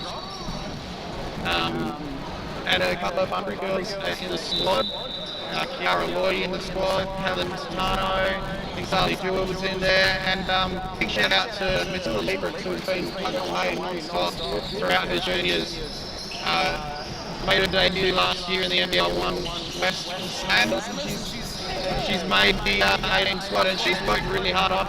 Been watching her and coaching her up at BWA for a long time now, probably since she was in that under 15s, under 14s mix, and to see her just trucking away at it and making the team is great. And then another player who is from there but does play a lot down in the A-grade women's, Charlie Lochran, making her mum and dad wanting to enjoy that, be stoked that she's made it through to make her first rep team to 18s. So it's a nice celebration for kids who keep pushing and don't give up, and it's seeing the rewards. Brothers onto one of them, and what a nice little deft touch there, floating through the lane. Thought he might power up and try and slam it, but he knows what he's doing out there, that's for sure. Yep, seen his mum actually sitting side, watching, cheering him on. It's a nice three from the corner, everything up the bucket. So super low scoring so far, but that's seen the scores stay tight, which is good as well. A little eager on the rebound from Brothers, I'm going to pick up the foul. Very even contest.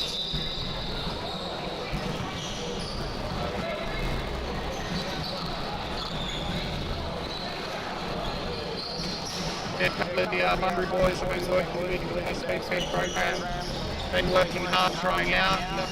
Bo Jones has been working his butt off. Remy, those out there that are Remington know how hard he works and he's developed really well. A couple of the boys moved further out from Busso, so Huddy's been working, Rock's been doing a great job. And then of course guys like Liam Clark, who are a bit of a two-sport athlete, he's a footy player, he's a fast baller. And he'll be pushing in contention for selection as well. It's good to see the Southwest really showing out and some developed talent coming through.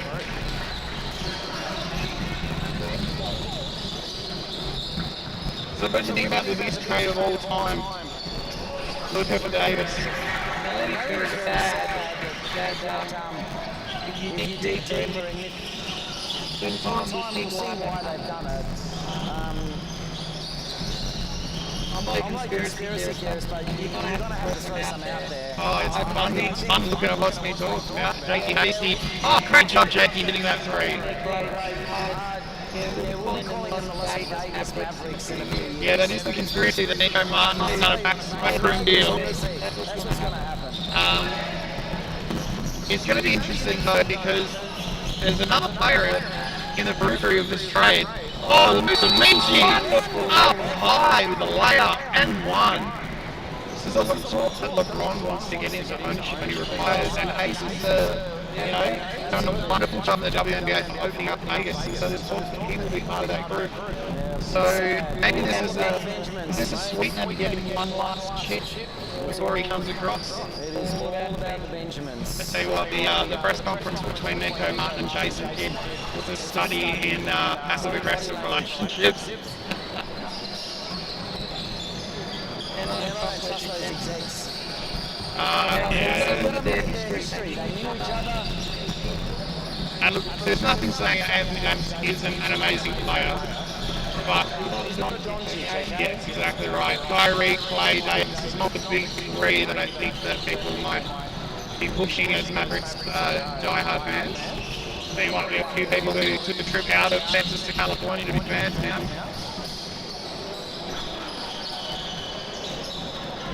No. The Dallas Mavericks are offering back 2020, 24, 2025 season passes. Wow. They have to give them back. Wow, that's an interesting decision to make. So you tell me. Anyway, We digress. One of those strange out and over trades for the biggest, if not his name, Woodward player. I don't think LeBron's a Woodward player for the Lakers. They need that big name, and now they've got two of them. And underrated and underlooked as Chilena goes to work, takes contact on Jordan Deegan, but no call. And LeBron comes out the following day or 2 days later and scores 41. Yeah, I think. Well, I think it's more of a case of saying, look what we can do together. And they actually made a sneaky side deal that not many people talked about, which was Dalton Connect and that 2031 pick to Mark Williams. Mark Williams is going to be a start in that league. As a big man, he's super mobile, he plays around the hoop, he hits free throws, and he's a workhorse. He's been injured, so people have taken their eyes off the ball there. He's going to come out and do wonders for the Lakers. you know what's really funny, okay, is that Doncic, you hear all these anecdotes, but then side talks and all that. Pilkington, the guy from the front office of Mavs. Pelinka from the Lakers, yeah. Nico Martin is the owner. So it's a really strange situation. So Mark Cuban, who sold the team to Martin, still retains basketball GM role. Well, that's his type. We know that doesn't happen because he never would have traded Luka. Some great double defense there from Bustleton. Come on, Bustler boys, you know I'm rooting for you. You got this. Big money on this game. Yep. Big money meaning absolutely nothing but whether or not I can call the game. Jelena trying to get the countdown. He's going to have to shoot here. Oh, we all have our breath. Just missed from Inman.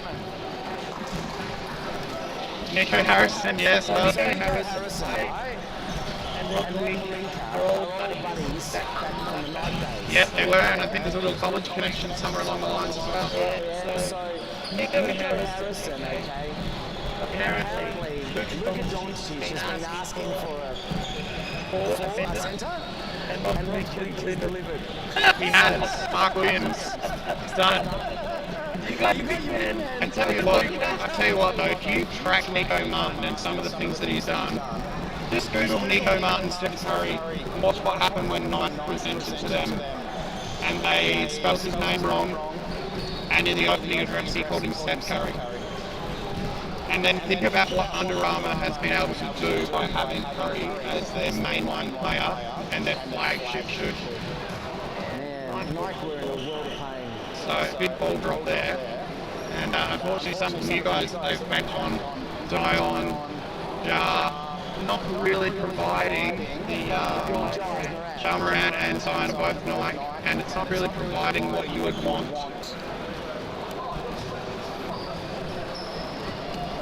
Yeah, a lot to come back on to rebuild trust in the Grizzlies environment. We don't need to do on the court, it's off the court that we really need to worry about. My fellow commentator gives me some advice on paper about the role model status of Ja Morant. Yeah. Needs to work. Mum, Dad, turning and switching the TV off when they come into play. It's a hard thing to manage when you get to that level of trying to have the personalities. They just got too much freedom, in my opinion, when it comes to. I'm not, a dictator, but I do think that rocking up to games in your own attire is a no-no. Not a fan of the drip walk. No, I think it's ridiculous. I'm a fan, I love seeing it. I want to see what Cole Kuzma's wearing and how crazy it is. And then I want to see the Aussie guys like Pat Mills. Pat Mills, a fashion icon. Just waiting for the countdown before we start the second half. Only with that simple, there's a lot of money tied in and around the outset. Think TV deal, you think promotion and sponsorship. And with streaming coming along, that's been part of the issue now is traditional TV viewing is going by the wayside. So you'll see Disney Plus has bought a bunch of finals games coming up. That'll be live streaming. Traditional TV is headed the way radio is going, and that is on the outer. Hey, streaming, come and join us. You get expert commentary. Oh no, that's when we're not on it. Yeah, that's when we're not on. When we're on, it's all the expert commentary.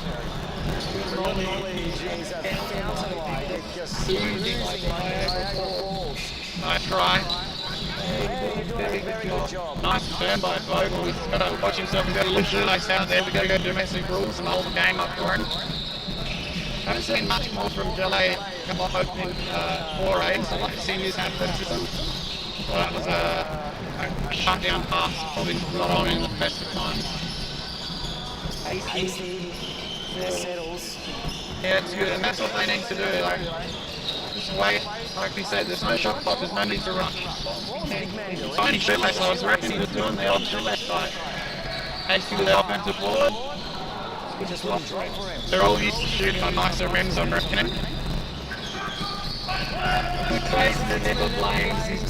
Yeah, I know the rings are always 10 foot tall and the two basketballs wide. We know the rules though. And as we see them, Miss Mason just dropping the three, saying, what's wrong with these rims? And a small buffer, 4 points. Probably the largest it's been in the last couple of minutes. Do a drive.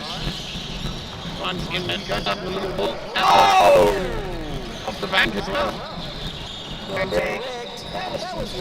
Underutilised is the backboard. The old Timmy Duncan fundamentals from the block. You got the South Korean national team which promote free throw shooting that goes bank and in. And all of their players that shoot back shots from the free throw shoot 80% or higher from the free throw in international competition, would you believe? Yep. It's become a bit of a revelation for them. Tanaboe in against Bravazon. Hasty again on the offensive board. Settled Delena. Let's get into a quick action, see what we can get out of it. Will he hit? He will.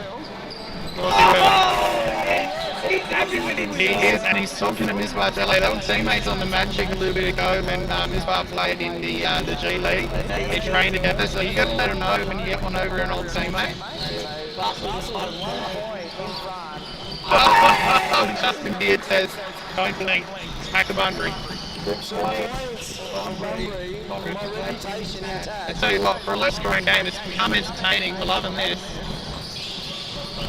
What can Stewart do here? She asked who to put that pass. The cut was good, it probably needs to be a little bounce pass around the corner. I think Hasty might have risen up on that one if he had it.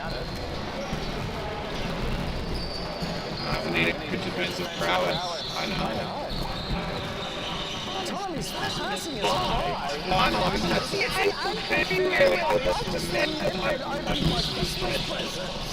Hey, time rest, no man. Oh, Joe, there we go. Oh, Hasty angles in the task. He met him at the apex and he said, that is never happening when I'm around. And he gets his... Oh! Jakey Hasty has lifted this Busso team with his hustle and his athleticism. He's everywhere. Great work, young man.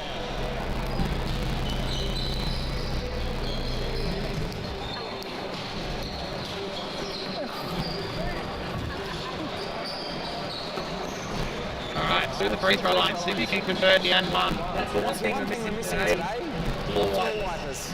Yeah, it's a shame we didn't get some of the juniors out there to get on the court. But it has been fun watching Coach Extraordinaire get out and do it. Players taking control. Back to old school. Amazing community atmosphere. Oh no, Jakey's missed and Jelena knocks it out.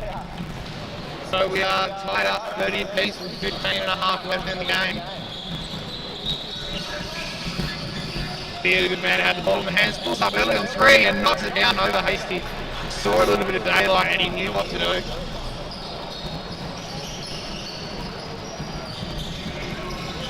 What can Jelena work with?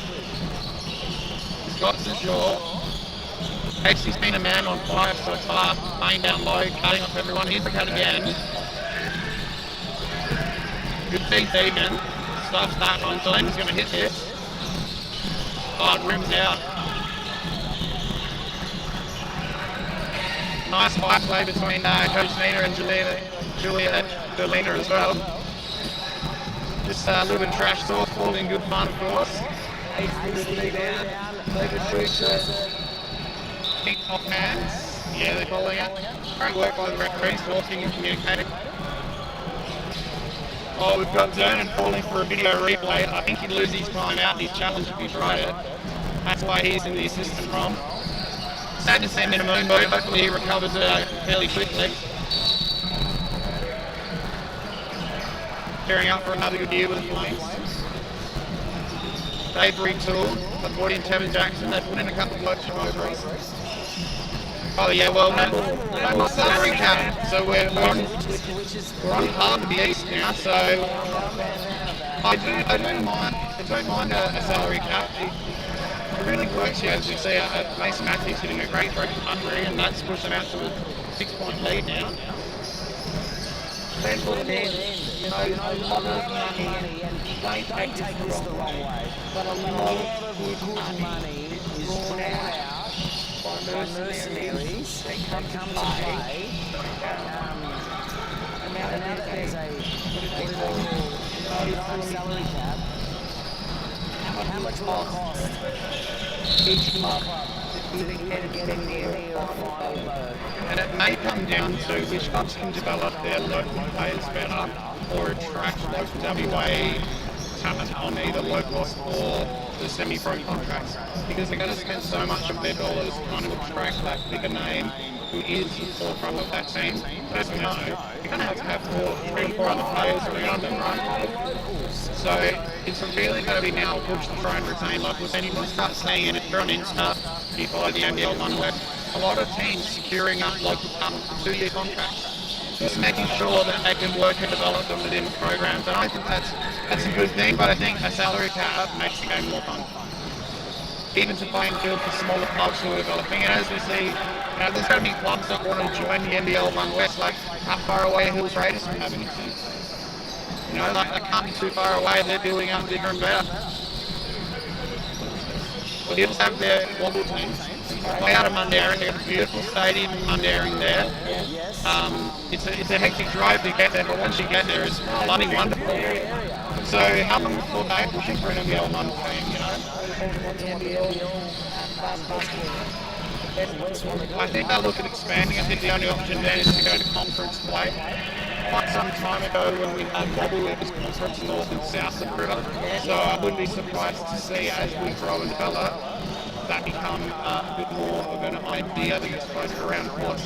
Who am I? I'm just a dude who loves basketball. It's really important because grassroots is where you get the drive from. I mean, sometimes when you're at the street train, you can't actually see what's going on down the bottom. Yeah. Not only that, you've got the Swan area boosting back up with the mid-art club.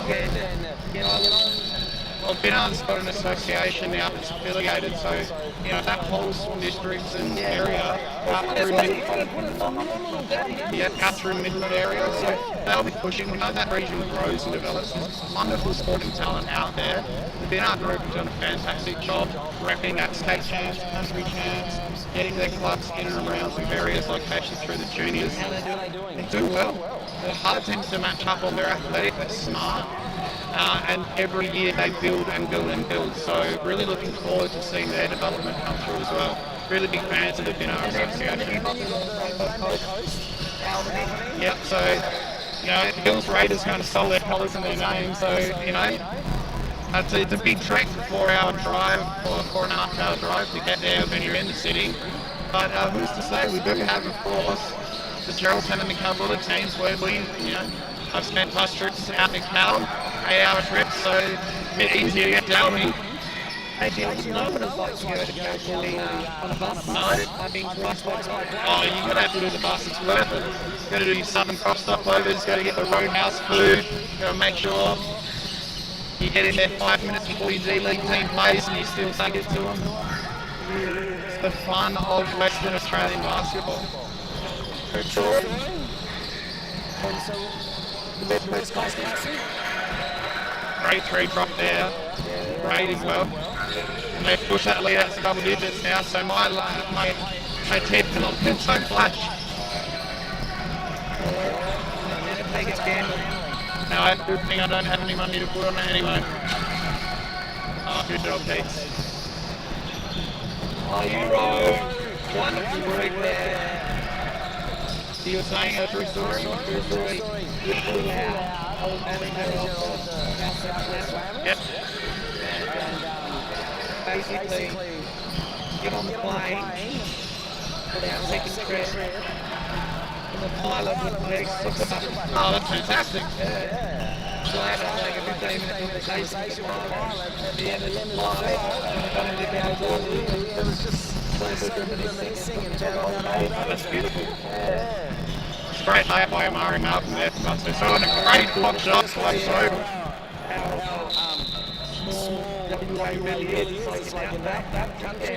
The landmass is massive, but it's all small town no matter what, wherever you go. It absolutely is.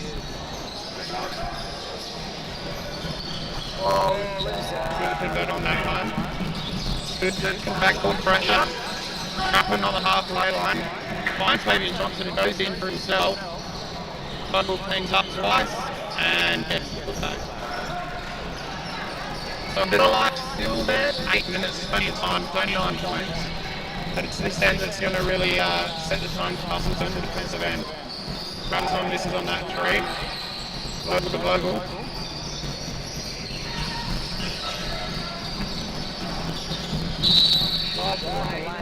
But unfortunately, didn't have the wheels to get past a bit of young spirited player. Yeah, Harwood just claimed the volume there, didn't he? Just slowed him down. See Johnny Catalano back out, hit a nice corner 3 earlier. See if he, in the last game that was, see if we can get another one. Good role player, Catalano. Absolutely. Very high basketball IQ. Yeah, and it's been that way ever since he was young too. I remember helping out and coaching when he was doing some under 13s, under 14s work, and you can see it then. I reckon he'll be a future coach at my level.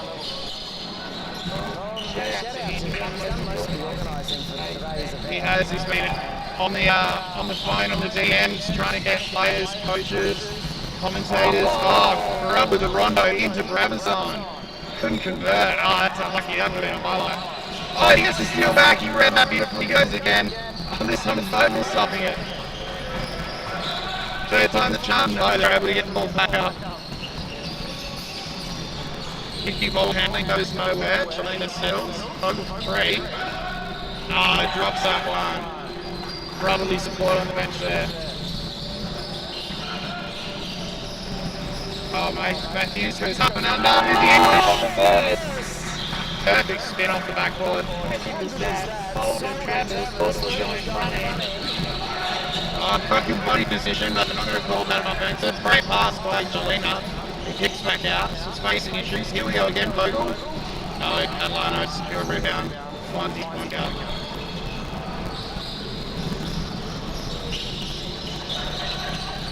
getting tired. The defense is really just softening up the Busso. Mason Matthews, nice high arcing shot. Very nice to bring some rain with it to break this heat.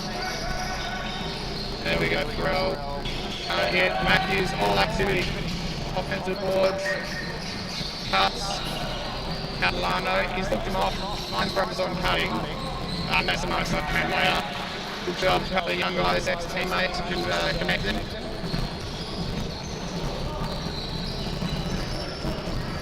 See if Buffalo can take advantage and get this back into single digits. It's really all about defense for Buffalo now. They're still hitting some shots. Oh, I could never roll, but secured the offensive board. Dylan calls for a screen, goes to work by himself. Uses that full bro man strength and gets the roll.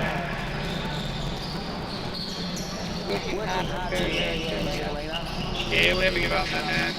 That's a nice quick upstep. Did really well to Joe Hartwood, showing the athleticism. Well, that's a smart play, isn't it? Get to your spots and move that ball through past him. Delina for three, we're behind it and straight and hard. Good hands in Bunbury. Oh, keeps his legs out. And he just dances around Delina with a smile on his face. Yeah, the defense has certainly dropped it. Some subs coming in for Boston. Coach Red is a right smile to his bench as well. He understands how hard it is out there to play multiple games throughout the day. Of course, an absolute legend in WA basketball himself.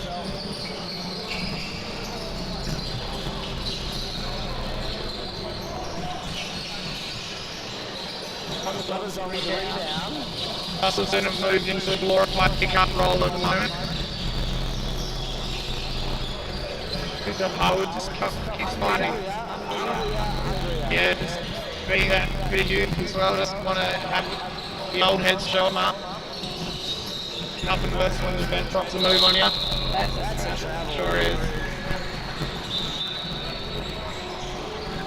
So, a bit of platoon subbing here.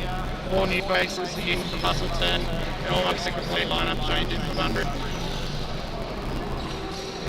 Lineup to the lights and east of Bunbury. Runners on his deep centre. So Mitsubishi will take over, ball handling shot to key to find Catalano wide open.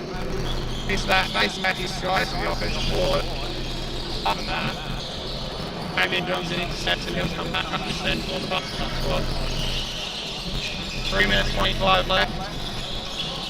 Can we keep an entertaining game? Slips through Taryn Vogel's hand, but he manages to secure it. A cutting Fabian Johnson goes up to the layup and in.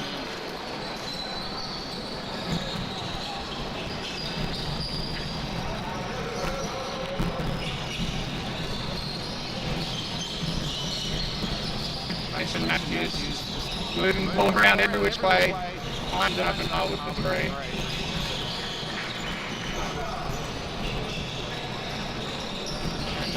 Bunbury may have just done enough now, 13 points up, and a few left to go. Take 3 there, Vogel not able to hit. Looks a little underdone for what he probably would have wanted to come out and do today, Santa.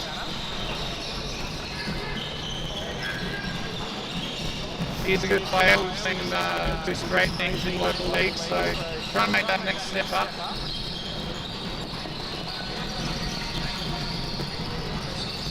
Jakey Hasty still involved. Oh, lovely. And puts the ball down, and that was a super quick up and down dunk.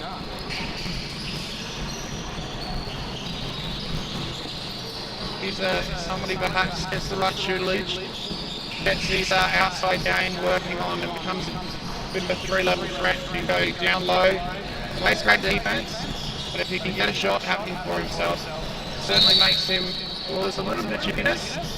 Disappointment coming from the Musselman squad.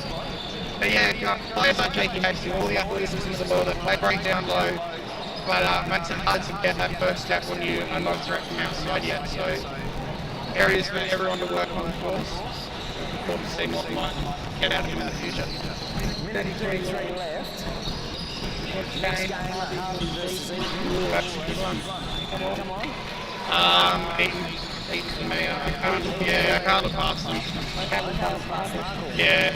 I mean, Harvey's been good having got Premier out there, but there's just something about the Eton squad. They're not rushed. They just play their pace and it works. Corner 3, hits the top of the backboard and flicks out.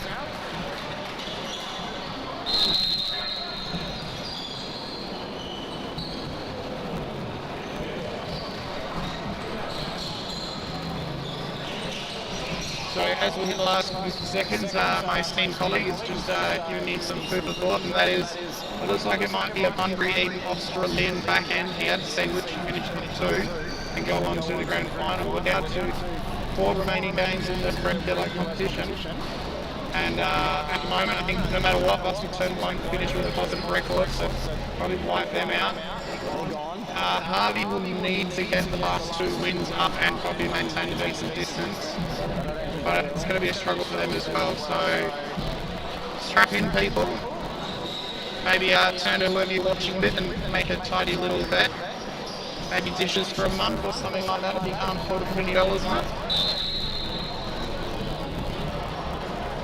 See if you can come up trumps.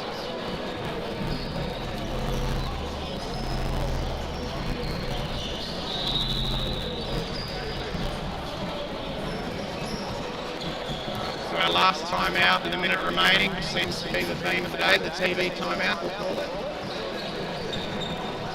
And we'll play out this last minute. It's a great idea when the games are close. Doesn't really have much effect on today's game, well, at this stage of it.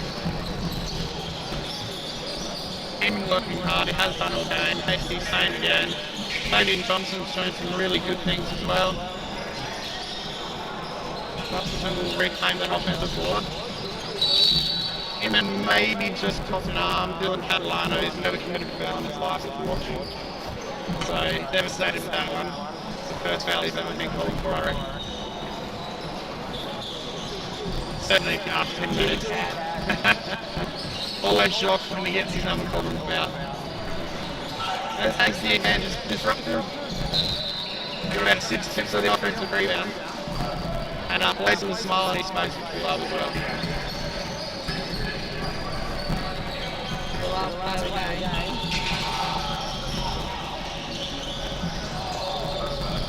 Idea was okay, but not really anything needed this late. Keeping it simple, just let the defense left last is Noel Stewart. So he got close to push back out again. It'll sit around this 10 to 12 point margin, no doubt. Oh, a loose pass. They can find it somehow. Our major sponsors for today. Yeah, so we've got Crazy Donuts. Done an amazing job. Last minute 3-pointer drops. Against a fantastic effort, and you can't do it without local support. So great sponsors, free basketball to the masses. I love it. Obviously, Coastal Basketball, if you're down here, go to the little booth at the front, go sign up for a membership. Expanding the game down here in the southwest. Catch it on their Facebook page, Coastal Basketball. You'll be able to see all upcoming events. Track them along, they've got a website as well.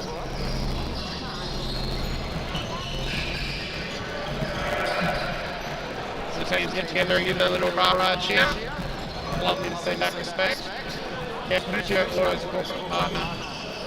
What a wonderful thing to be able to get behind local sport developer.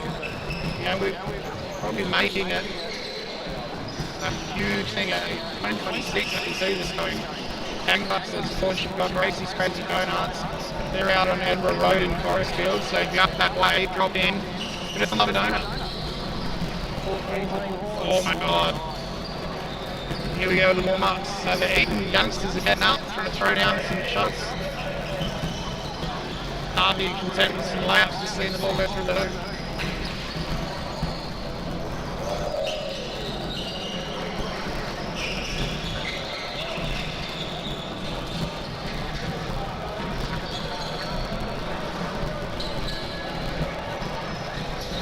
This might be the game that makes a little bit more locked decision on the final two. Even get up. I think they're going to put themselves right up there with Oxford, and it's going to be a hard task for everyone else to claw back at them.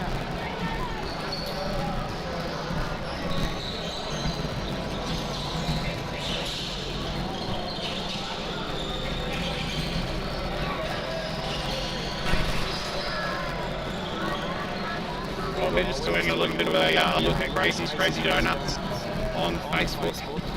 And yep, quite hungry right now. Oh my goodness, that is ridiculously enticing. My geez. Alright, yeah.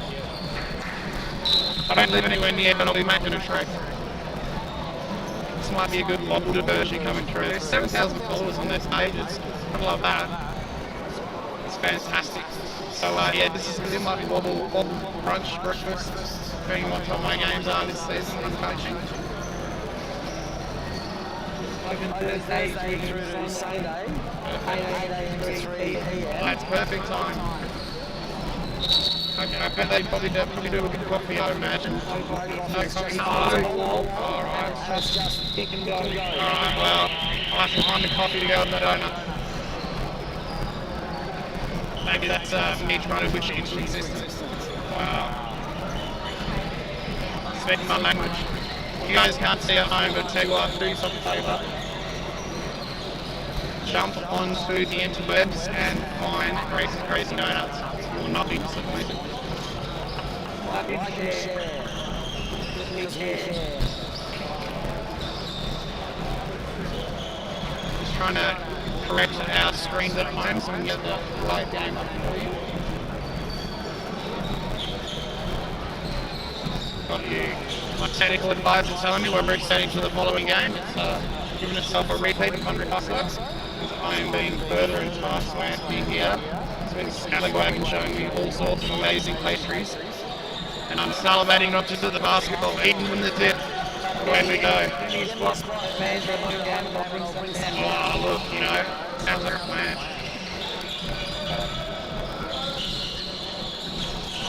Good intercept by Godfrey, read that pass to Hunt.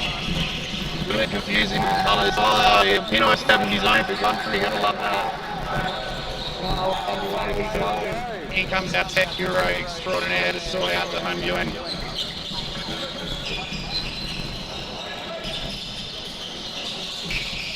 Oh, nice.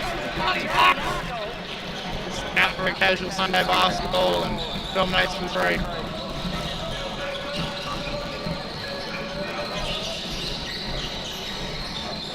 Oh, Yaron drops on his own. Great shot there. It's a hot start as we go back and forth. Unbelievable. Yeah, Jordan Yaron just says, I can do that, Johnny, just watch. Oh, step back, Johnny Knight. He's feeling it, but no, a little right on that. And we're all up to speed now. We'll get our scores on the board in a second. Oh, slap to the glove. Just up for three. Hunt the rebound, bring it back. The 1-2 punch from him and Marcus has been a pleasure to watch today. Cody Hill's done well as well. Buoy defending as best he can. There's Alex Duke. Just from south, but of course, there's Hunt. Towards back and in. So we are 5-5 at the moment on the scoreboard. Buoy the high post. And out wide for Dean. Drops another three. Hotly contested here, Harvey and Eaton. Both your commentators have picked Eaton, but Harvey's saying, you know what, hold the horses.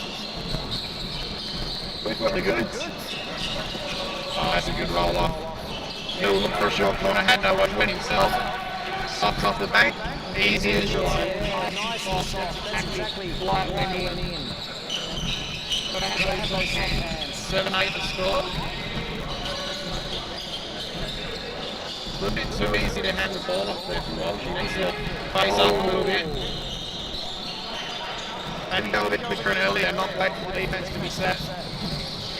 Speaking of going early, Bill jacks that three. Hunt Over the top, good jump shot, and Wayne just controlling the baseline. Oh, here we go, there's the three we want to see. Oh, unlucky.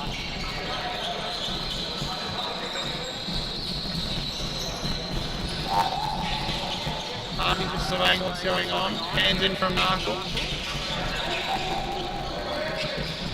Jordan Harris hit one.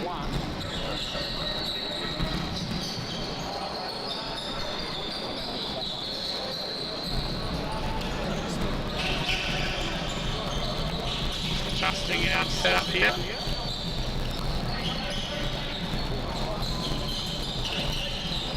Oh, that goes in off the roll. Easy.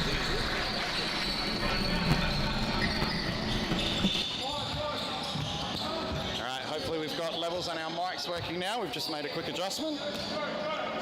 I get the pin on one. All right, there we go. We're back in and ready to go. What a great game we're seeing here. Like deep into the tournament during the day, the heat is pressing and these two teams are coming at each other.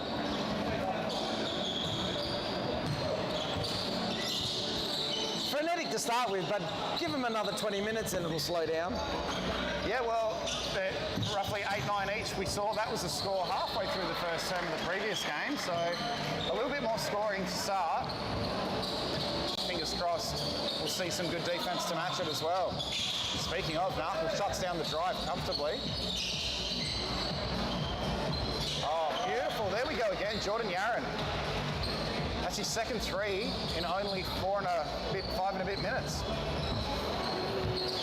Just reminding everyone what he's capable of. Duke had some good moments in his last game. He's played well to start here. Playing a bit of an undersized big man role. This is a great matchup. Oh, they had to send a double to it. Muo has a smiley nose. He got caught out there.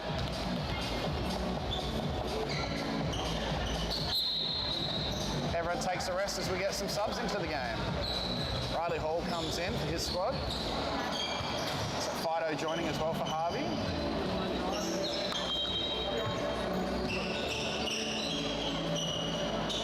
Duke. Jai Stoker, he had a great game last time out for Eton, so got to the line probably 4 or 5 times. See if he can do it again.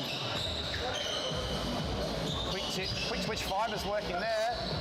Oh, some great efforts off the baseline to try and save. Ball gets the big mid out. And up and under. That's better from Walt. Needs to do more of that.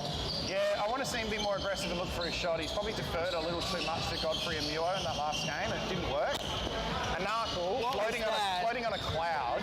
What was that? Strolls through and delivers 2 more. Oh, and Godfrey, equal to the task. Goes up and under, keeps it on strong side, and gets the English off the glass. And Narkle's just going to come back at him again. Soft touch. 2 more points. Only basketball was as easy as Johnny Narkle makes it seem. And again, there we see, so more aggressive from Walsh and he's seeing the results. It's a hot game, it's back and forth. 5-point breakout to Harvey. Can they sustain it? I think as they start to see some of their subs come through, will be the key. But Godfrey's off at the moment, Muo's off at the moment, and they're playing good ball, so not relying solely on their 2 bigger names. It's a great team. Oh no, Godfrey's still on, my bad. Mathiang now is off. Yes, it is, isn't it? And Sapliagov. Was that Walsh again? Walsh again, so that's wow. 8 straight points for Harvey from Walsh. He's having a hot game. And it just back yourself in if you're a young player and you're open or you feel like you've got the advantage. 7 points. You've got to take it. You certainly do. So an 8-point margin. And Eton, a little bit of stop and think time, reset, get back into what works, and that's... Can I tell you what works? Now. Find Johnny. Find Johnny, and if you don't have Johnny on the court, find Liam. It's probably more defensively where now they've seen Walsh get off the chain a little bit. It will be perhaps Johnny pick up the defensive action and say, maybe I'll be a both-end player just for a couple of minutes just to make sure he knows who he's up against. I like to see that. Be a leader, take charge, be on the forefront of the defense as well.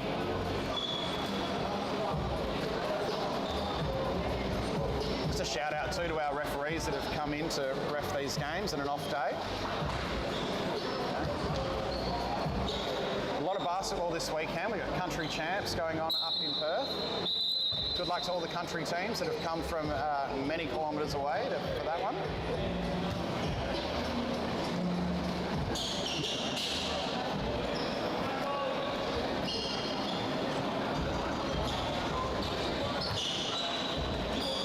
Here we go. It's Narkle coming through.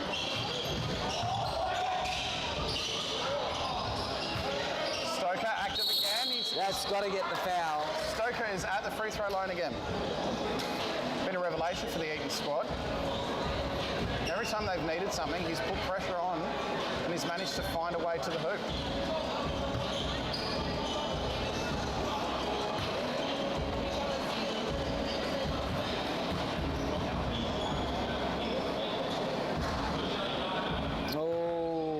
That first one, he does have an issue with the front end. He's usually a back end star, so see if he hits this one. Oh, he's going to make him pay. pay. Creep over the line again.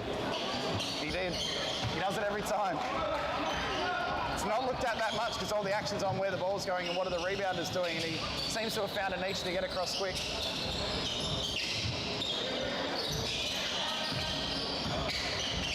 Oh, Godfrey with the three off the left side. Tickner nearly get in there.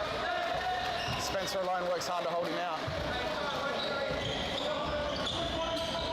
Devin Craig up the court quickly. Of course he would. It's Johnny Narkle. Finds his own ball. I think he's got it attached on a string at the moment. He's foul. Go down and see if Johnny Narkle's name's written on that ball. It pretty much owns it at the moment. You've got to love the way he picked that up. He just glides like he's on skates. Yeah, smooth doesn't begin to explain it.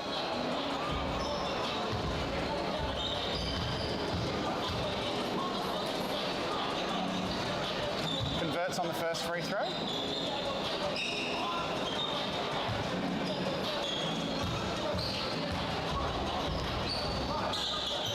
Too easy with the second.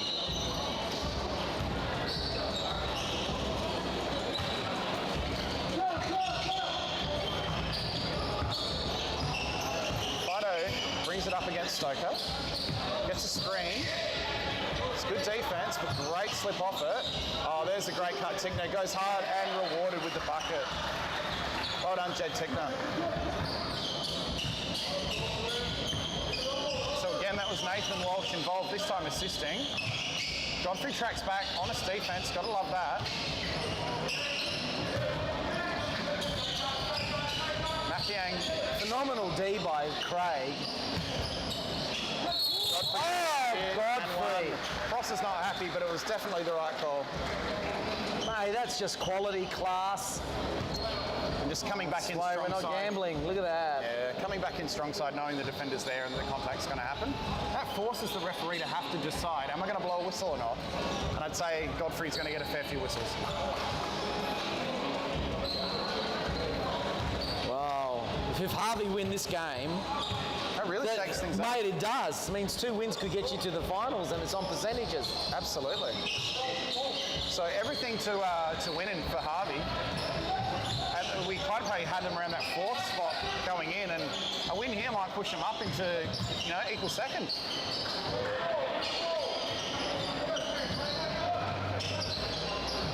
Oh, probably not. They'd have to really take care of Busso to probably get up. They're 0-2 at the moment, so it'll be a struggle. They went down early to Bunbury and then to Australind, so it will be hard. But if they keep playing the way they are, fortunes might turn around.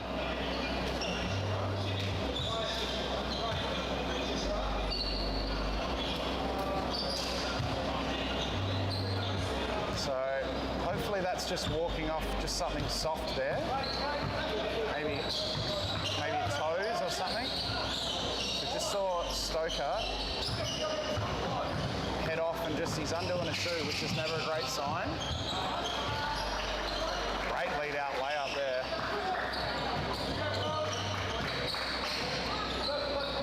Supple to glove, just eases you like on the break. Here comes Spencer alone for 3. Did hit a couple early. He's going to stay with Eaton. See Stoker over there just working his ankle, so fingers crossed for the young fella. He's had a great Saturday so far. Just testing it out.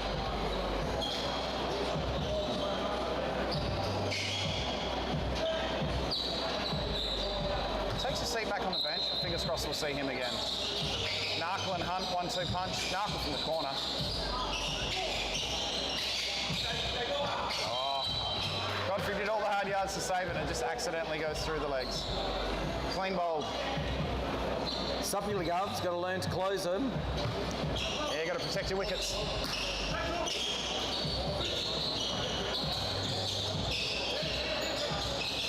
Liam Hunt runs through. Maybe a bit stiff there. He asks a question. Rathiang Mal's not really going to give up a call there. He's going to let it play.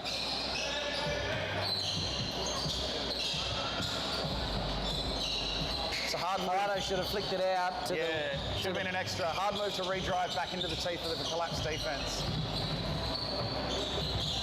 Oh, Anthony. Up. Left. Oh, unbelievable. Haraka. Just beautiful. He's had spot minutes out there, but I've liked what I've seen from him so far. Godfrey looks at it, thinks twice. Finds Yaron, who's been shooting well so far. Catch and release. Trying to get Rathiang in. He goes across to Fido. A little bit stagnant offensively, and that's the result. Still a commanding lead so far. Up 13 are Harvey. Eaton a little bit of work to do. There we go, Liam Hunt. Strolls through, easy backhand reverse, and we got a timeout.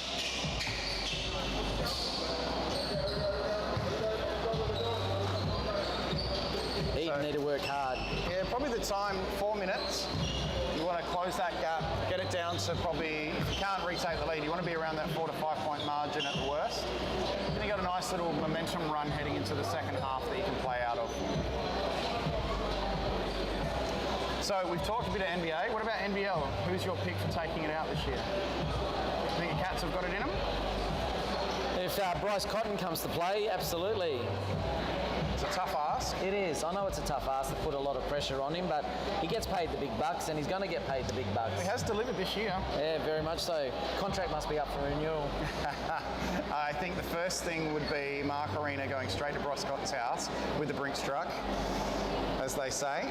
With the what? The Brinks truck. Back up the Brinks truck. It's the old armour guard. I was going to say, yeah. I was going to say go with the old with the Limfox armour guard.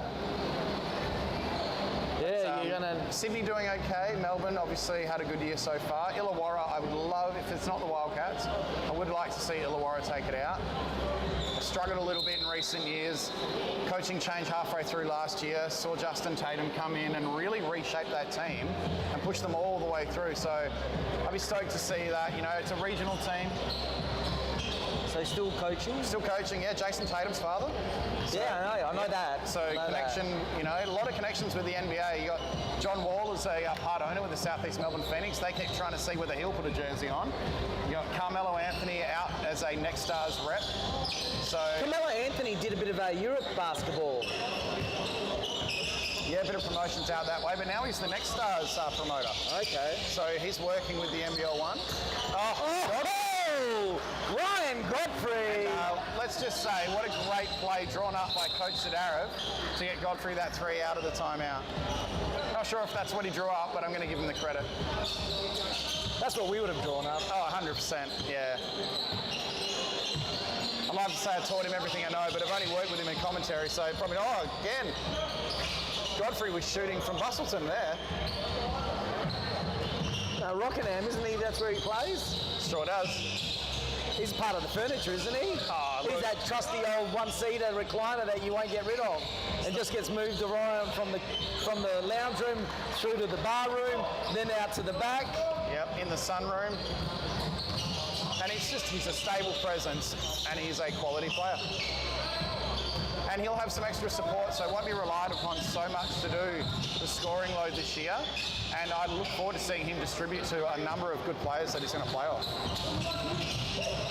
Oh, just caught his own feet underneath him. Probably should have just gone straight up off that. Here's Narkle, he'll be fine. Getting scrappy. Players trying to do a little too much to... Maybe just the old me for you needs to happen here. Just go yourself, get the 2 points.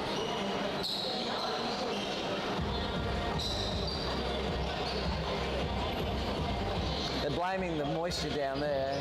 I would too. That would be my claim.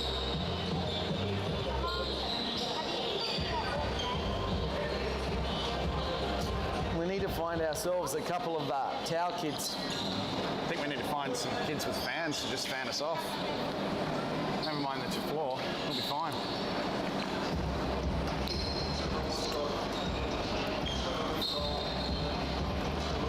We just get a little bit more touch up on the court, we're good to go. I think that heat's outside, rising. No cloud cover by the looks of it. No, it's building, and we know that afternoons here will pick up in the heat. Yeah. Until the sea breeze turns and brings a little cool change. That's been later and later the last couple of days. Good job, Alex Duke, trying to shake the defender. Fremantle Doctor. Good old America's Cup days. Oh my goodness. Bringing us home. Oh my God, Godfrey for deep. Oh, he just misses. And there we go. It's a 12-point margin as we end the first period. So not able to bring it back. I thought maybe if Eton could run it down to low single digits, it would have given them a momentum.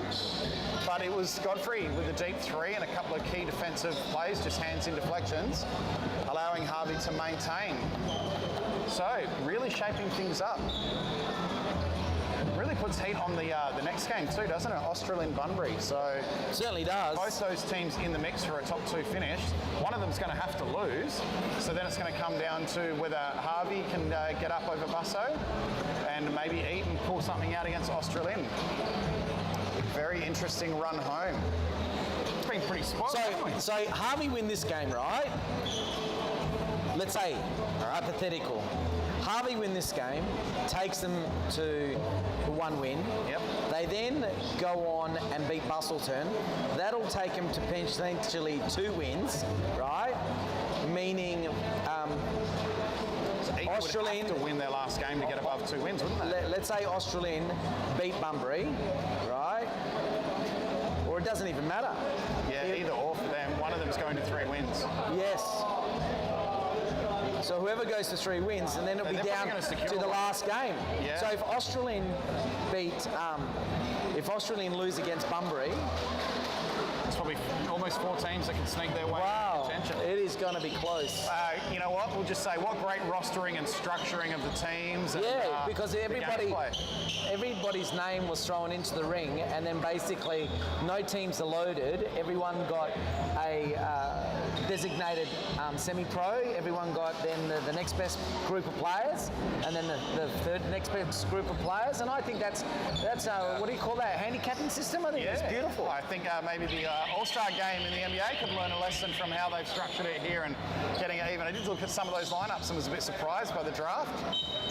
Yeah, but a lot of it's fan votes. No, but so now the coaches have drafted their teams now, so we have the 4 teams set.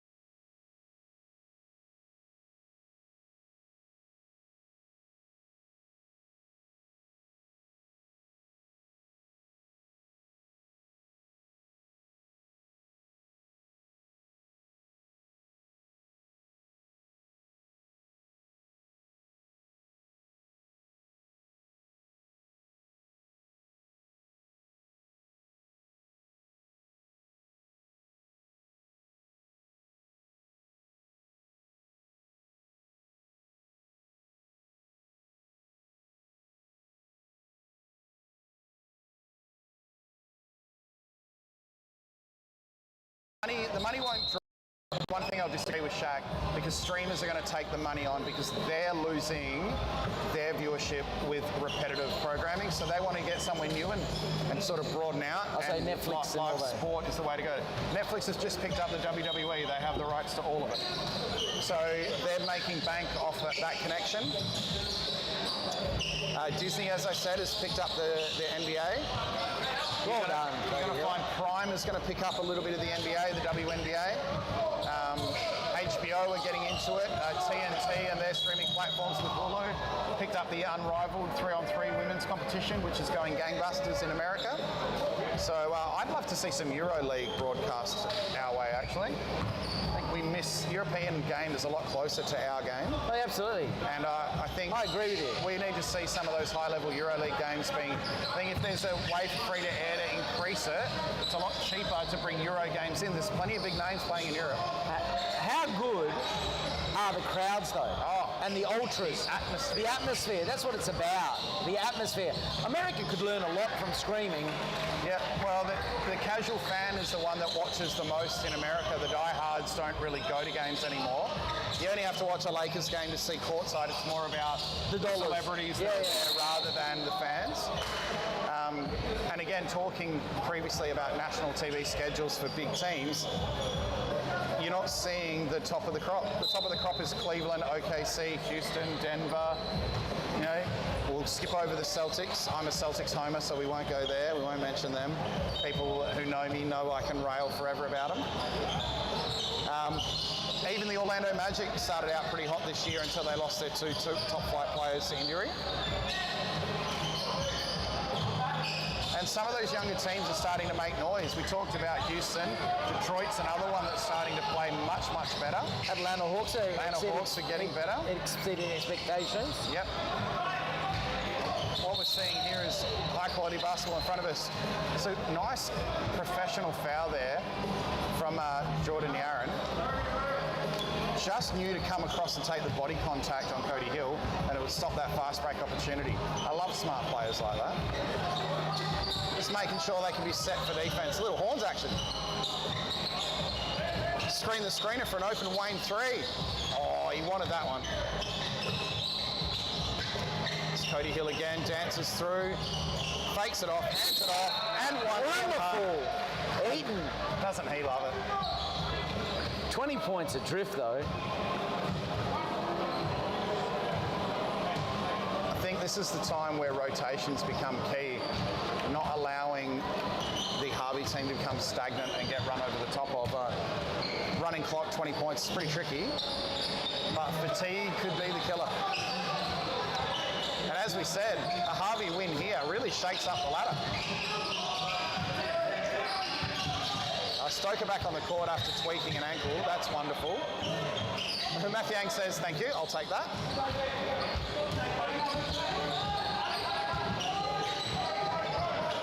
Stoker thinking he's got a bit of blood there on the lip. Yeah, just giving it a wipe. Good thing about having the dark uniforms is you can wipe it without anyone knowing. Oh, Fido! Well done, Blake Fido. Hey, comes off the elbow. He's played a really good support role for his team the whole day. Just seeing a bit more reward now.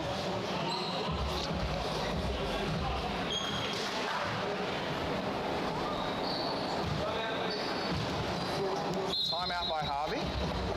Strategic timeout. Yeah, just takes another minute off the clock. It's the way to go. No need to run and rush. They're in the driver's seat right now, so take control and keep it. So what's your involvement in this upcoming season? Are you working with NBL 1? Are you working with Wobble? Where are we going to see you? No, No? Short probably just with the NBL 1 West. Yep. For the Slammers down here in the Southwest. I'm quietly behind the scenes in regards to the Coastal Basketball League. Yeah, lovely. You know, I'm a firm believer in creating opportunity and pathways for young kids. I think it's really important. I think it's an absolute travesty, to be quite sincere, that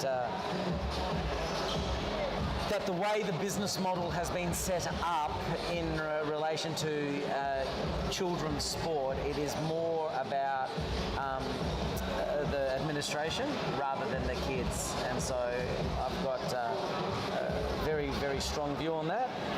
And once again, not enough money is being spent on upgrading facilities because too much money being wasted in bureaucracy. Yeah, it's tough when that happens because we're not like the AFL where they send just the money throw it. down from the top. They just throw it.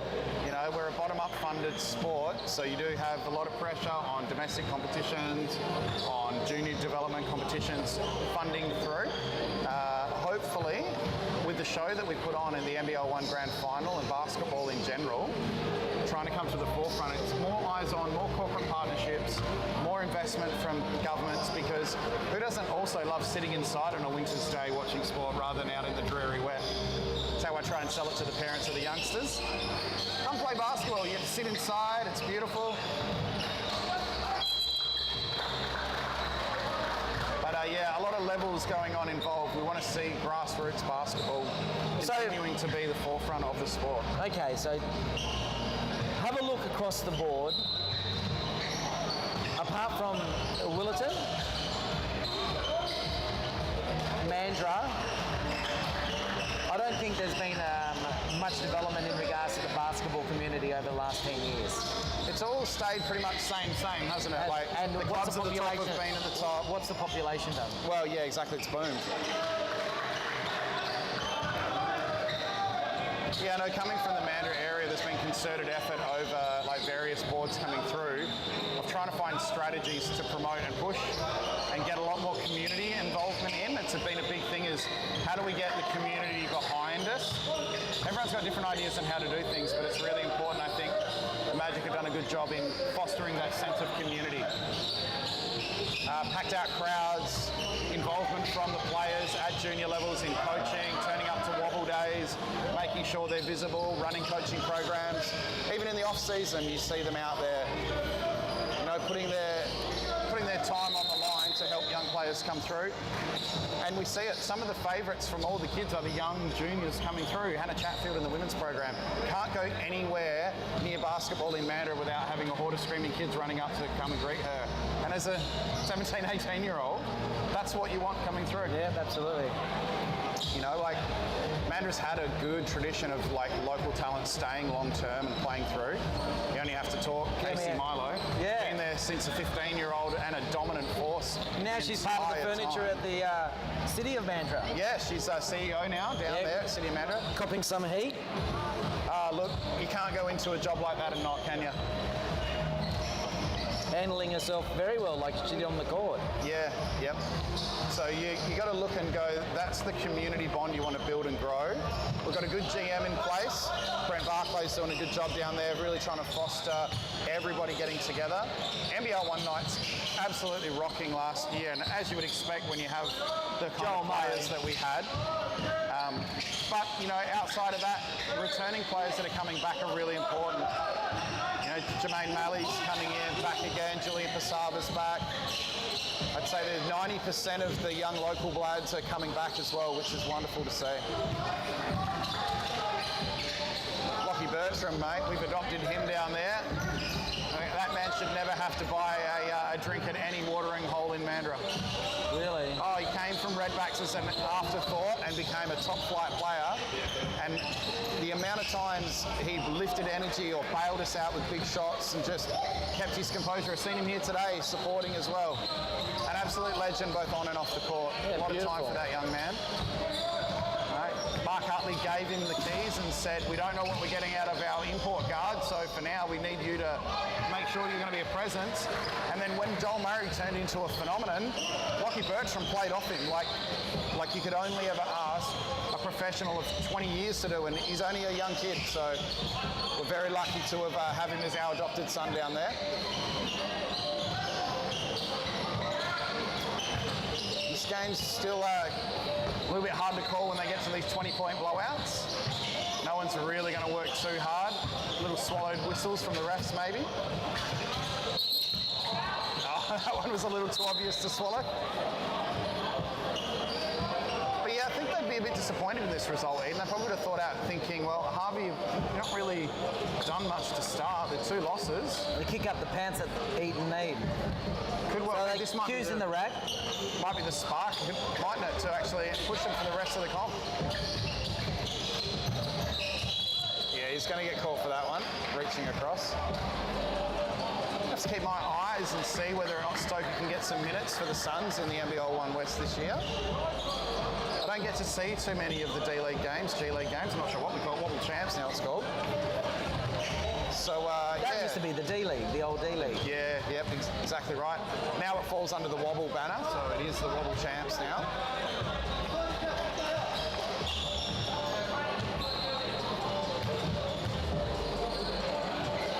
This is a good, fun competition to see the young up-and-comers trying to strut their stuff and push for selection in the main teams.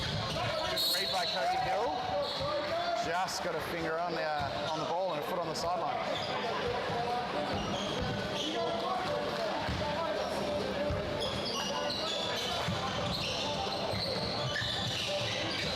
That's not bad. Yeah, just looking at our timing and schedule of games, we're Not overly running too far behind. no, I think we're pretty much right on. Oh, yep, we'll call that a finger tipper. We're 10 minutes behind, but that's nothing. No, we'll take that, won't we? I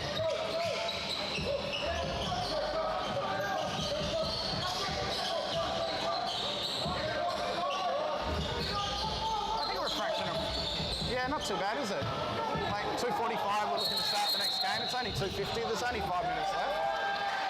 And when you think putting on such a big show as you have to do, all your technical side to go, getting all the players, coaches, referees organised, 5 minutes behind. Whew, that's very well run by Coastal Basketball. Props to Carl Catalano, working behind the scenes. Seen him on the scoreboard. I've seen him up here helping with the AV. A couple of the younger players helping out as well.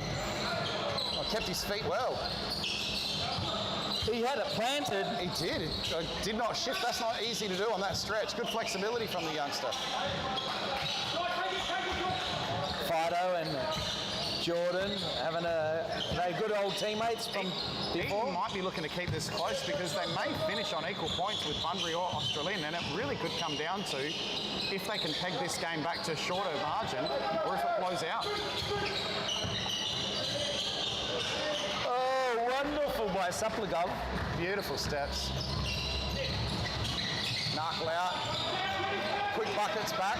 Good vision by Cody Hill. Yeah, they just locked eyes, didn't they? And they saw that. Oh, hard to get away with that one. We could hear the slap up here, and it was right in front of the referee. Solid hit. Yeah, it was. So 16 points. Hunt's back.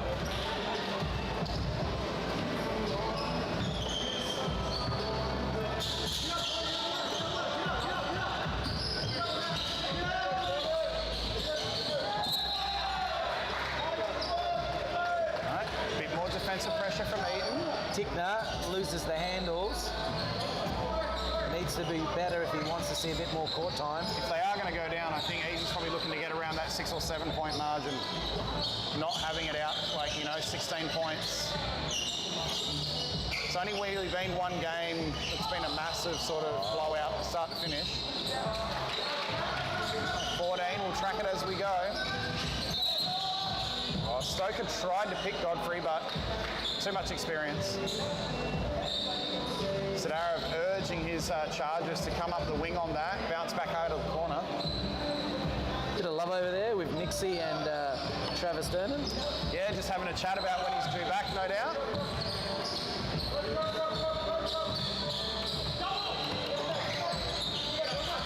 Little double team there, good pressure. Hill and Wayne making Tickner work. He's going to get a travel call. He dragged the pivot foot. The Eton boys are up on the bench.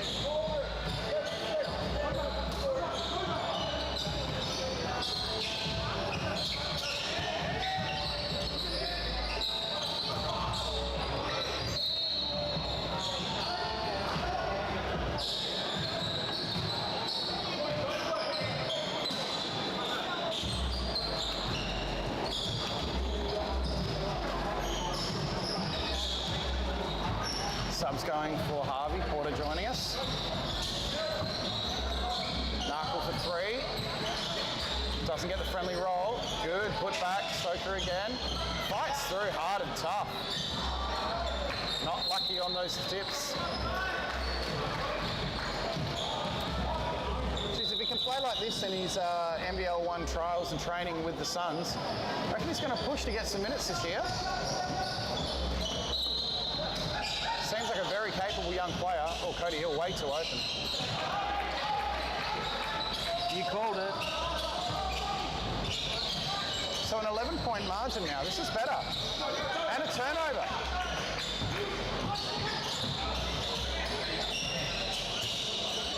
Two in a row. It's coming back at single digits. You can hear the Eton bench imploring their team to play up, and that's the risk. Little throwdown. Probably a little throwdown. It's much bigger than I could ever do. But well done, Walsh there. A Hill heat check. Oh! On the trot. He's on fire. Gets a hand in on the deflection. Narkle's going to trace back quarter. He's going to go fake body and one. Sensible play from the young man, knowing that Narkle was going to get up there and try and send it back. 7 points, like you called it. Pretty much at the end now.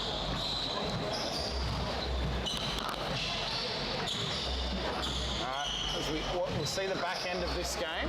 About 55 seconds left. It's probably out of hand realistically at an 11-point margin, but Eton probably want to get a couple more buckets just in case percentage plays a big part. There's a missed free throw. Cody Hill hasn't missed the last 3 times down the court. What does he do now? Same as before. 4 straight threes, 12 points in 2 minutes. Cody Hill, the pressure is up. There's a steal. Stoker, tip in from Hunt, gets to the foul line. And we have a 6-point game with Liam Hunt shooting 2 to draw it back to 4. Cody Hill, the man on fire, unstoppable from deep, just single-handedly dragged this Eton squad right back into the game. We were talking about percentages being what they might be looking for, and now, on the back end of these free throws, they might push for a win.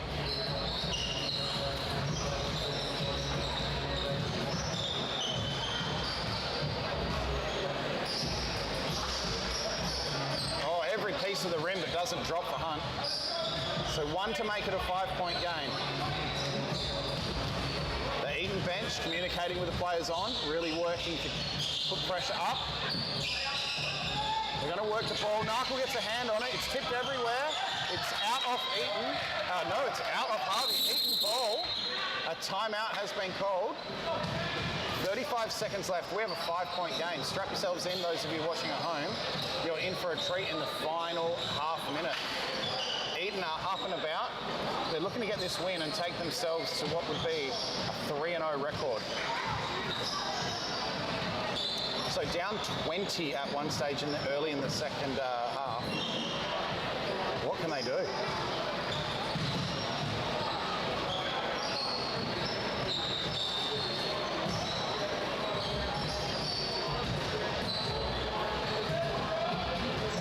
Looking to secure their first win. They really got to take some time, be patient, and get a good shot off. The last thing they want to do is rush after this possession and get turnovers.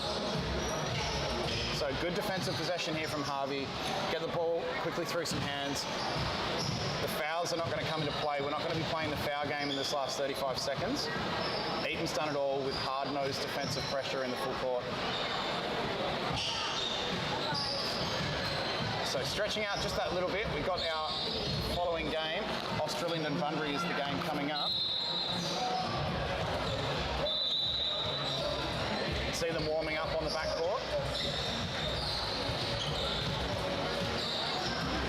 Here we go, Eton back on the court. Harvey joining them.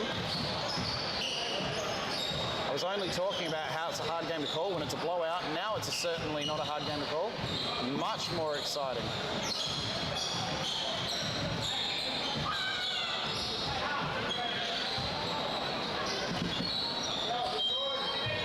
What can happen in this last 30 seconds? Cody Hill, he's on fire, he shoots. He hits the corner, he gets the offensive board back. He finds Hunt low, he plays for the foul and he gets it. Would have loved to convert that one and be going for 3, but he'll go for 2 shots at the line. And if you believe in miracles, believe in Eton. Liam Hunt trying to knock down 2 free throws to bring it back to a 3-point game. First one down, secure. Only 6 seconds off the clock in that foray, so good quick score here. And there we are. What a game! It's all on fire. So Cody Hill doing it on both ends. He's hit threes, he's got stops. It's a 3-point margin. You've got to go to Cody Hill. He's the man on fire. He misses that one. That's game. Got the foul call. Look at everybody watching. It's amazing. It's going to be a foul. This is better for Eden than what they think. The side ball, they got a chance at a steal. So they got to match up here. They won't play off. Probably Hunt playing off the ball and just playing in space is a better option. Oh, they managed to make some good passes through. Nothing silly happening. Oh, I heard that from here. Yeah, quick grab foul, little slaps. 9 seconds. I don't think they're going to get to the team foul situation where it's going to get to the line. I don't think so yet. Let's see how we go.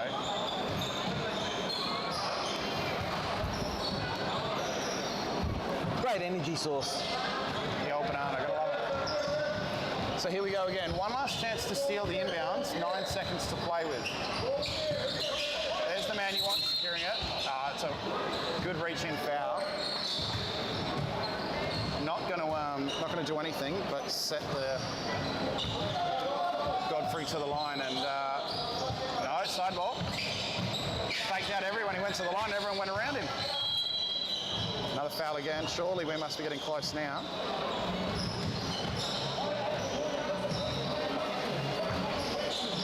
Still baseline ball.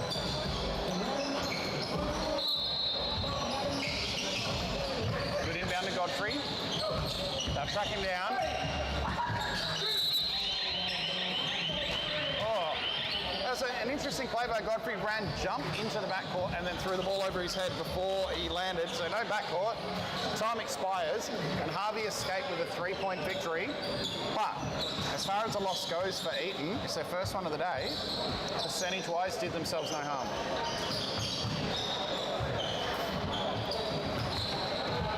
That was a very interesting game. That was a beautiful game to watch as well. Cody Hill had 12 points in all of 2 minutes. 4 threes in a row. So they got 4 in a row. Yep.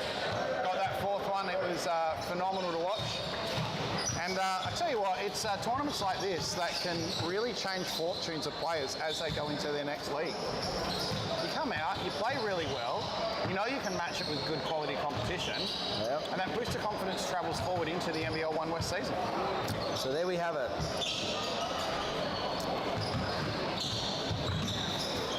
So Harvey get on the board. They get their first win of the day. Good job, Harvey, sticking at it. As the heat builds up, it's very easy to just go, you know what, we can't make the finals, we're just going to take it easy. Full credit to the squad not doing that.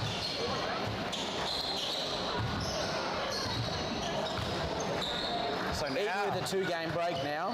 this feels to me like, whoever wins this game, I think, makes finals.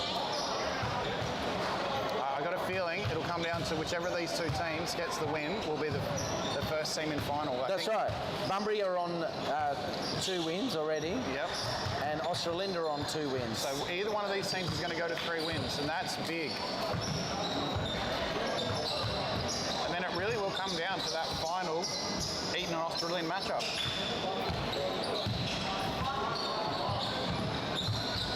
It's going to take something spectacular for Harvey to make into finals.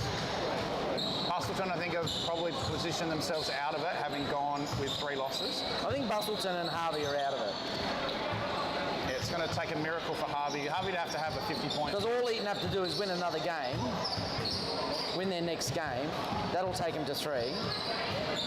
See, if Bunbury get up on this one, that'll make a very competitive game, Eton Australian, because then it'll be Bunbury through, and then whoever wins that last game will be the second team through. That's right. Whoever wins the last game will make it through. So it's almost grand final. Because Bustleton and Harvey are both out. Yeah, so they'll have a bit of a dead rubber in that second last game. And then Eton and Australian are going to come This out game's firing alive. against each This other. game is alive. Don't go anywhere. Streaming live across the internet here with Darren Blythe, showing me how it's done commentating. His fountain of knowledge is unbelievable. Ask me about vegetables or sheep. I can help you out. Basketball's my thing. Basketball's his thing. Gotta love a man that's passionate. It's been a long time in basketball. When did you start getting a foray into it? Were you a youngster or? No. My boy. So my boy's 23. Yeah. Started playing when he was 8. So all those years I've been involved in some way, shape or form, either being a manager for the team or, taxi driver. I managed the Southwest Slammers for a few years. I was fortunate enough to be Mark Worthington's game day manager. Wonderful. Game day manager / top class person there. Great guy. Team manager / laundry. He's a big unit, so the laundry wouldn't have been an easy job. They're all big units, but he wasn't playing. He was just the coach. And John Shascari was my first. Yep, I know John well. I worked with him both in basketball and in education, so... Yeah, wonderful. Yeah, I like John. John was a state coach a while back when I used to try. He used to cut me every time I went and tried out, he did. He was right, but Yeah, you can still hate him. Oh, no, never. He was right. There were better players. That's a great move by Pond to open the scoring. So Australian off to a quick start. Yeah, I started playing when I was a youngster. Started when I was about 9 or 10. Played wobble all the way through. A short stint as a bench player for the G League Wobble Champs. And then just continued through coaching. And then I thought, you know what? They got commentators now. Try my hand at that. Done everything else in basketball. Why not try commentate? Excelling at that. Thank you. Appreciate that. You're a panel 2. Won't be panel 2 for much longer. Yeah, look, I'm hoping to work myself around. I was lucky enough when they first brought it in to get a KO game as the colour commentator. No way. Yeah, so they don't. High five. I know, I was pretty happy with that. They don't normally do it, but I was just there. I didn't know what the go was. It was my first year, and Ben came up and he was like, "Oh, do you want to assist and do it with me?" And I'm like, "Sure." So that's a bit of a highlight. Apparently, whisper has it he might be around here today, but I haven't seen him. Yeah, we might be able to get him up here for some special comments. He can show us how to do it. I'm more than happy to ride wingman for him. I'll default to that man any day. I love working with him and getting to hear how he does what he does. So here we go again. George Pearl with control. Going against Jalais. That's a bit of a mismatch with size and strength. It's going to be an out of court.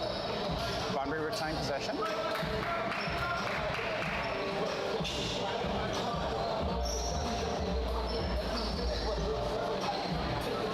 Not sure if you can hear us at home. We're just working through some difficulties. But if you can, we're just going to keep commentating even if you can't. Why not? Looks like our extraordinaire has got it up and running.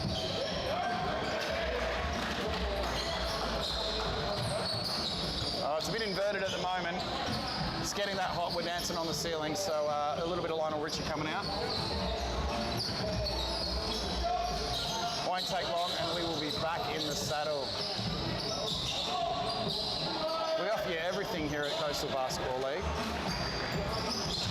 Headstand basketball. Oh, great hands there, Tyler Chan. Bid manages to keep it. Mason Matthews now uses the screen from Babazon. Oh, a nice little spin move. Finds Bid in the corner for 3. Unlucky. Bid had to look at his feet. That's what unsettled him a little bit. Yep, just to make sure he was not only inbounds but behind the 3. He wasn't set well enough. Nice control chance. Here comes Misbah Jalais. He's got a bit of a run out, but sees blue ahead of him and thinks better of it. It's a young squad out there apart from Beard, and I'm not saying Beard's old, but the rest of his squad's pretty young. Nice There we fish go. off. Jale into Brabazon. Brabazon and Pond, a good matchup, aren't they? Yeah, Pond probably got a couple more years on him, so a bit more strength through the shoulders than Josh does. But it won't take long, and Josh will be there. Like, it's a great player to emulate and look at and see his future wrapped up in and a player. This three from Pearl. Keats done a fantastic job just running this Bunbury squad. Keeps them composed, finding the right players, knows when to go himself. Yeah. Yeah, really excited to see how he keeps developing, especially with another year of NBL 1 West under his belt. Good rebound, Matthews. Jale in 2 minds, does shoot. And makes it 3 points. Love that. Happy days. And that's good for him too. Known as an athletic player, a driver, so developing an outside shot, really happy.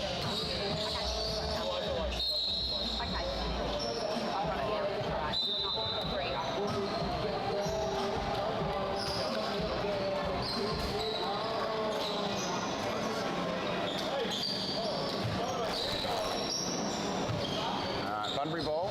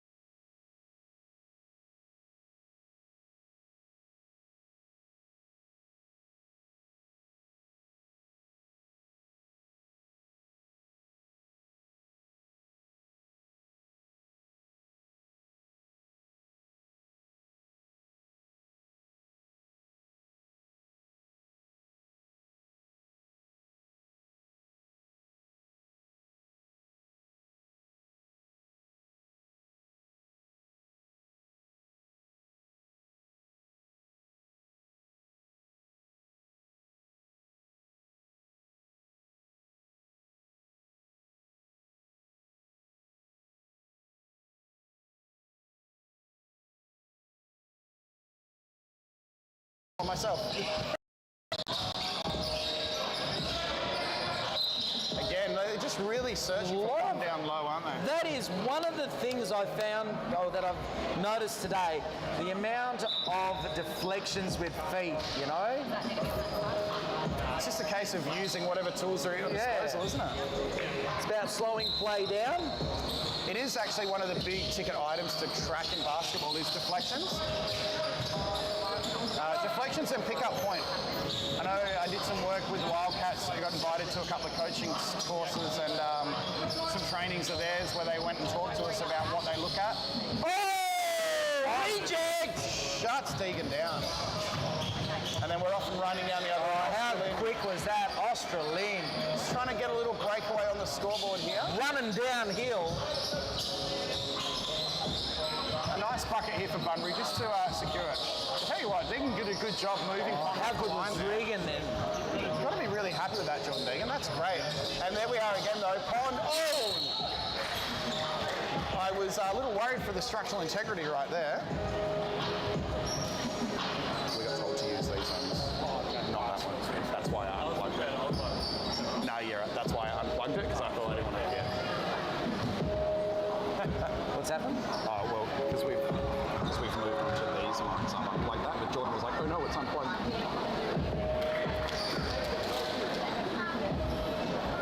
All right, Pond to the line. This game, Australians done a really good job with their post-entry passing. I've been really happy with that. Underrated skill in basketball, especially with so much 5-out being played. Yep. Nice dish out. Good work. Oh, good work. Oh, did you see that? Well How done. good he created that millimetre of space.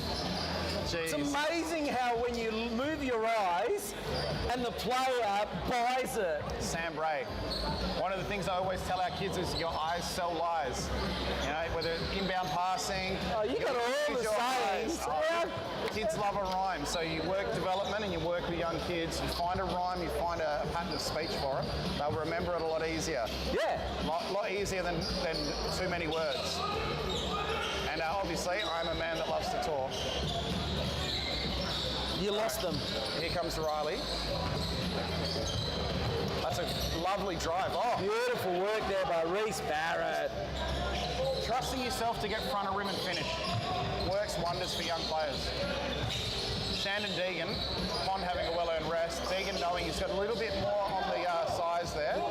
But I wouldn't put it past Silas Shandon to rise up and stop a few of those.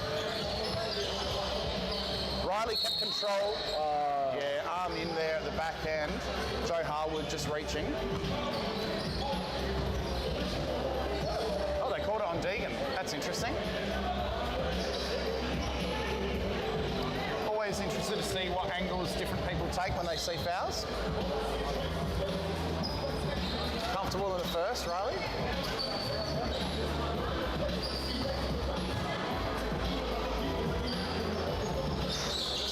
Oh, makes it work. Doesn't get the second, but that's going to stay with Australian.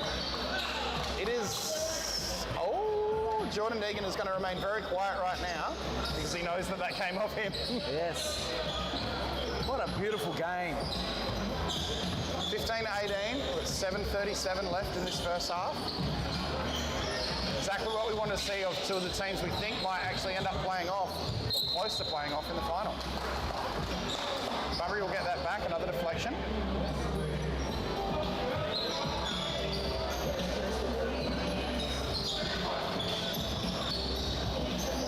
Normally teams that are playing these sorts of competition are played over 2 days. That's right. Yep. And with 3 to 4 hour breaks between each game. Much more time to get back and get your wind, work on some of those cramps or some of those little twinges, roll them out. Geez, even when I played Masters down here, we had more time between games. Although, having said that, Oh, lovely. beautiful three. Beautiful three. Kenzie Rowe. Yeah, we us Masters players, we need all the time we can get.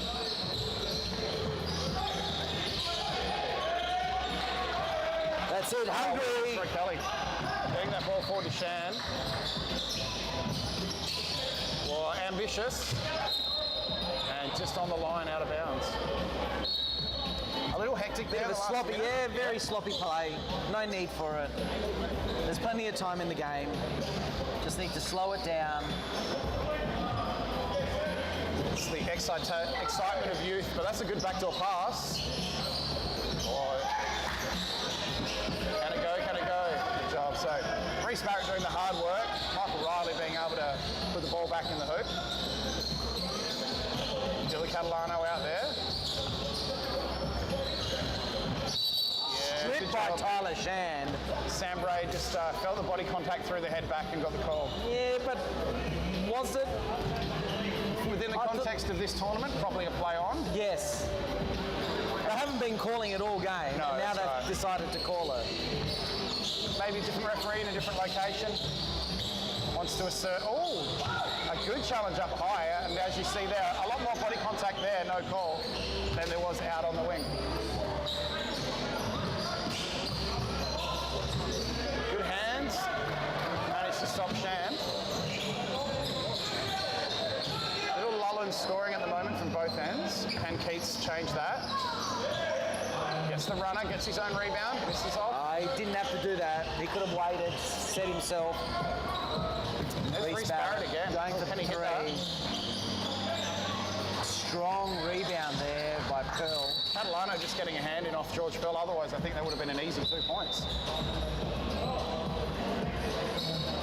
Now comes in some size again. So this is really going to test the Bunbury team. Who's going to match up? It's Sam Bray going to Liam Pond, and I don't think who it would be. It's going to be a mismatch. Straight into him, just off hands. It was the right idea, just couldn't quite get it where we needed it.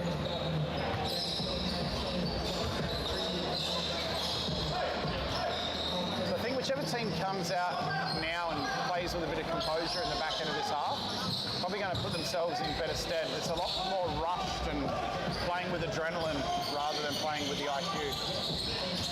Oh, great backdoor cut! Oh! Did you like that, Tyrell? The angles. Quick hands. Australind are really taking it. Yep, got the lead up by 8 now, so if they can keep this sort of Wow. energetic presence going, they'll be able to boost to double digits, you would think.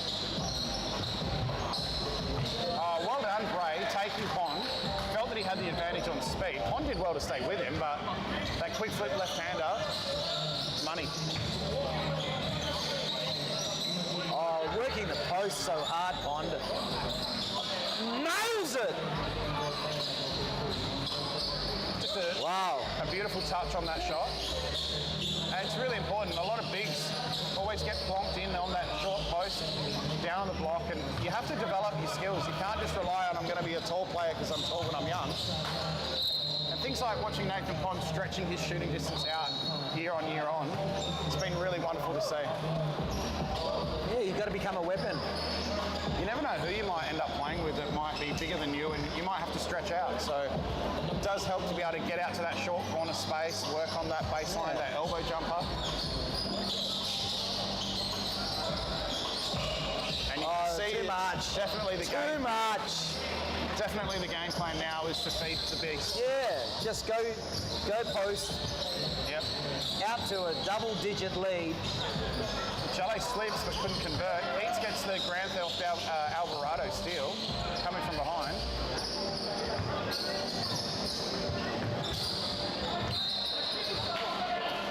Yeah, Curl just imploring his teammates, just slow it down a bit, just relax. And you'll see a little bit of that here. Troy Kelly, a wily vet, is going to help slow it down a bit for Australian. So number 6 coming on, gotta love that. And then Noah Krauskopf played really good in that previous game for Australian. So another stable player to come out. I think Bunbury's relying on trying to go against Pond on defense, make him a target. They're running a small lineup.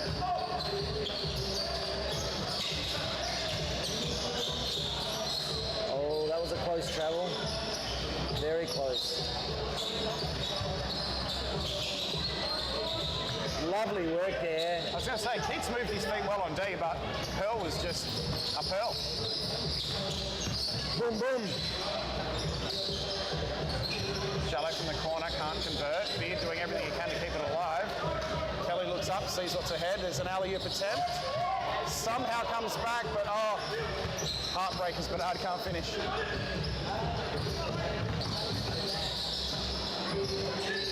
Good extra from the corner. Catalano, we're right behind it. Oh! Ever look like D-Cat, he has a smile on his dial. Oh, he's loving that.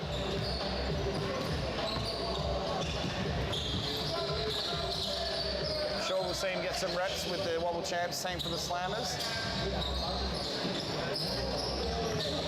Pond stretching out the range.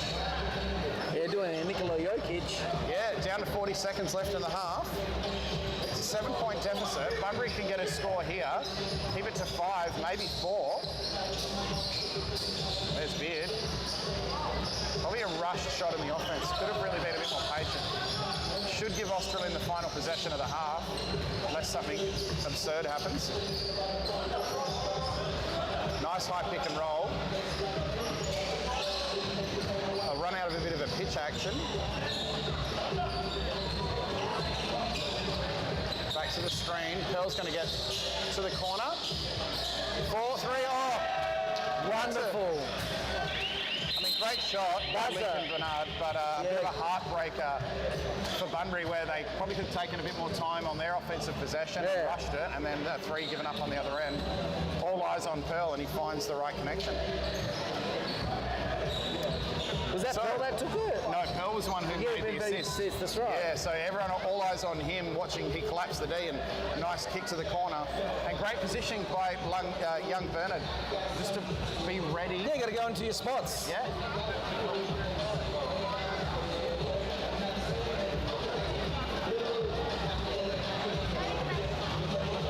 Basketball. Yeah, 10 points we are. 80% mental, 20% physical. Yeah, definitely a thinking person's game when you get higher up in the leagues, that's for sure. It is, isn't it? It all becomes about angles and timing, about maintaining space, finding advantage. And being able to read the game and have vision to know what's going to happen and transpire. Exactly right. All the best players know both the X's and O's and then when to read off it and break it down into something that's going to work instead. So, some good conversations no doubt going on in the huddles here. There certainly is. For Bunbury need this win. I really feel like it's a risk because how much, if Australian win and they're probably... Bunbury, if they don't win this, it's lights out. Yeah, well, it's going to be interesting because it makes you also wonder if the final game is Eton Australian, if Eton take it out, could actually end up being an Eton Australian final again. It's really interesting how this is going to fall.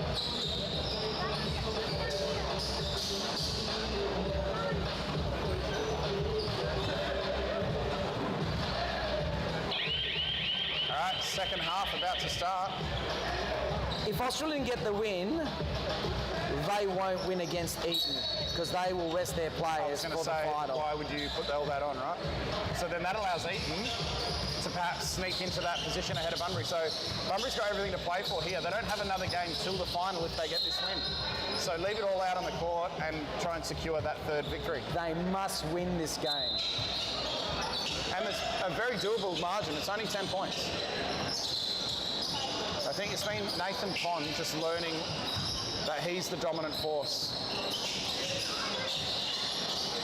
They're going to start hitting their threes. How quick was Pearl there covering D? Light on his feet. Took the body across. Oh, Musamichi.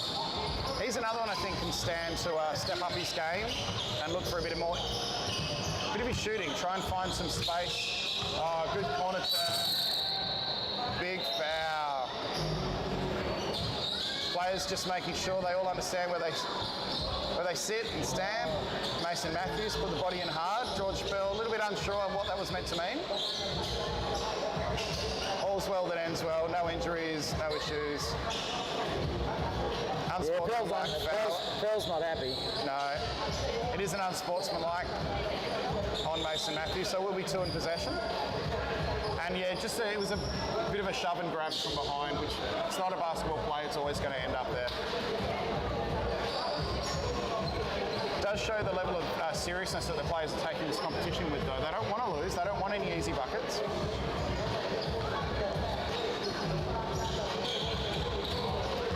I tell you what, this certainly is no walkathon all-star game like we've seen at the higher leagues. It was just flying backwards on this. Just had to move it like a dragon.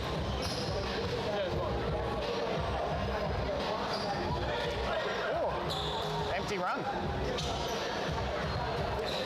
might be costly. They got possession, but I think he was unsettled by the contact. by the contact, and I don't think he didn't focus quick enough. And you watch now, it's going to get a bit physical. It's gonna, and he's gonna try and assert himself here. Someone needs to take him off. I'd be taking him off.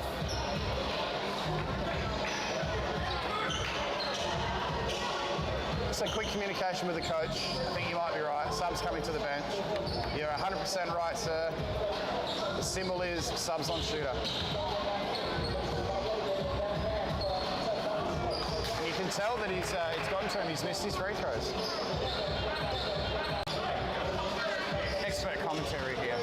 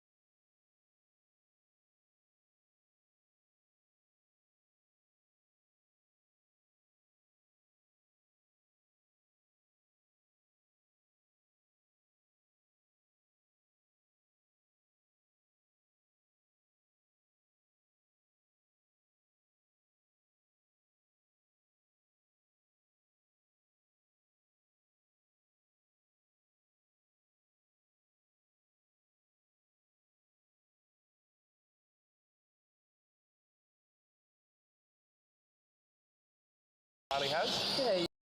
Yeah, Not trying to overdo it, just running his role, getting to the right spots, and on cue, misses a layup and gets the foul on the anger. That frustration foul where you miss your layup and you go too hard on the rebound. he should have made light work of that. Just to make an observation rather than a criticism, the observation is I feel as though that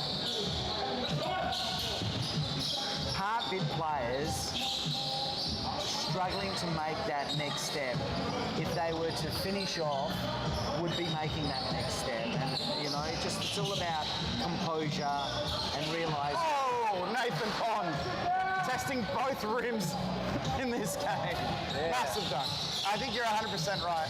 Finishing at the rim and finishing through contact, as well as consistent shooting, has been a letdown for all local WA players in development, boys, girls, no matter what age. And it's a focus that we try and work on when we get them to the state level, is how do you get through contact and finish at the rim? Because I've been watching a few of the state champs across the national champs, I should say. And that's one thing about some of the eastern side teams. Their shooting percentages are just phenomenal. That's right. One or two of their players. Yep. And Whether that's because they've got more people to choose from, I'm not sure. I think that's an easy one to look at. I think it also comes down to how much you can structure in fundamentals in training compared to structure. So because of the limitation on court space, you sometimes have to pick and choose. Are we focusing on our structure in this training, or can we invest a bit of time into fundamental skill development? Realistically, young kids now, skill development is done through one-on-one coaches, A lot of short that's programs, and that's not always going to be what is needed for the league they're in. They're more looking at what is needed for their end goal league. And you will into the physicality of an NBL1 program, and they can't finish because all they're doing is working on how do I finish at a college level, not against grown men. And it's a much different game. So I think you're 100% right. Good banging down low between Deegan and Pond. That's a better matchup for Bunbury. Oh, come on, Jolly. Oh, a little double clutch, and that one definitely a dunk, even though it was softer. Deep three, Riley. It's an up and down game. It's 14-point margin. That's a foul in the backcourt. Didn't have to do that. No, they had players ready. It wasn't like they were outmanned for a transition.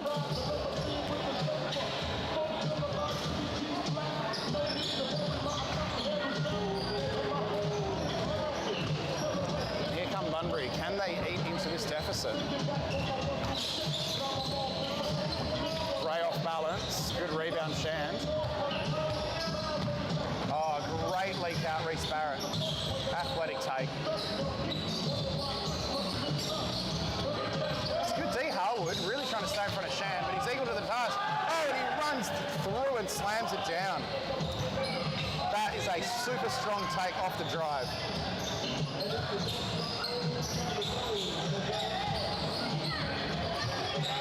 Harwood offensive rebound. Oh! Shand can do it at both ends of the court. We've had a pause.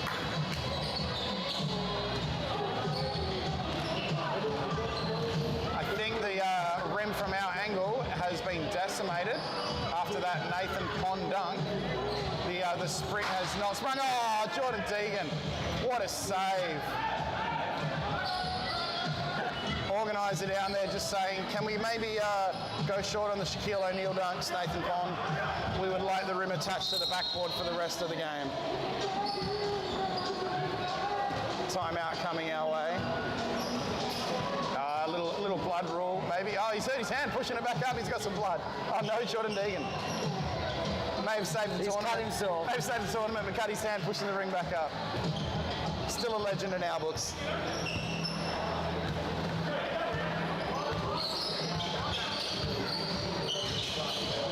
Oh, Tyler Shand, athletic. Nothing Harwood could do but get across and try and get hands in and foul. So we've seen it all. We've seen high-flying dunks, blocks. We've seen the rim bent down and then replaced. We've seen 4 threes in 2 minutes from Cody Hill. A phenomenal day of basketball. It's been a great day.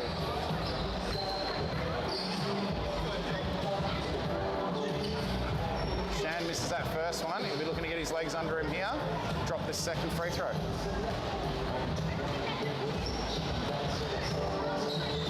Oh, too strong. Good rebound, Michael Riley.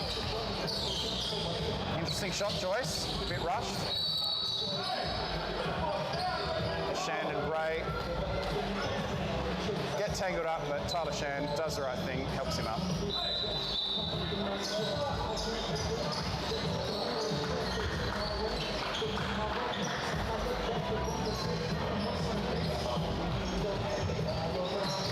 Pharrell Keats bringing the ball up.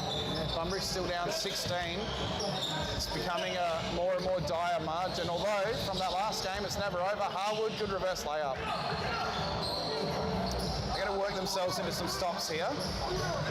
Shand has been doing whatever he wants on the court.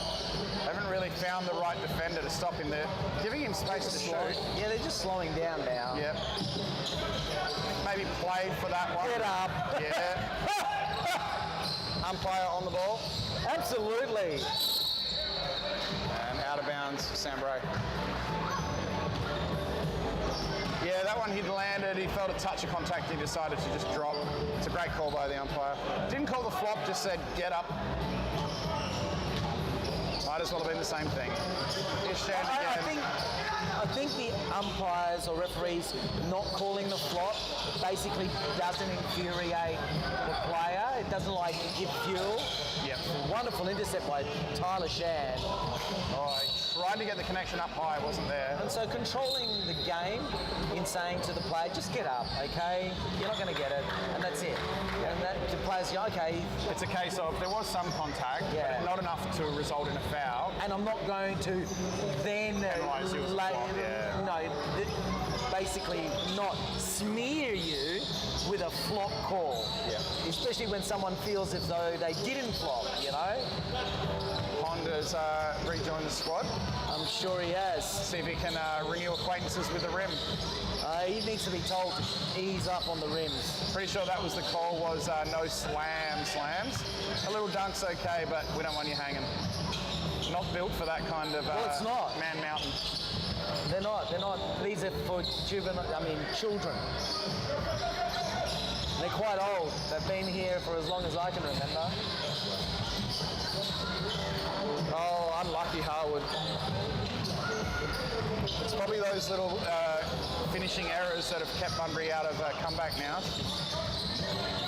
Not right out of it with 7 left, but a little too much and a little too easy as we just see that 3 go up. Rebound by the smallest man on the court. His teammates love that. D-Cat giving away the foul. Another one. He's blotching his record book. Yeah, it's making it a bit hard, isn't it?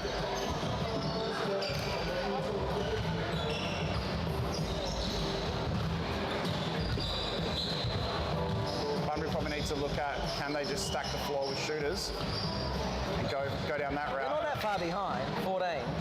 It's 14 points, it's 6 minutes. Pretty much 15. got to outscore the opposition by 2 points per minute, which is a really tough ask.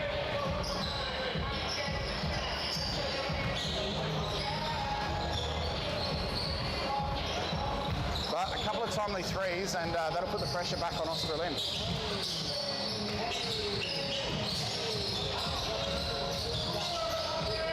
Oh, lovely work there. Good work, Justin Beard. I'm not happy getting sold the dummy. That's an excellent attack and a 2-on-1. Don't muck around passing the ball, get straight to the front of the rim and drop it on them.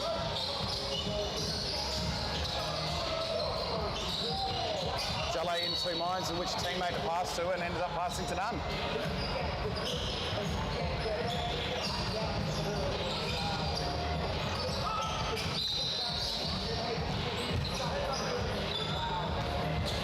Will stay Australind ball.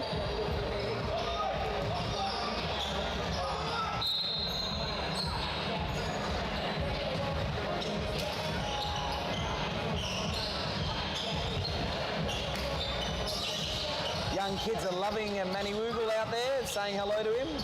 Awesome, great to see Manny back. Where did he go? Oh, back again, re-signed. Oh, Great, yeah. right? Like, Yeah, that's yeah. what you want. Don't want to lose him to a rival.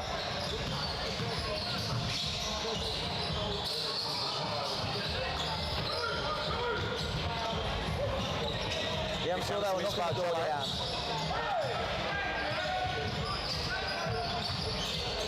Always good when you can keep young locals in the club. They can only get better. Oh, wonderful there with the finger roll. Yeah, just use the length to stretch out and the length in the arms. Right? His wingspan's is probably as tall as him. Yeah, I reckon he's probably got extra. Probably got a couple of extra inches on the wingspans of the height. There's Pond stretching that shot. Couldn't convert there. 13 points, 4 minutes. I've got short arms. Yeah, I'm a proverbial T-Rex as well, don't worry. That's better. Good spacing, Australind in the transition, trying to break through this press. Although my kids seem to think that my pockets aren't deep. Obviously, your arms can reach long enough into the pockets when the need arises.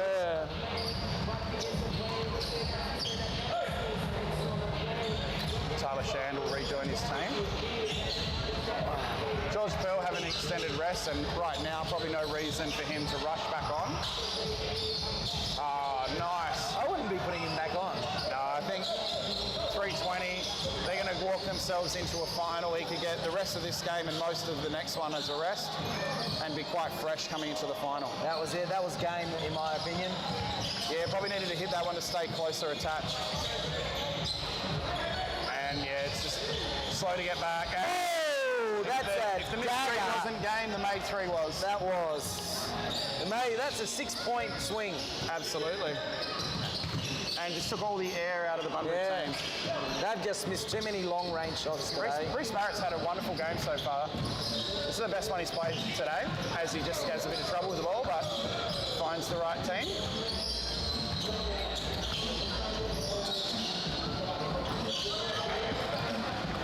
Farrell Keys has tried all day. So's Mason Matthews. Good drive, Jalay, slows down. Got away with one, but we'll add that to his point tally.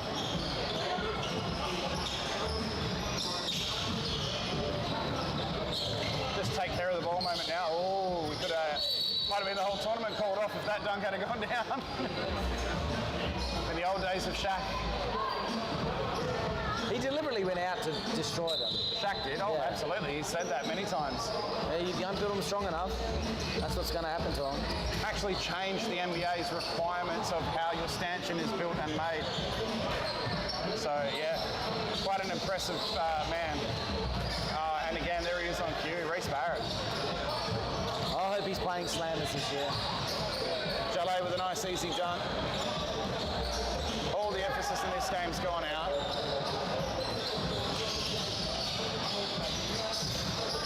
Kelly rims out a three. Mason Matthews will bring it up. Try and get some points on the board, no doubt, just in case it comes to percentage. Great pass to Musamichi. Needs this one for his confidence. There we go. Minute 15 left. 13 points or 12 points, 11 points. But not able to get back. No. It's the risk when you play a press to try and take possession back up. Last minute timeout that we run for the teams just to allow them to have a breather, make some subs. Oh, okay. Good moment here perhaps for Australian to clear the benches and just run with the younger fellas. Yeah, give everyone an extended Give break. the slightly more experienced players a little bit more time, as I try to be generous and not call them old. Yeah, that's right. They're not old compared to us. No, correct.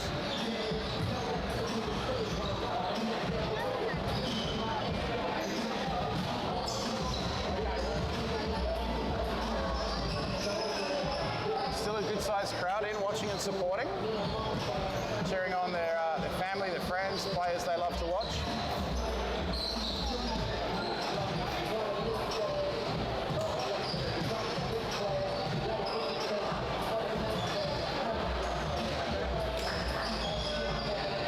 Bunbury team ready to come back on court. Australian only moments behind. Good 150 people here. Yeah, it's a great turnout, especially considering you got a country champs on, so a lot of local people would have had to run up for that for kids.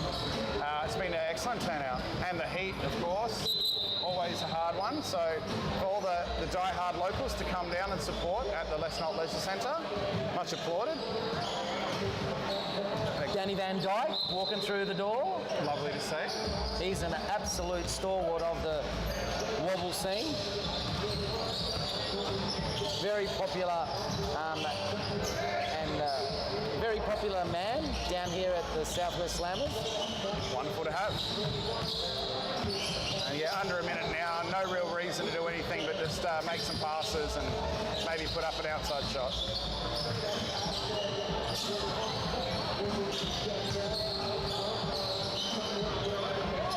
Barrett around to Krauskopf, back to him, goes up for the shot, somehow manages to get that off. He'll go to the line.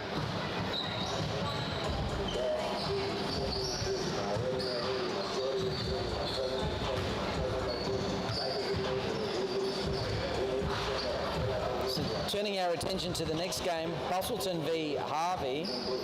Harvey have it all before them.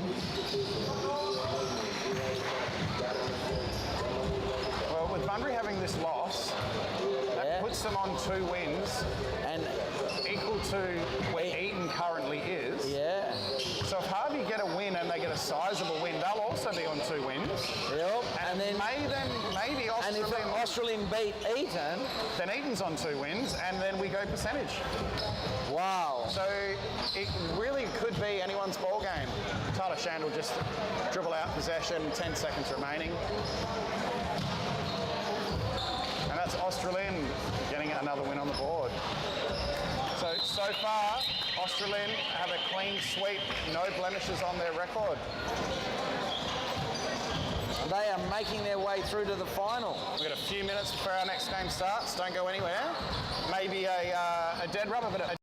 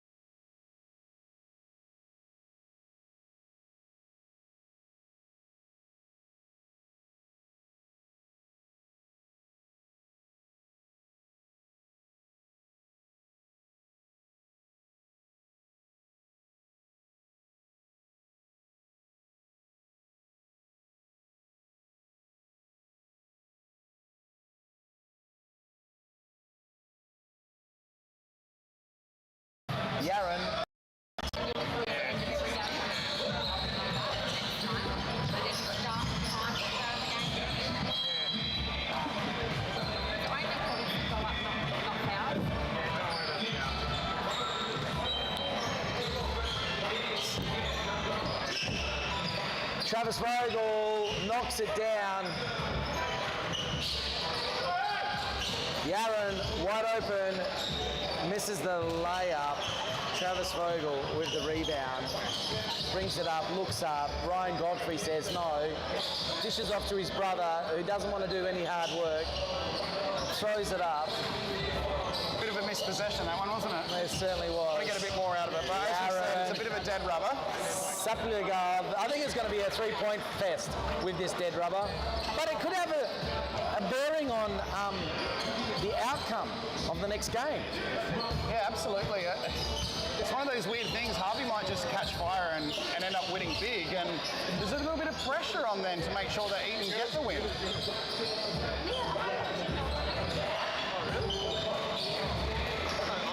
Better emphasis coming through. Put up a bit proppy, did Vogel.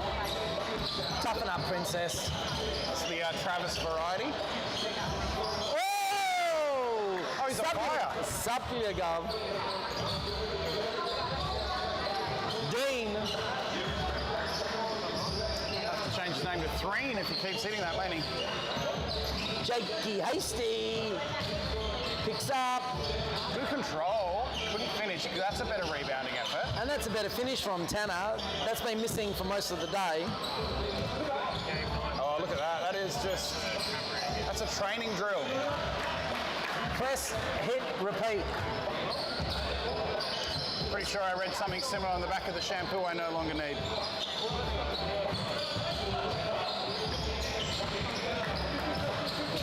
Heat check. No, he's going to go to the hoop. Oh, Doesn't get the missed. drop of the gods. Savia Glove's come up really hot so far this game. It certainly has. Leading the team forward. And as we kind of predicted, a few of the other names resting for Harvey. So I saw Matthew Meow out, rolling out. Looks like Yes. maybe hip or somewhere around there. He's obviously pulled up tight around that hip flexor point. Yeah, and there's no point playing if you're that sore. He'll have other things on his mind and future endeavours that he's looking Going forward out to. tonight. Mate, you can't put your dancing shoes on if you're too injured to dance. Does that even exist anymore, dancing? I'm sure the young people have a variation of it that they call dancing. Although I'm Lovely sure, work, Tanner. I'm sure that's what people my age said about me when I was young. Yaron. He's played a good controlled game so far, like all day. Riley Hall That's with a got putback. Riley Hall. I think you'll see Hall getting a fair few minutes out of this game as well.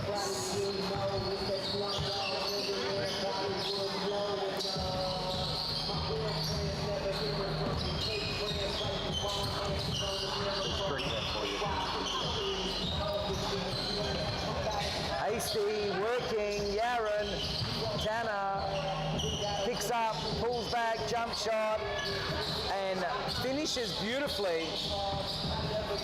Tanner seems to have found his shooting range all of a sudden. Yeah, as I say, that touch was missing from the first few games, wasn't it? Often He the way can that buy a two-point shot. you're not trying to push as much when you know you're not going to make it through. So sometimes all the hitches go and it just comes smoothly because there's less pressure.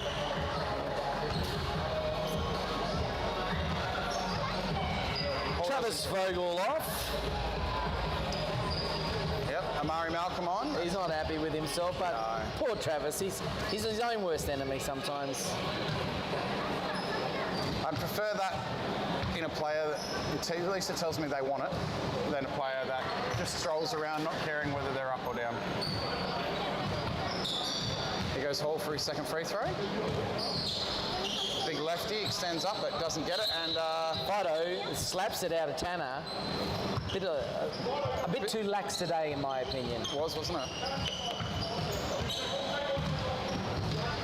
Noah Inman, he's played well in a squad that hasn't performed how they would have liked. It's good to see him getting early run. Same with Amari Malcolm. He's undersized, but he's got a bit of nous about him. I like his game. Should have given it to Stewart.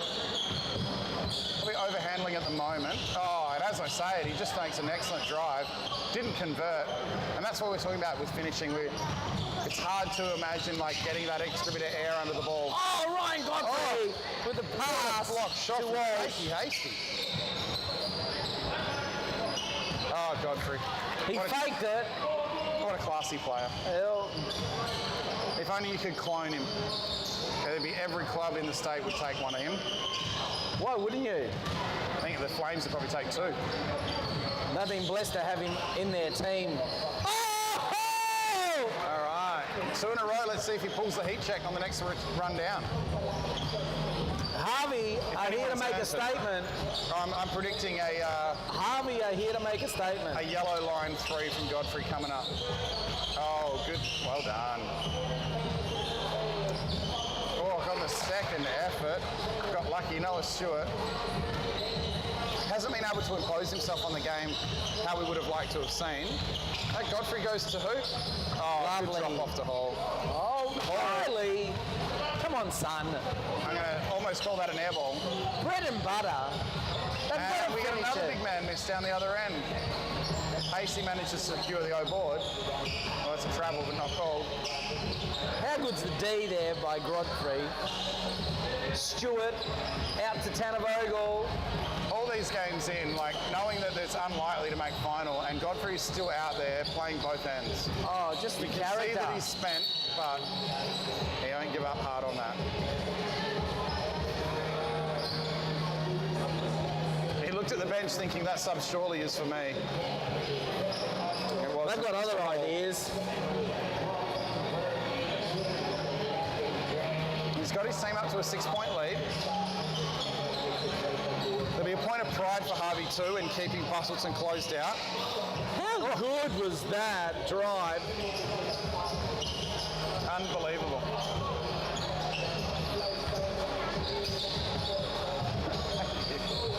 We're getting well looked after here by the CBL. Gotta love it.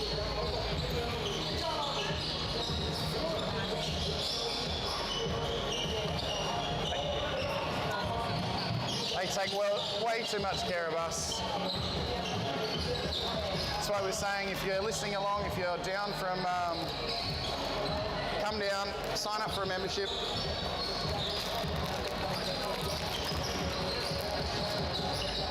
Support local basketball. Push through here. It's good defense from Vogel. Just held his ground. Didn't allow Walsh to do what he wanted.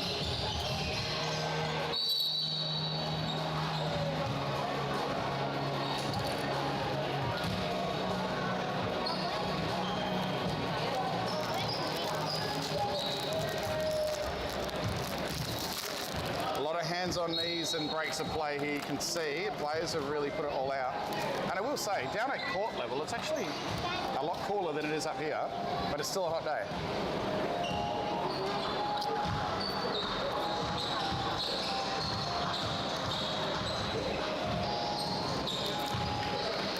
Vogel hits it first.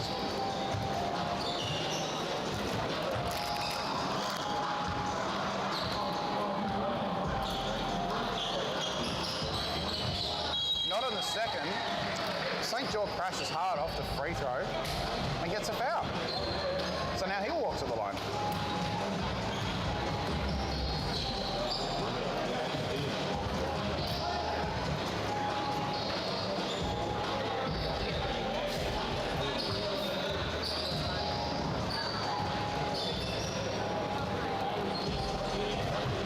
First one drops for Dylan.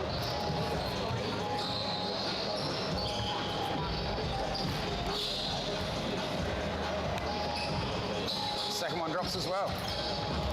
It's been a good day for him as well. Even though his team's gone without success, he's played well.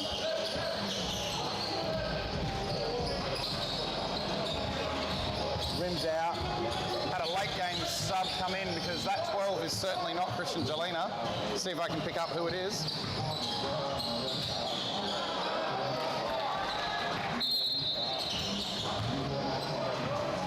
Time out. Called by Harvey. Well, they've got all the hard work to do today. Have Basso winless, but they're staying in this game. It's a 1-point game.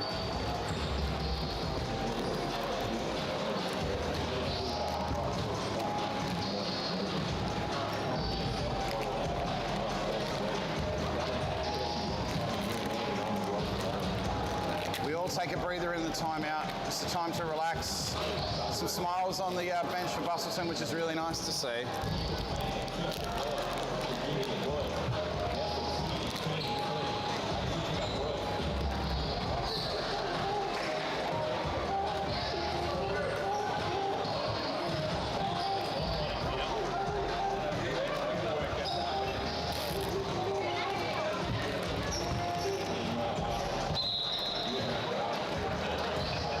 Good to see Coach Trahere still all smiles. Tough day for him, but it looks like he's enjoyed every moment of it. So I'm going to see whether or not we can figure out our new player.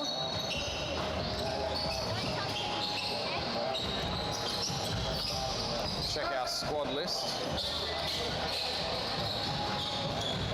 Still coming across as Christian Jelena, but we know for a fact that is certainly not him. He's obviously done for the day.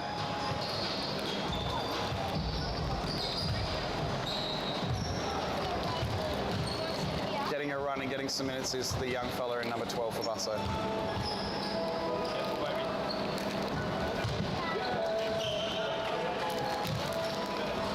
He's living the dream. He is. They picked him out of the crowd. Tell you what, if Bustleton get the win, it's going to be all down to that young man.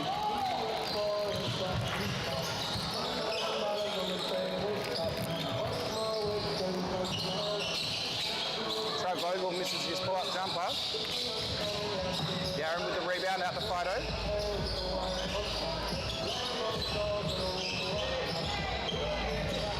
Oh, Murray Malcolm, amazing defense. The turnover's caused, and here goes Malcolm unselfishly, gives it up to his teammate. Nice play. Packing the stat sheet.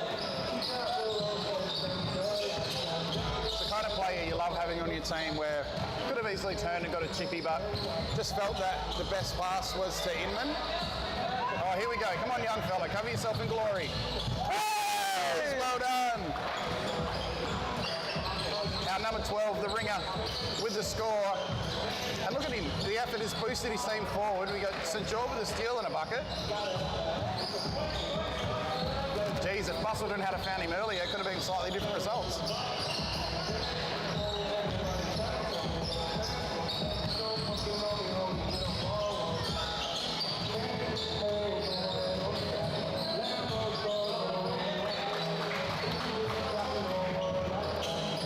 Bit too easy there, Harvey squad.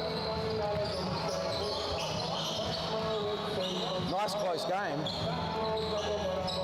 Yeah, it's nice to see it's not a walkover. I really like that.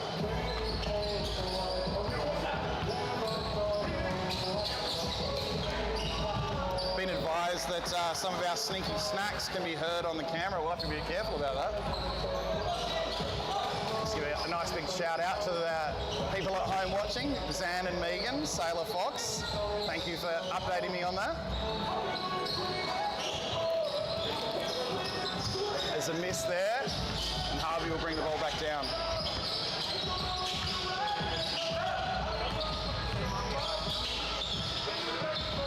A bit better defense from Bustleton on this time down the court.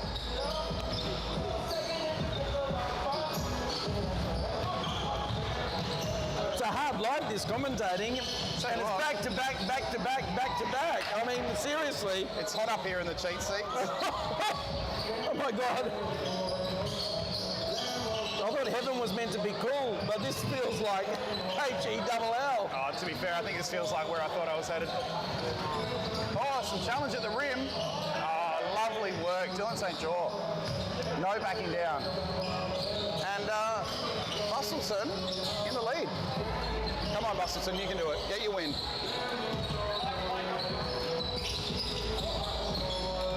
Murray working hard at the top there. Oh, that's an easy foul and one. He's probably been the best player on the court for Harvey. Harvey in this game. Stuffy your gloves, just hitting threes, cutting through the middle, driving and finishing front rim, and just seeing if he can convert on this and one. Jakey Hasty back in for Bustleton as well. Nice play.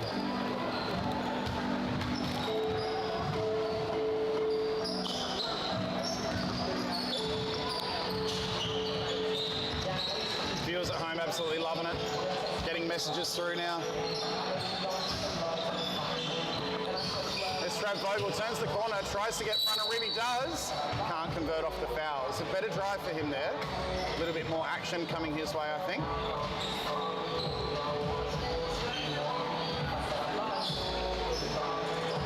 I wonder if our new number 12 from Bustleton had to put on the sweaty old jersey of Christian Jelena. Looking at the size of the jersey, I think that may have been the case. Very much so.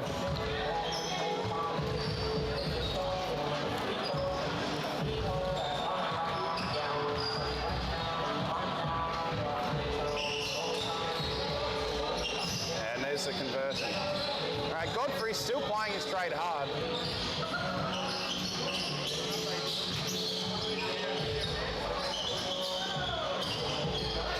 There's Walsh again. Yeah, Stewart. Was it Noah Stewart thought he got that clean, but I think the offhand was probably more of the foul than the hand that came down.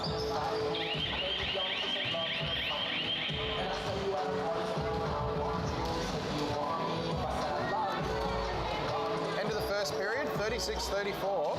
Bustleton take a slight edge depending on what happens in these free throws. First one down.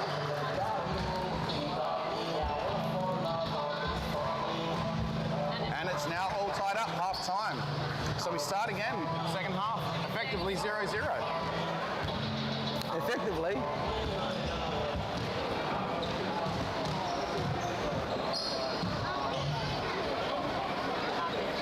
Great result. Good contest considering where the team is. Well, Harvey still have a chance to make it into the final. It does rely on other results, but Bustleton could have just come in and gone, why bother? Let's just, like you said, throw threes up, walk back defense, but they didn't. Lovely competitive spirit from them. And they also want to finish this day out really strong too.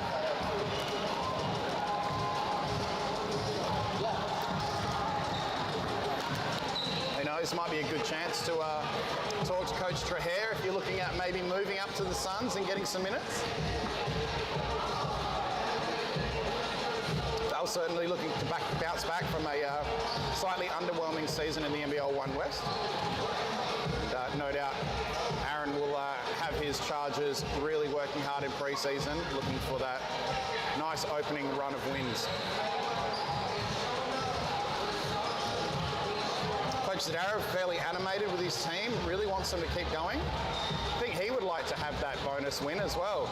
A little bit of prize money for the winning coach is never a bad thing.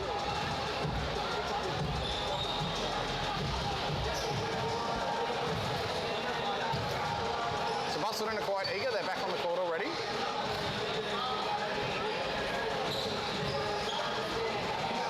Slightly shorter half, 15-minute half, the second half, running clock, just to keep us on track and on time.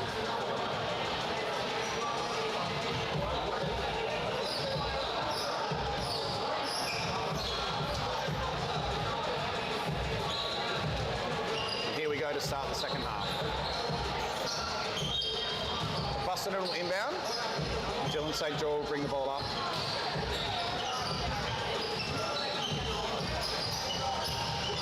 Plays with his feet a bit, but Fido equal to the charge. Oh, lovely outside shot. Noah Stewart.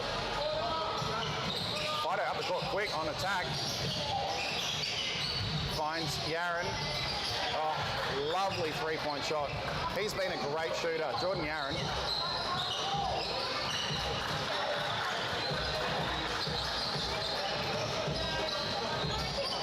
Jackie Hasty finds the cutter. Inside out play. St. George had his feet set. Couldn't convert. Hasty with the offensive board. Goes through. Somehow gets that shot off, but Riley Hall is a big man to try and get a shot over. A little too eager there from St. John, and that'll be a foul.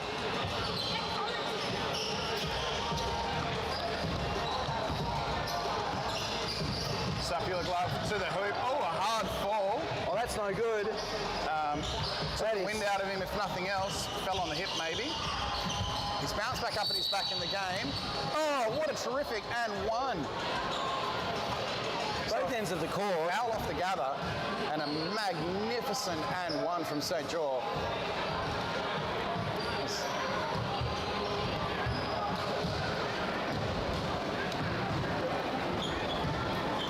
He'll try and hit that last one. Maybe surprised himself, had to ask the ref, have I only got one shot? Rimmed out. Godfrey brings the ball up. Oh, he really makes that hard to fight over, but he's equal to the task. Riley Hall in the middle going up against Vogel, sets it on ball. He goes, oh, it is called goaltending, yep. Shaky Hasty with that athleticism, got the hand up inside the rim the wrong way. And regardless of whether he makes contact, that's a basket interference, it's a goaltend. So 41 apiece, not able to shake the deadlock. Inman does his best to get around, can't. Stewart pushing back in the middle again. Great intercept. Yeah, it was. Probably needed to swing that ball rather than drive it. Travel. I would have thought, in my eyes, that he was interfered with. I think it's more about moving the game on quick than it is about. We're only got a 15-minute. Oh no, they've re-stretched it out. They must have readjusted that. Oh, St. Jerome. He's having a fantastic second half. He certainly is. Godfrey pulls up, early shot. Oh, Jakey Rebound Hasty. Climbing the ladder. Reckon he'd be able to almost get the top of the square with that vertical. Inman. Hasty from deep. Oh! Didn't look confident, but it nearly dropped.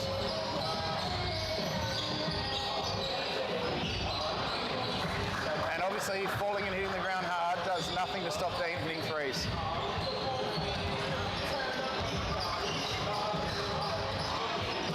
Supple your glove, just a consistent presence for Harvey.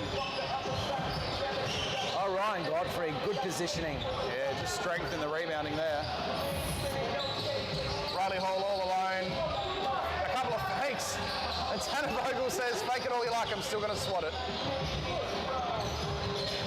You can see it's getting a little bit sloppy now. It's like players get tired at the back end of the competition.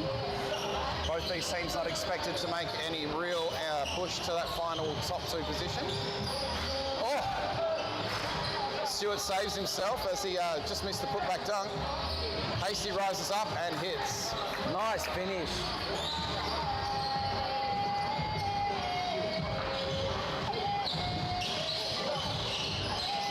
Jordan Yaron finds the open player.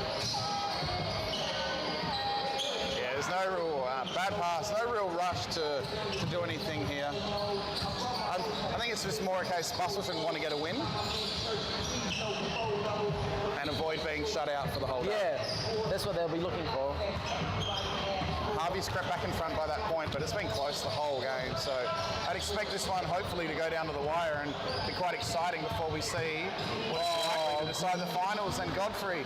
Great fend off there to make his move to open up the smallest of gaps to take his shot off. He didn't extend the arm, he just kept it at 90 and just used the strength and then got the quick lay. Created that space between the defender, the 90, and where he was laying up. Yeah.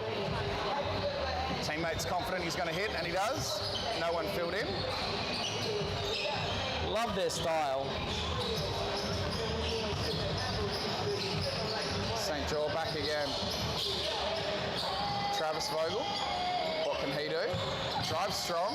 It's a good drive. Probably didn't need to shift his hips and turn his body away from the bucket. Probably could have gone up and just gone front. Harvey inbound. They look it up. Walsh got the lay, but Stewart left. Equal to the task. Yeah, Stewart's just...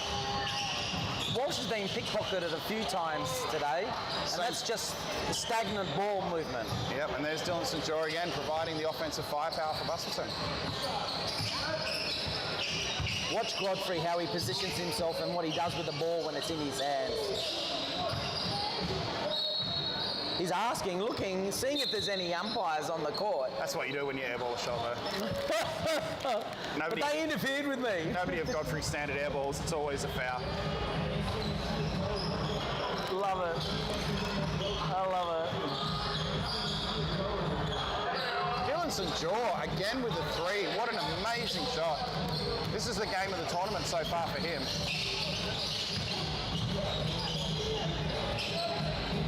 Take the rims Take out. this by Godfrey. Vogel with the rebound. St. John finds Malcolm running up the wing. Oh, a nice runner. Just couldn't convert. Tickner gets the rebound. Oh, Fido.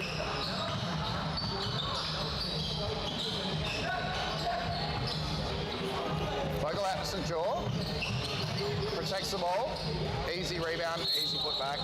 And there's a timeout, Harvey. 11:45 left in the game. In the last game for Busselton for sure. Having registered no wins thus far.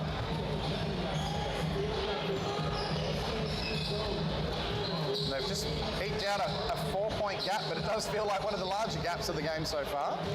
Interesting to see if they can maintain their run. They seem like they've got a bit more legs under them at the moment.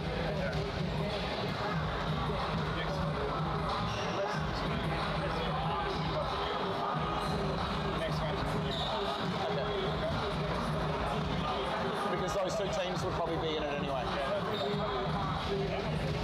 But I'll give you a thumbs up. You got the wing in the water, you right? Now we're good. Back. Got the spread. Hear that? Next time we'll do because it's going to be those two teams anyway. Makes sense. It's actually good organising.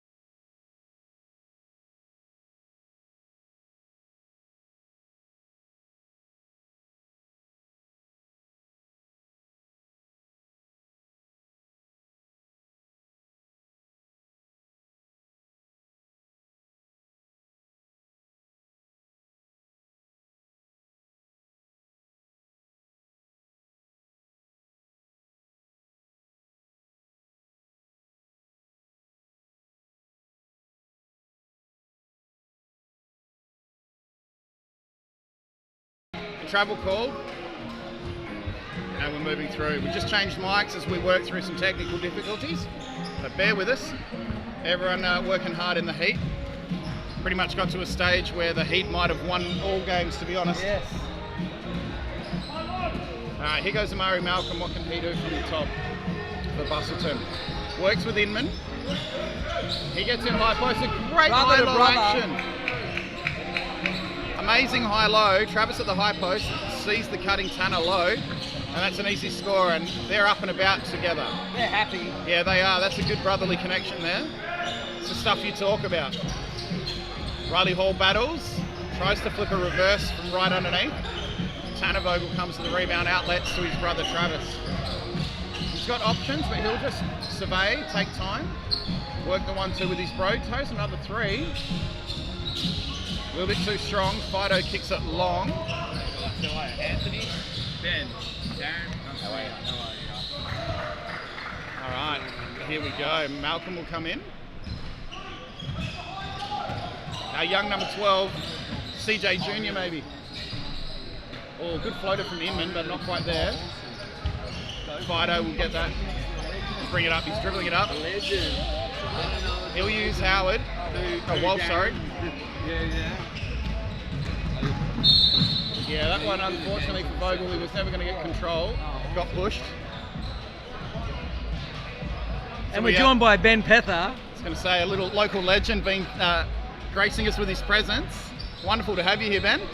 How are you enjoying your foray up into the hot, cheap seats in the commentary box? I'm glad I brought 3 shirts. Yeah. I got half time. I'm about to slot the first. You're going to need it. It's been a great day of basketball. As we see, Harvey just missed that 3. Yep, been one of the stars of the day. Even though Harvey probably a bit short on the wins of what they would have liked, he's never given up. And that's another man for Harvey who's had a great day.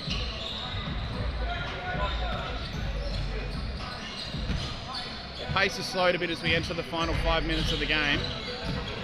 Neither of these teams look likely to be able to make it through to finals. It seems like our next game is going to be the grand final. The Australian and Eden.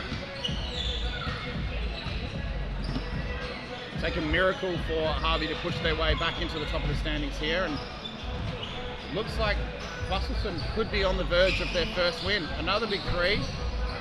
Great rebound and tip. Again, brother-to-brother connection. Tanner on the offensive board, sees his brother Travis on the block and tips to him. So Canberra will be back for the grand final. It's battling the Heat like we all are. We've decided it's more important than us. It's going to get the rest.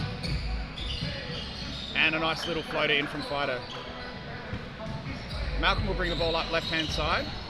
Just casually across the half. Guarded by Godfrey. Hands off to Tanner.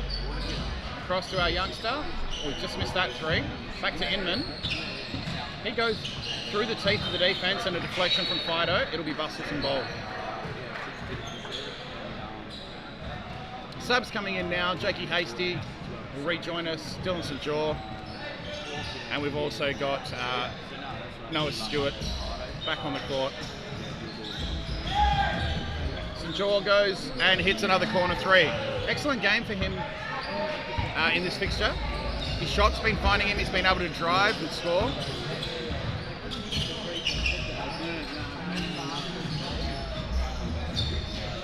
All right, Godfrey just misses again. Back out to Fido at the top. He's just looking around to see. Takes it himself. A little bit of contact, but nothing serious. Jakey Hasty rebounds and brings it up. It's going to be out off Fido.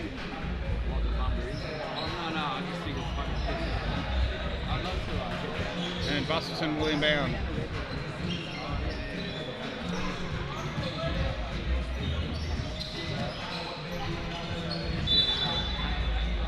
Out of bounds, it will stay with Bustleton.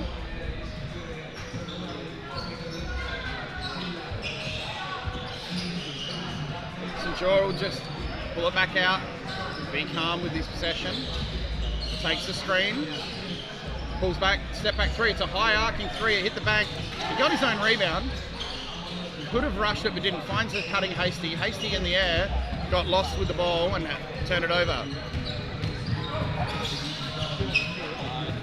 Fido, through to Yaron, around to Walsh. She's 3 does everything to not go in, but it does drop.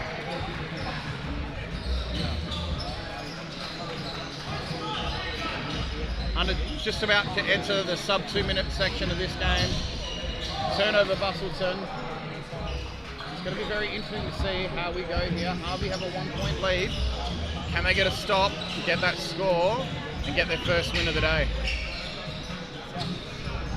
Hasty lets the shot happen. Wise decision, nothing going there. Bustleton out and running. St. George working against Fido. Travelled but got the pass out. Noah Stewart just a bit strong on the 3. Rebounds have been good and strong. Jordan Yaron overplays it. Here comes Bustleton. It's got scrappy now. Clear foul there. Tanner Vogel misses, but he'll get 2 shots at the line in an attempt to put Bustleton back in front.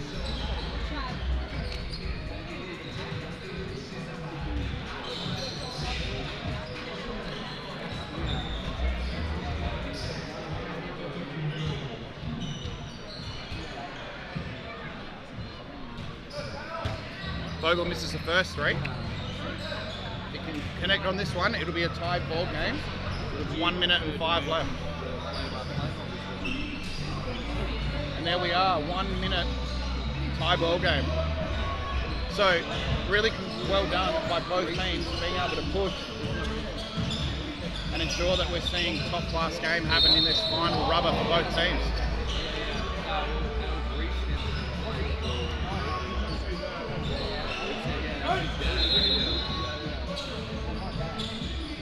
So it will be Harvey ball.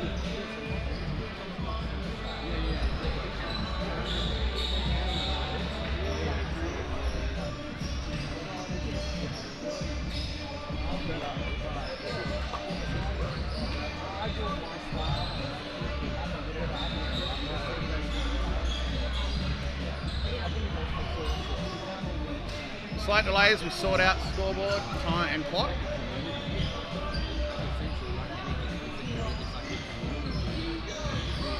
Here we go, Harvey possession. Can they jump and get a lead? Tie ball game, 43-42 left. There's no shot clock, so a controlled possession is going to be best. No need to rush anything. They get it in, they get the shot, but they don't get it to drop. Hasty with the rebound. He finds Inman. I think probably best options is going to be look for St. George, who's been playing really well offensively, and they do find him. He's got Godfrey matched up on him at the top. He stretches back out to the middle circle. There's 15 seconds left. They go to Inman in the corner. Back up to St. George. They're going to play for this last shot and try and get the victory. Hasty, maybe unaware of the clock, gets a back tap. Fido gets it to Godfrey. Godfrey across halfway. The shot time, 1 second. He hits the shot up. Oh! So close. A drawn game. Our last Harvey and Bustleton game ends in a draw. So technically Bustleton don't walk away with the win, but they also don't walk away with a patch of losses. They'll get the draw for their final game.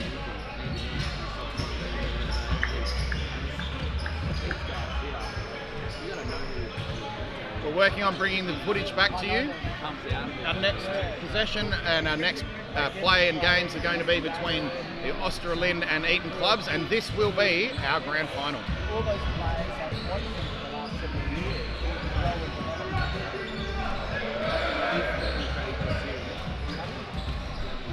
Yes. Yep, Craig, over there. Yep, sit, yep.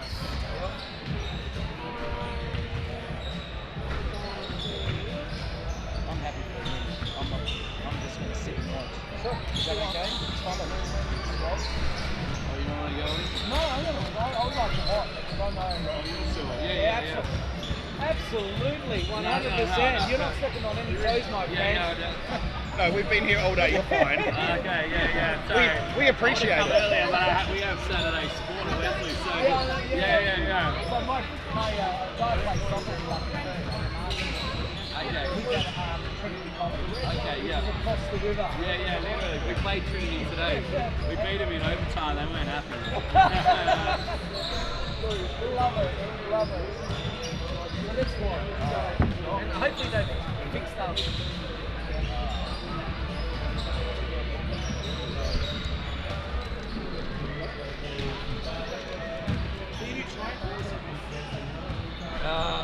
When I stopped playing basketball, I started trying to just like get into like having like an endurance event to train for, I guess.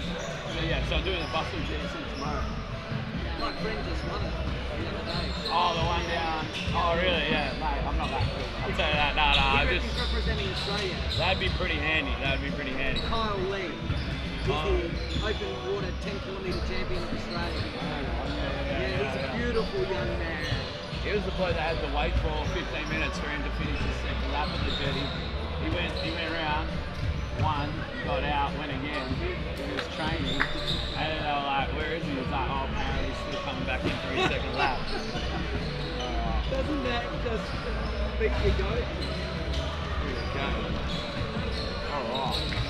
So, we got these two, Eden and Australian. Magnuson, eh?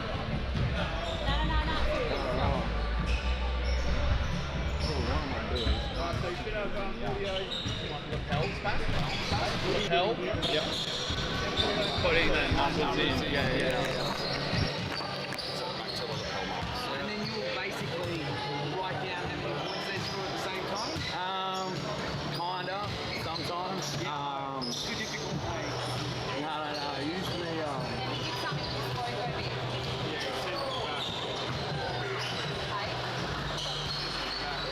Wesley Colley, that's that one that runs north to south, shopping centre right across the road. yeah, that's the one, mate. Oh my god, I remember that. Yeah. Wow. That's high end, mate. Yeah, it keeps me busy, mate. We got. Nice course. Nah, no, terrible. They're actually building 4 new courts at the moment. Yeah. How popular is basketball?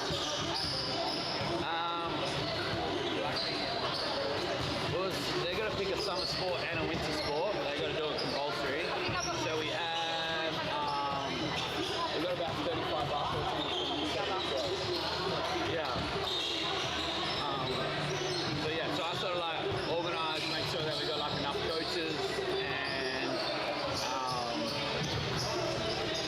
and then each week make sure they like sort of know what they're doing. Yeah, you good. George Hill,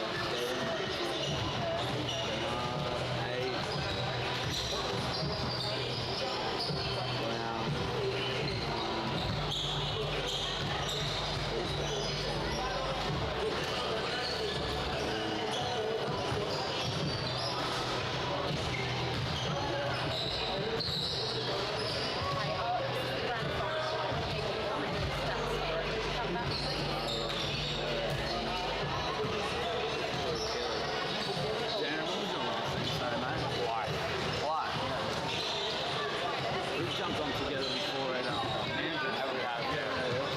Are you still involved in manager? Yeah, so still doing did play-by-play last year. So moved out of colour into play-by-play. And you prefer? Play-by-play. Yeah. I don't mind colour. Colour's fun, but yeah, I quite like the play-by-play. So put my hand up again this year for another run round. Manager going to have similar squad to last year, or is it? A couple of outs. So Jared Molnar signed in a different division. And Mike Durr, Joel Murray at the moment not back. They might be, but at the moment they're still under contract and that. So. But the rest of the squad is pretty similar. I don't know about Corey. I don't know if maybe he'll retire a champion. Right, okay. What size are you? 12. 13.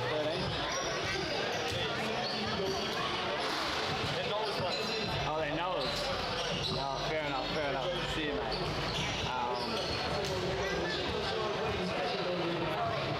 Mate, shout out to any league tech in there.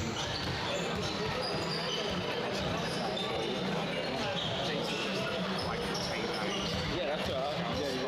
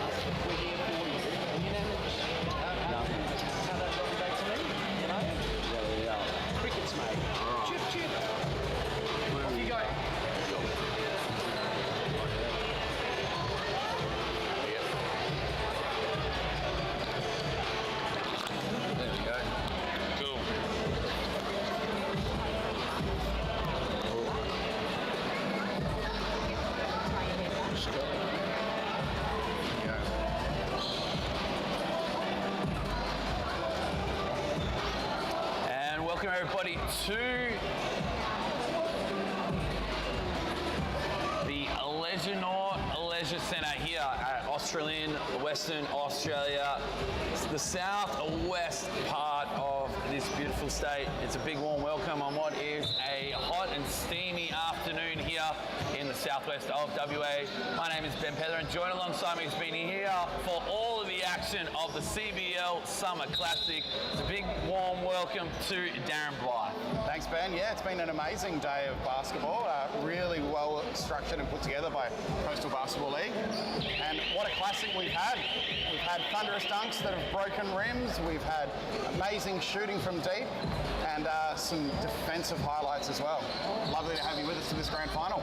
It's great, of course. The winner of our grand final between Australian and Eden will be taking home the cheque of $3,000. It'll be referee Dennis to get us started. Can I get a tip from you, Mr. Blythe? Even though Australian's undefeated, I can't look past Johnny Narkle. I'm going for Eden. He has a big game experience, the MVP of the 2023 NBL 1 West Grand Final. It'll be Australian in the blue, Eton in the black. $3,000. Here's Nathan Pond. Spent some time in the Europe leagues over in the NBL 1 off-season. He's looking fit and firing. Kick to the corner, their first look. Geordie Wayne just missing. Doesn't drop there. Nathan Pond there. Tries to be stripped there by number 7, Cody Hill. If you were to have a star of, not necessarily an MVP, but someone who's just turned it on today, Darren, anyone come to mind over the last 7.5 hours of basketball? I think Nathan Pond is going to be right up there. And maybe his teammate Tyler Shan. Both played really strong basketball. Really hard to look past Johnny Narkle, but he's done the team thing. He's tried to get his team involved, so he hasn't been as dominant as he could have. And if there was an up-and-comer, I'm going to go with Jai Stoker. Really playing good. A range of different players there, different talents who spent some time at our NBL 1 level. Here is Johnny Narkle, the Midwest Express. They know him there at Buck Stadium.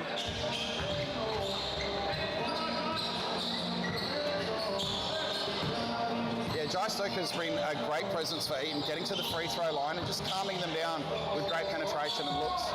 Tyler Sand here in the Kobe 8 Prontos. Three-pointer doesn't drop there, and they're going to push the other way through. A local legend, junior Devin Craig. Johnny Narkle pushing. Mid-range, doesn't drop. Calling almost an air ball. Nathan Pond with the block party on this Saturday afternoon. Troy Kelly calling for it. He doesn't get it now. Barrett inside to Pond. He's pushed out of bounds. Tiptoeing the sideline there, Troy Kelly. Back to Pond. Good steal there from Johnny Narkle, and you tipped him to be our league MVP on this Saturday afternoon. Inside, and referee Bet Dennis has seen contact. We'll go to the free throw line to shoot 2. Darren Blythe, of course, the CBL, Coastal Basketball, their first year running this Summer Classic, and they've done a fantastic job. My understanding, a local family behind this fantastic initiative. Yeah, that's right, the Catalanos, so Carl and Dylan and Kelly as well. But doing a huge effort to be able to get quality athletes and coaches to come down and participate. So for your inaugural year, what a showcase they've put on. You've got Coach Charles Nix and Matty Parsons, 2 very experienced campaigners. Trying to lead their side to that $3,000 cash check. Here they go, they push out now. Downhill, playing off 2 feet. Oh, stolen. And coming the other way is Reese Barrett. Wow, the presence of Pond who just changed minds. And referee Coffey now has seen a foul that, well, number 7, Cody Hill, maybe disagreeing with that. You be the judge of it at home. And yeah, going back to those 2 coaches, Darren, Coach Matty Parsons, 3-time championship winner with the Perry Lakes Hawks, a couple of years now out of the league. It's his first year, second year not signing back in the league, but spending some time, my understanding, in the Eastern region, hoping that just close to Kalamunda, the Raiders, Hills Raiders making their push for an NBL 2026 franchise. NBL 1, should I say? Yep. There's a couple people jumping off their seats at home. Could be the inaugural coach there. Who knows? Ball nearly drops. Tip in from Narkle. Doesn't drop. That's off Nathan Pond. Nathan Pond. Just a new look Nathan Pond here for season 2025. Yeah, he's looking really fit, and his agility and his mobility has increased out of sight. Here's Craig. They go round the horn right now. Mid-range. Can't drop. They're going to push now through Kelly. He's a sharp shooter. Tries to thread the needle. He can't. Johnny Narkle's going to chase that down. They're going to come the other way. They're going to transition opportunity. The Midwest Express in the Southwest. It's a travelling violation. Well, I was up there on that chilly Saturday night where unfortunately they lost to the informed Willetton Tigers. Speaking of Midwest Express, it was the Marshall Nelson show. Yes. They went top of the table. Only lost 2 games the whole season, the Geraldton Buccaneers in 2025, but some big signings again. Josh Keys, Johnny Narkle. They'll be doing it all again. Big time triple there for number 5, Michael Riley. 6 plays 1, low scoring affair. Thank you for joining us on our YouTube stream. Devin Craig in the Kobe Sixers.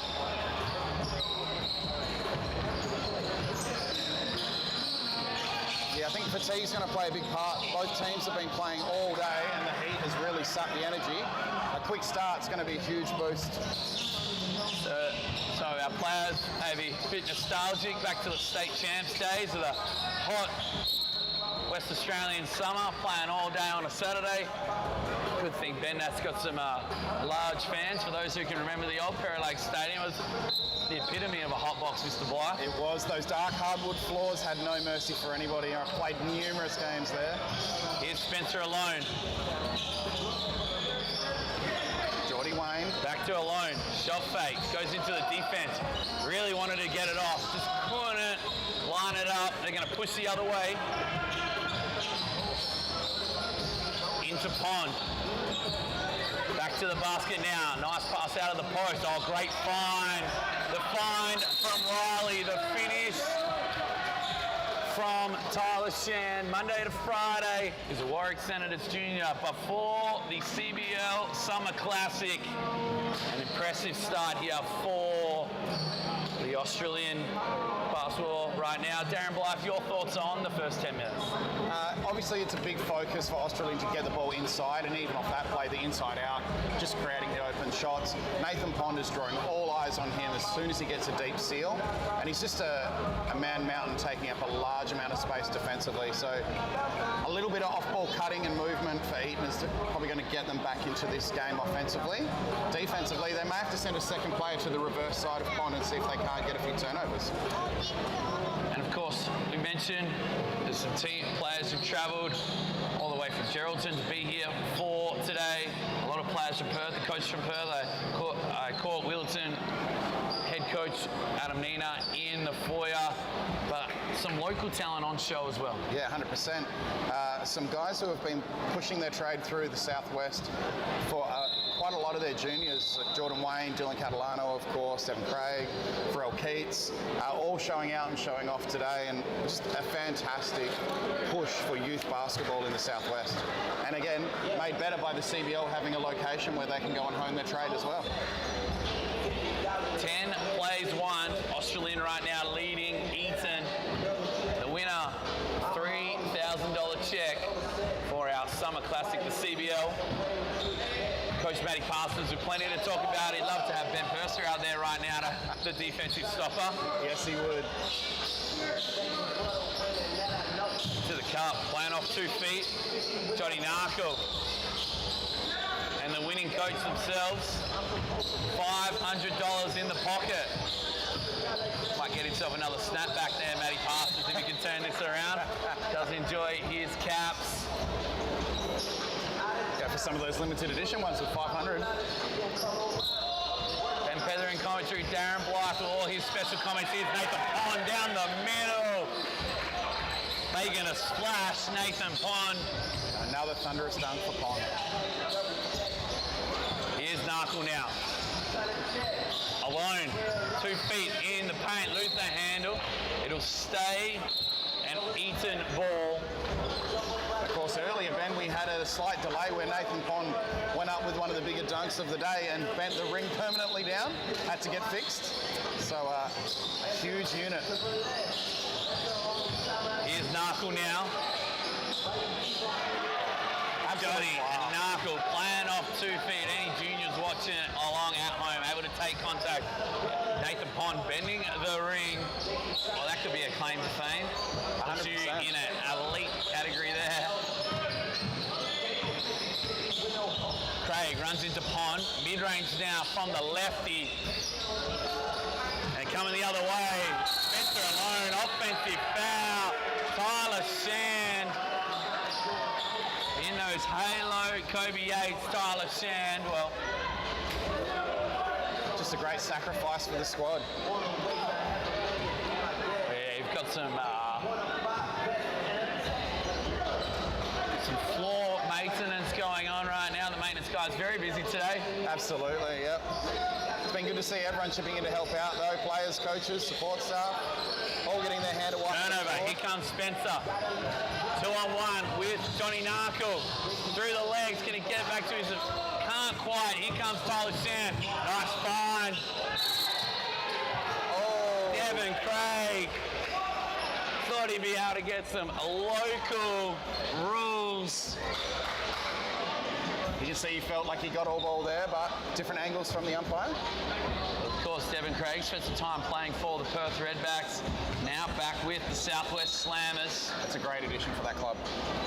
And especially the Southwest Slammers are just that little bit too close almost for their juniors to be able to come make the trip to Perth, and the incentive there, and had a number of juniors obviously moving for work and travel reasons and university. It's great to see their juniors playing for their home club. 1 for 2 from the stride. The clean-up crew. Mackenzie Rowe. Tyrell's had a good run on the offensive glasses for a little man. 15 plays 3. How's the defense from Troy Kelly? Well, Monday to Friday he's involved with the Binner Non-For-Profit Association, who are doing a fantastic job out at Swan Active, running their own basketball program now. And CEO Adam Desmond and Troy Kelly, great leader for them, great basketball players. Mid-range just rolls in for Lincoln Barnard. Here's Johnny Narkle downhill. We have baseline ball. 17 plays 3. They just can't score the basketball right now, Eden. Yeah, big out at the moment, not on the sideline for Eaton is Liam Hunt. Would make a big difference going up against Nathan Pond inside. Narkle threads the needle. Oh, nice spin. And the finish. Rossa, great move. That's important. Timely bucket. Nice handles. To the cup. Contact. Referees let him play. Gets his own offensive rebound. Fading away. Lincoln Bernard. Eaton with a lot of work to do. Narkle inside. Oh, just can't get a friendly roll. Maybe Nathan Pond been playing around with that ring as well. Here's Troy Kelly. In rhythm. Looks good. Just a little long. Johnny Narkle now. We got 6 minutes left in the first half. Of course, 2 20-minute rundown clocks here. Here's Narkle. Contact. And 1.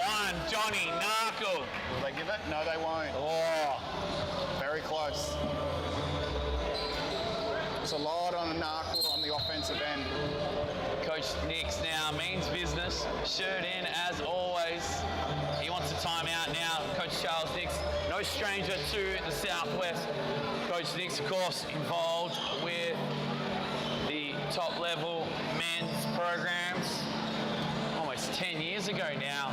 Charles Nicks took it as part of their multiple finals campaigns, and Darren Blythe, when I make my way right around Perth metro area, country WA, time and time again, the early 90s Southwest Slammers men's team consistently gets a mention as some of their favourite players, but specifically import players that they've seen, none other than Mr. Fitch.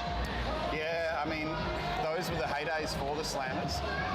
A lot of people who've grown up in basketball in the regions as they've aged through, a lot of fond memories of coming down to the Southwest. Not so much if you're playing against them, of course, but you know, getting it back to grassroots level and trying to build that local core through, like you said, trying to entice locals to stay, means that they can actually boost forward from that and maybe recapture some of those glory days coming up. I mean, it's a good improvement on LAM the year before, from 23 to 24 for the Slammers, and they'll be looking to take that step again.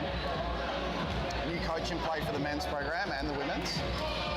Of course, Jason Chalk moving over from women's to men's. But I think it's going to be hard to recapture that. They're really going to have to work hard to get the local community back behind them. Cody Lee for three. Cody Hill, should I say. Bang, bang, out of timeout. Just how Coach Parsons timed it up. Maybe something he used to run for Ryan Smith, the sub shooter from the Fairy Lakes Hawks. Here's Pond. For three now, in the corner. Doesn't quite drop. Takes it off the rim. They're going to come the other way now, Eden. Oh, nice handle from behind. Kick out. Narkle, extra. And he go two in a minute. Hill, back to Narkle. Turns the corner. Johnny Narkle. Back to Hill for three. Catch and shoot. Didn't even bring it down. Offensive rebound. Another possession. Narkle.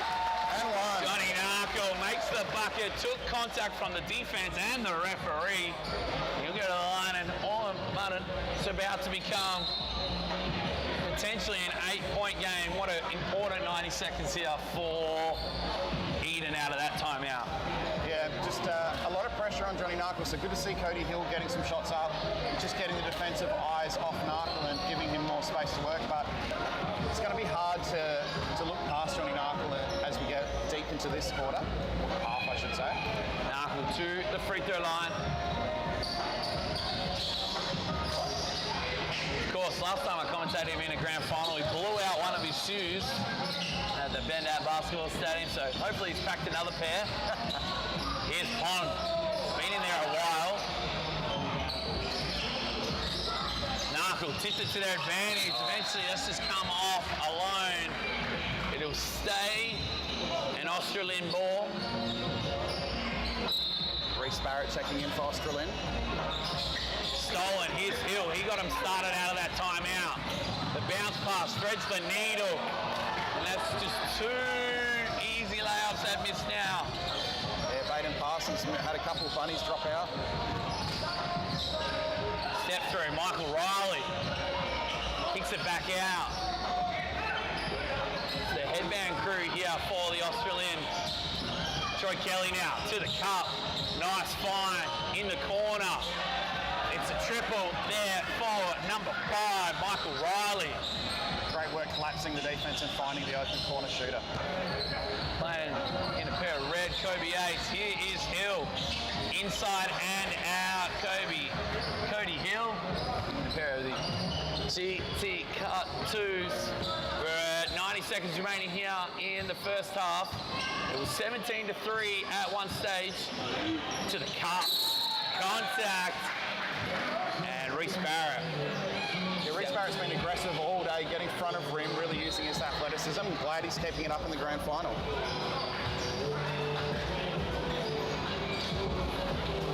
As we approach 1 minute, Reece Barrett.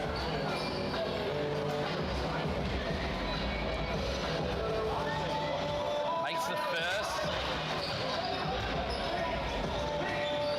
Imagine we'll see him involved at the NBL 1 West level again in 2025. The second drops, we're under a minute. Back out to 12 now. Here at the Leisure at centre in Australian. Hill. Bit of give, and go. Draw the foul, will be 5 team fouls, so they've still got 2 to give. Cody Hill to bring us back in. Contact. Hard contact. And Striker back to the line. Noah Kay just picking up. Good friendly play there, sportsmanship. Gone to the line to shoot 2. And to make this a 10-point ball game, the clock stops for the final 2 minutes. Jai Stoker can't connect on the first. Referee Daniel Coffey. 1 for 2. It's an 11-point margin. Can they get to single digits with a stop here, Eden? Go through Kelly. Shan slips the on ball. They got a hand on it. It'll drop short. There's no shot clock, so will they hold it for 1 here? Just to prevent an extension of the margin. Alone. He'll like that. Open. Alone. Bang. Bang. Spencer. Alone. And it cuts it to 8. They'll take the biggest reward there in the 3 points and just try to get one more stop here, Eden. Taking that momentum into the first half. Here's Kelly. Sends the screen away. Dribble handoff now. 5 to shoot. In the corner, Riley to beat the buzzer. He can't. And it is half-time here at the CBL Summer Classic at the Leisure North Leisure Centre. Darren Blythe, it is half-time, 24 Australian, 16 Eden. Your thoughts on the first half? I was getting a bit worried after calling Eton for a win at the beginning, and they looked like they were going to let it slip, but some solid offense, moving the ball through hands, and defensively not falling in love with just looking in and trying to stop Nathan Pond. I wonder if they'll probably, Australian maybe look going back to Nathan Pond a little bit more to start the second half. Perhaps give them that push out. But I think now is fatigue. The thought process there we saw was an early emphasis on Nathan Pond. Lots of post touches and movement off the ball in that first 5-minute period. Yeah, and a lot of good cutting off him as well, just to try and drag the defence away. And that allows him to go to work. Oftentimes when you've got a dominant post player, if the rest of the team is standing pat and not doing anything, defence will creep in, and it's a little easier to dig in, get hands in.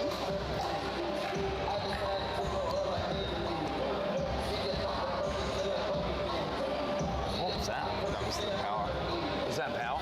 Still not working. So just some technical difficulties. Everything's okay. A little power issue, but it seems like we're still live and everything's still going good. Here we go. Well, not only Nathan Pond's the only one breaking anything today, Darren Blythe. No, we've got somebody else just deciding that they are sick of me on the call maybe and decided to see if he can get his mic unplugged. Unreal. And of course, Coastal Basketball. It's not just the Summer Classic, and a new initiative here in the Southwest. Yeah, that's right. It's going to involve a lot more than just simply these Summer Classics. We're also going to have the added ability to have training, a facility where you can go and book some court time, get your skills up, and we'll be looking forward to seeing what results come. It'll be an Eton ball for the second half. We'll work on back here, but it might run out. So we've got to plug that back into this. Cody Hill just missing the left-hand floater through the lane. Shan with the rebound, he'll bring that ball down. Goes outside to Reece Barrett. Sizing up Cody Hill. Here comes Pond. On ball from Shan. Nice slip there from Shan. Right side, trying to get back to that favoured left. He just couldn't find the gap. Here's Spencer alone. Made a big-time dribble to finish that first half. Nice wall up there. The Mid-West Express on the third time. Unfinished business in 2025 for the Geraldton Buccaneers superstar Johnny Narkle. Barrett gets his feet behind the line, can't connect. Here's Riley now. Southwest Slammers teammate. On ball comes, decides not to use it, goes over the long arm of the defense. Nathan Pond this time gets the offensive rebound. Drew contact and he'll go to the line to shoot 2. Narkle out of position there off the defensive board. All he could do was give a shove. Managed to avoid getting the layup, so it'll be on Pond now to convert. Nathan Pond signing in 2025 for the Coburn Cougars. Can't connect on the first. And it's always tough being a local big guy. Generally the restricted players come in those 4-5 positions and as a shooting guard. But he has cemented himself over the years in the rotation there at the Wally Hagan Stadium in year 2 with Mark Clayton in charge. Here's Pond now involved with Barrett. Barrett stolen by Johnny Narkle. Just banging knees there, both of them. It's a little bit worse for wear. Another out though, Australian this time. George Pell not suiting up. He's got the shoes off on the bench, so we're not going to see him in this game. George Pell, the boy who became a man in front of our eyes in the 2022 NBL 1 West season. He had the ultimate apprenticeship behind Caleb Davis, Justin King, Cody Ellis, him and Ethan Elliott under the tutelage of Mike Ellis, and he's just an ever reliable performer for the Warwick Senators.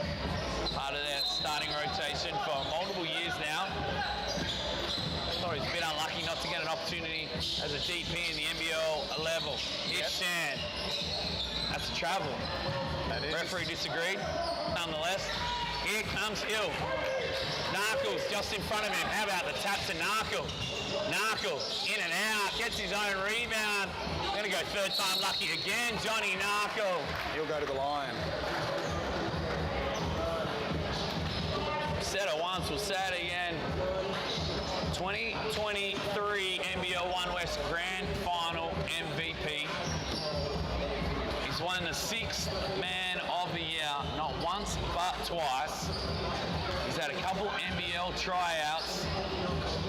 He's played football. Now, someone might disagree, quote me on this. League football for Subiaco Football Club. There's not too many things this young man can't do, Johnny Narkle. No, and I think if he remains healthy, Geraldton's likely to have another good season and put it pretty high up on potential MVP. Oh, great slashing drive. I think Todd Withers is another one who should be up on there for the Senators. Of course, Todd Withers signing there again. What a find for them and the Perth Wildcats, keeping him here.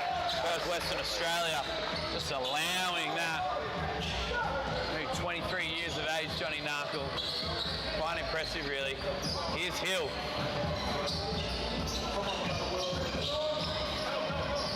On ball comes now.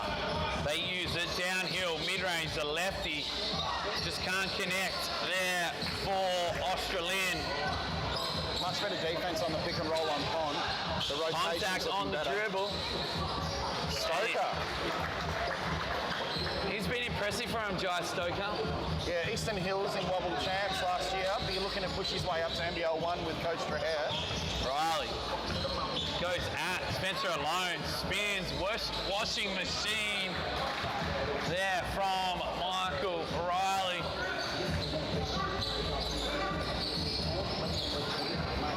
Here's Hill now. He's going to go ISO, eventually calls for the on ball, picks up his dribble. It's a 5-point ball game. Narkle over the long arm of Shan. 24 plays 16. Here is Riley for 3 into Kobe 8 from the top of the key. Got plenty of energy left for that big roar late on our Saturday afternoon action here in the Leisure Centre. 31 plays 23. Spencer alone with all the time in the world. Dump down to Narkle. Narkle turns the corner. Alone again. Contested. Heavily contested. He's a sharp shooter, Spencer alone. recently played for the Lakeside Lightning, played many a year for the Calamine Eastern Suns. Into Pond now. Banging bodies. Darren Blythe with your whistle on and your black-white stripes. Your thoughts on that call? Yeah, foul. Got to look at the both hands of the defender. The one that's shoving down low is probably where the foul actually is. Touch and go up top. But that's what I would like to see him do more when Pong gets the ball, is that blindside backhand double team. As soon as he turns, sending the dig down player. He's not looking to pass out to that same side, so it could work well for him. Shan out to Riley. Inside to Pond. Just saw that left arm just going around the defense. That elbow just created enough space. 5-point ball game. As we approach the 13-minute mark. In transition, gets the defender in the air, rises up, contact. Nice finish from Eden's number 10. Alex Duke. Alex Duke. Into the defense, Pond. Tries to, that was Troy Kelly there trying to just wrestle that back. Here we go. The Midwest Express spins. Almost agree there with Tyler Shan. Yeah, got some happy feet underneath, but a 1-point game. Some poetic license there from Johnny Narkle. 1-point ball game. It was an 8-point margin at halftime. It was a 15-point margin 5 minutes into the first half. Nathan Pond back to the well once more. Nice hands, Troy. Great Kelly. 3-on-2, pull up. Give it back to him. Bang, bang. Matty Parsons seen enough. 36-30, Darren Blythe. And he just wants to snipe out any sniff there of that little run of momentum. Yeah, great timeout just to try and kill momentum. Gets a set of offense up, run a good set. Probably looking for, I think maybe Cody Hill's still on bench, so he'd be mad not to go back to Narkle and then maybe have Spencer sitting in the corner looking for the kick-out three. Of course, we talked about some of our NBL 1 West Southwest Slammers who are playing here this afternoon. Devin Craig, 2024, averaged the 8 points to 1 rebound, the 2 rebounds to 1 assist. Only 22 years of age, and one guy that I've really enjoyed watching this afternoon. He hasn't had a lot of opportunities at the NBL 1 West level in terms of playing time. 2022 and 2021 saw him get the most minutes, but Reece Barrett's shown a lot that he can play against these guys, and something that Coach Chalk could really lean upon in 2025. Yeah, they've got a young backcourt at the moment, so yeah, Pharrell Keats obviously has been playing here as well. We saw Matty Wiggle come through before, so it will come down to where they're going to fill the import role if they're getting a backcourt player. Might just give Barrett a chance to push Keats and have them both develop together. Players return back after the timeout. It'll be a baseline ball for Eden. Tyler Shan been a big part of this grand final. Averages 7 points to 7 rebounds in season 2024. The 4 assists as well. Continue to build the trust of Coach Cooper. That's come off the back. Australian ball. Be an Australian ball. We're under 10 minutes, 30 plays 36. They got the shot they wanted with Narkle coming up high. Executed out of the timeout. Here's Kelly. It's good to see Jordan Wayne on court as well in some crunch minutes. Another young local playing down here in the Slammers. Nice big screen there for Nathan Pond and the roll. Tyler Shan pulls down that rebound. Troy Kelly just left it behind. Spent some time with the East Perth Eagles. The manager magic did Troy Kelly. Can't leave him open. Spencer alone checking out of the game. Cody Hill back into it. If they can make it a 2-possession game with under 3 minutes to go, anything is possible. He is Cody Hill. Great find in the corner. Just can't connect. And they can push. Kelly's out. Oh, a bit of friendly fire there. Like a slide tackle at second base. A bit scrappy. Narkle. goes at Riley. Contact. Referee's deemed it legal. He did well not to give that away, Michael Riley. Just walled him up, moved the feet. Michael Riley in our NBL 1 West competition, Darren Bluff. Where do we see him from time to time? I know he's popped up previously. Yeah, I think he's probably trying to push to come off that six-man role. I don't think he's really pushing to start for any of the clubs. But he's shown enough today to show, again, a bit like Reece Barrett, very capable against bigger, stronger players. Riley there in the corner, most recently been involved with the Perth Redbacks. His connection with his head coach, there, Charles Nix. Oh, just a deceleration there from Narkle. Yeah, the decels become such a weapon for the top flight players now. 34 plays 38. Kelly goes through Shand. For three, he's already knocked down one. He's knocked down two. Number 8 from Australian, Lincoln Bernard. It's great to see young players with the confidence to take their shot and affect games. Back out to 7 again. Cody Hill. Narkle. For 3. Turn The fire. Midwest Express. I know they've got a patent up there in Geraldton. I borrowed it from their commentators in the NBL 1 West live stream. The famous voices, they can tune in each and every fortnight on the Saturday night. 7:30 time slot there from Active West Stadium. And if you ever get the chance, Darren Blythe, Bucks stands in the fans, Bucks fans in the stands. Let me hear you clap your hands. It goes off.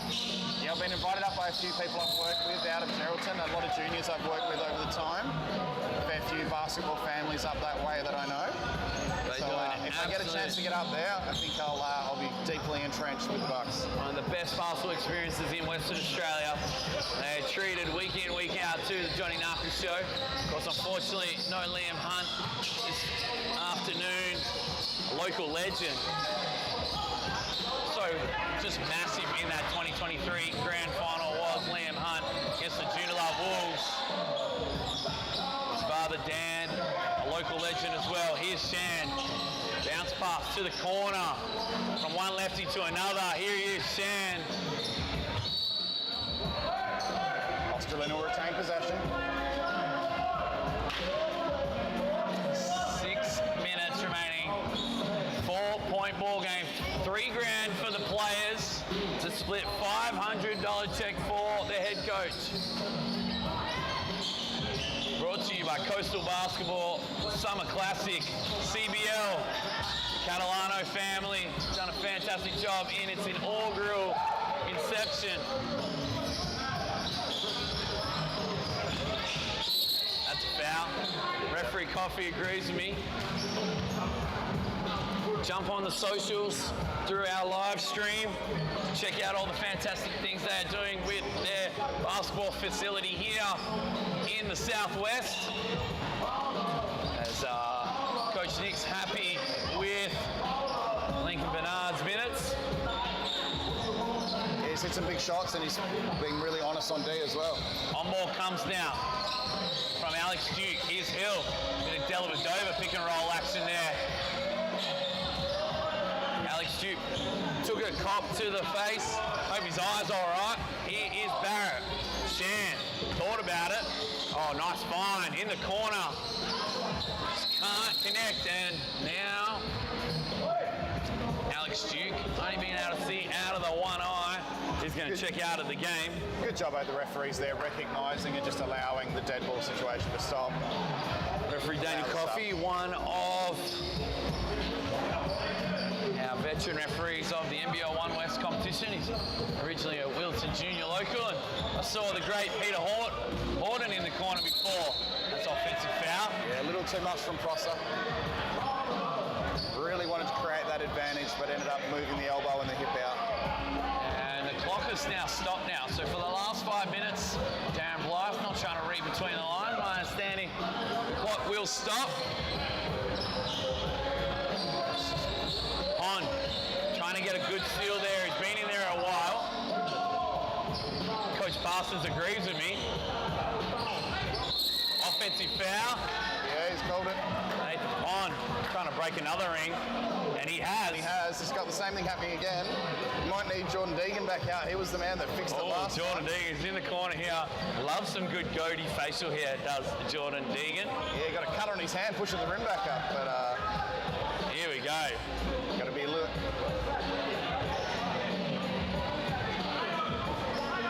Here we go. This will be interesting. Let's see how this works. Maybe I have to get a chair. Yeah, here Clock we go. stopped.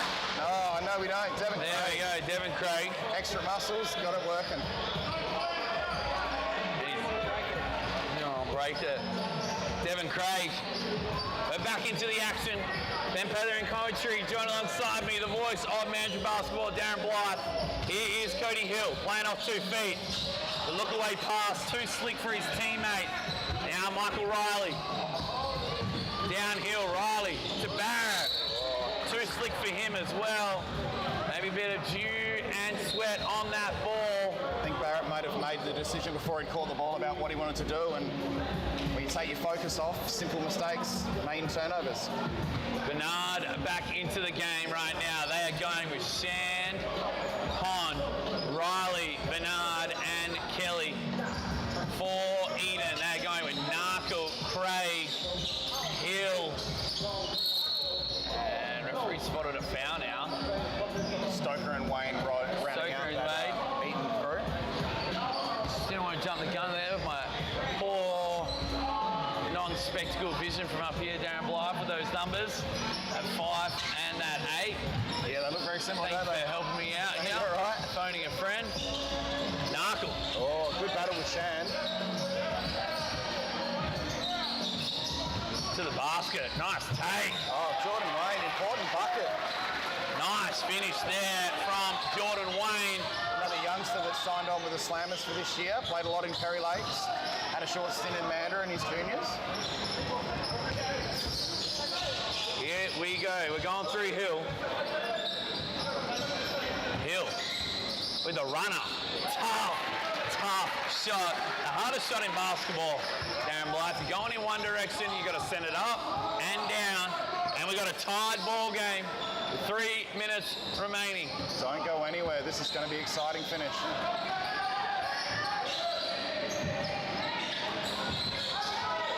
Pond. The double comes now. Someone's got to be open. Pond's going to take it himself. Been in there a long time. Riley with just a smart touch. The line drive from Kelly can't go. They're out here. Downhill. Nice wall up there from Riley. The finish from Stoker. And they've taken the lead for the first time in the grand final, Darren Blythe. 43 takes 41. Darren Feeling Craig. better about my early call. Oh, the pass from Narkle.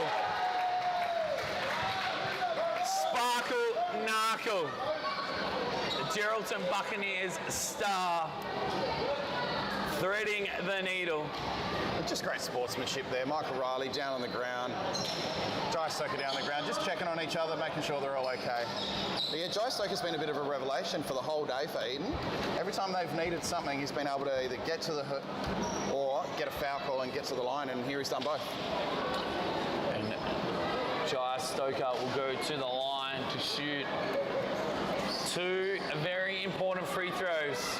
Yeah, Eastern Suns Junior played in the Wobble Champs in the previous year. Not a bad place to be turning it on in front of his Eastern Suns head coach, Aaron Traher. We've seen him here coaching and now in the crowd. As we have a timeout. No strangers to the Southwest turning it on there, Mr. Stoker. 20-24 on the 8th of June. Had 26 points down here in the Southwest.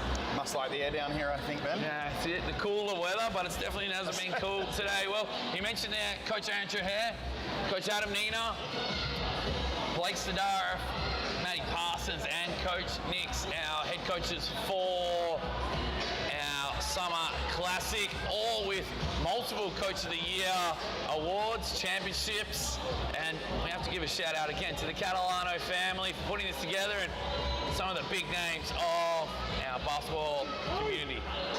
Yeah, know Dylan was doing a great job trying to get names and trying to get people in and around, and came up trumps. So well done to Dylan. Really worked hard, burning a hole through his phone, trying to get into the DMs and get the best of the best down here. Done a fantastic job. It'll be Jai Stoker to the free throw line.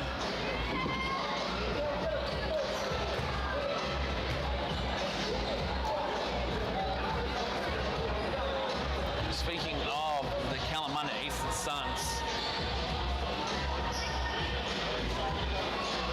no stranger to basketball WA circles, Tariko White.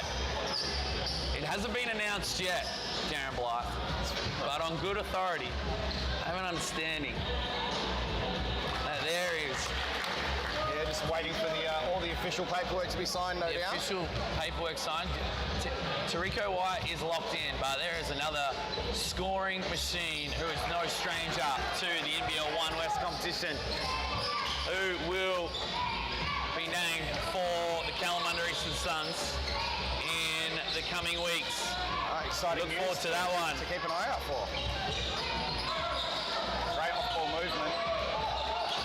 Good execution, offensive rebound. I'll get a second look at it. Riley, 4 points the margin. They led by as much as 15 in the first half, did Australian.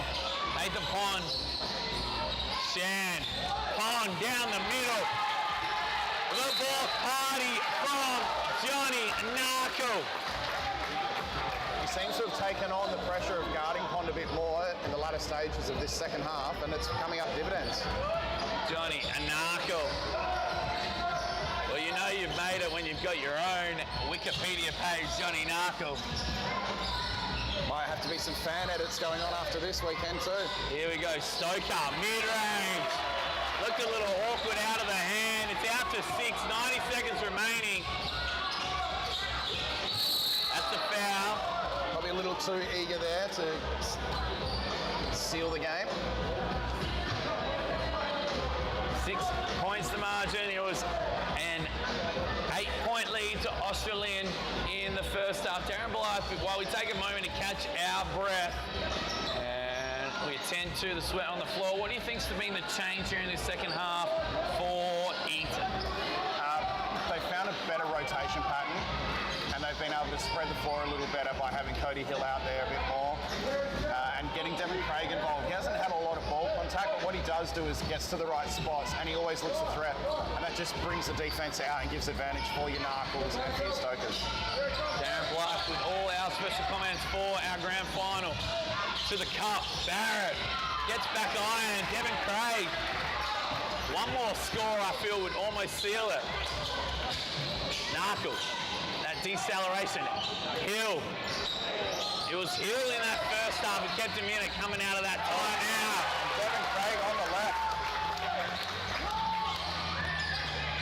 And a steal here. We're under a minute, 8 points to margin. We're getting almost into Tracy McGrady territory right now, Darren Blythe. The Eton bench are up and about. It's a good foul. Mr. Catalano might have to get out the Sharpie for the check. It'll be a side ball here, Narkle. And of course, shout out to Johnny Narkle. Steal by Shan. We'll come back to that in a minute. Tyler Shan.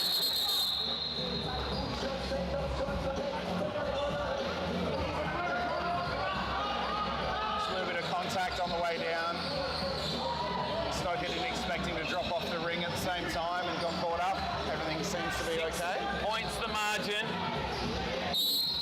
They've got one foul to give to Australian.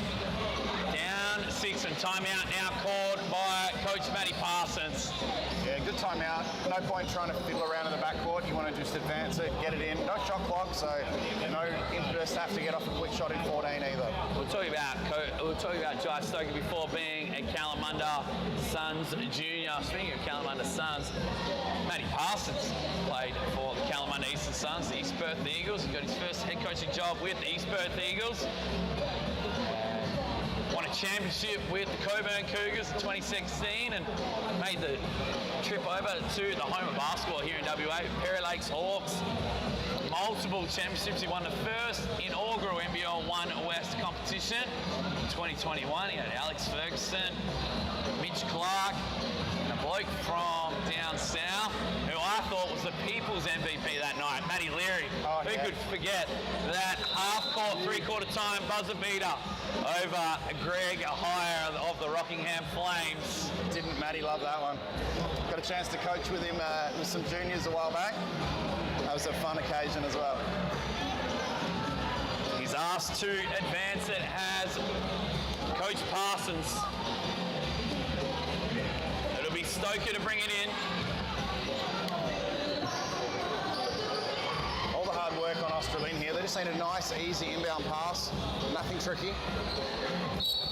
They'll go for the steal with no shot clock. You almost have to foul if you don't get the steal.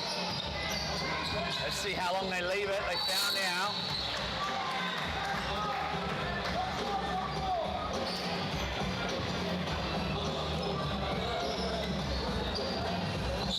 There'll be another inbound on the side. Ball to come in here with Stoker. 17 fouls now at the limit. Here's Hill. He's going to go to the free throw line to shoot two. Will Cody Hill. It'll be the free throw game from the rest of the way out.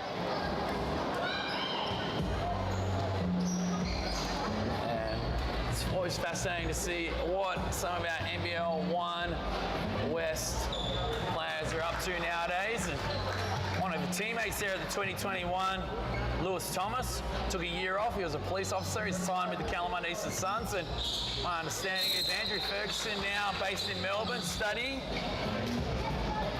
There'll be a timeout call. They've extended it to 8 in season 2024. Cody Hill, just 21 years of age, applies his trade for the Rockingham Flames, and haven't they had some big signings? A new look team this year coming through.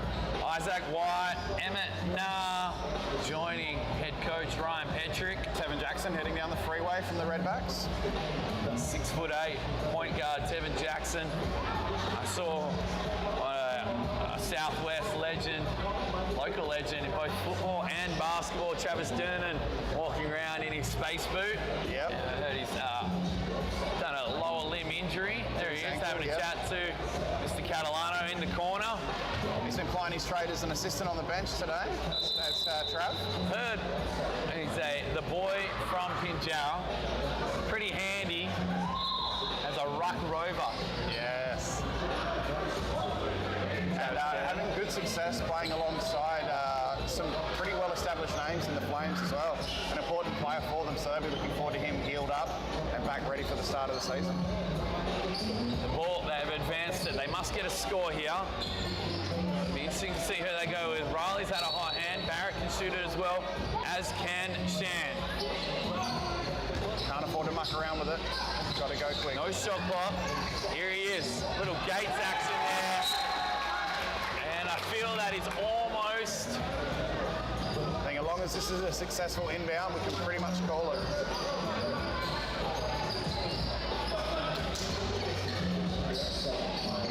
Into the secure hands of Cody Hill, back to Narkle. He's content to just let Australian come at him.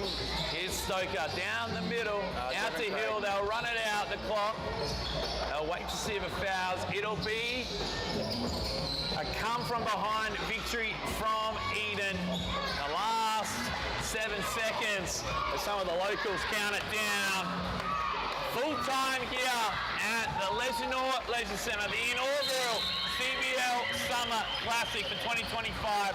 The Matty Parsons led Eden 51, Australian 43. It was an 8-point margin to Australian at halftime, but Darren Blythe and 16-point turnaround there in the second half. And put your finger on who was the rotations and the Midwest Express Johnny Narkle. Oh, he's just so hard to stop, isn't he? Who do you think would be the MVP? I think it probably goes to Narkle off the back of that game, but I wouldn't be disappointed if it was Nathan Pond either. The whole week, whole day through, he's really asserted himself, and I think that puts him in really good stead going into his next NBL 1 season. Thank you to Darren Blythe, Ben Pether in commentary joining him. It is the Eton Ballers getting around Cody Hill there. He got him started with that timeout play, that big three when they were down big in the first half. Thank you to everyone who's tuned in through the live stream. Of course, don't forget Coastal's Basketball, their new facility here in the southwest, located in Bunbury. My name is Ben Pether. Enjoy your afternoon.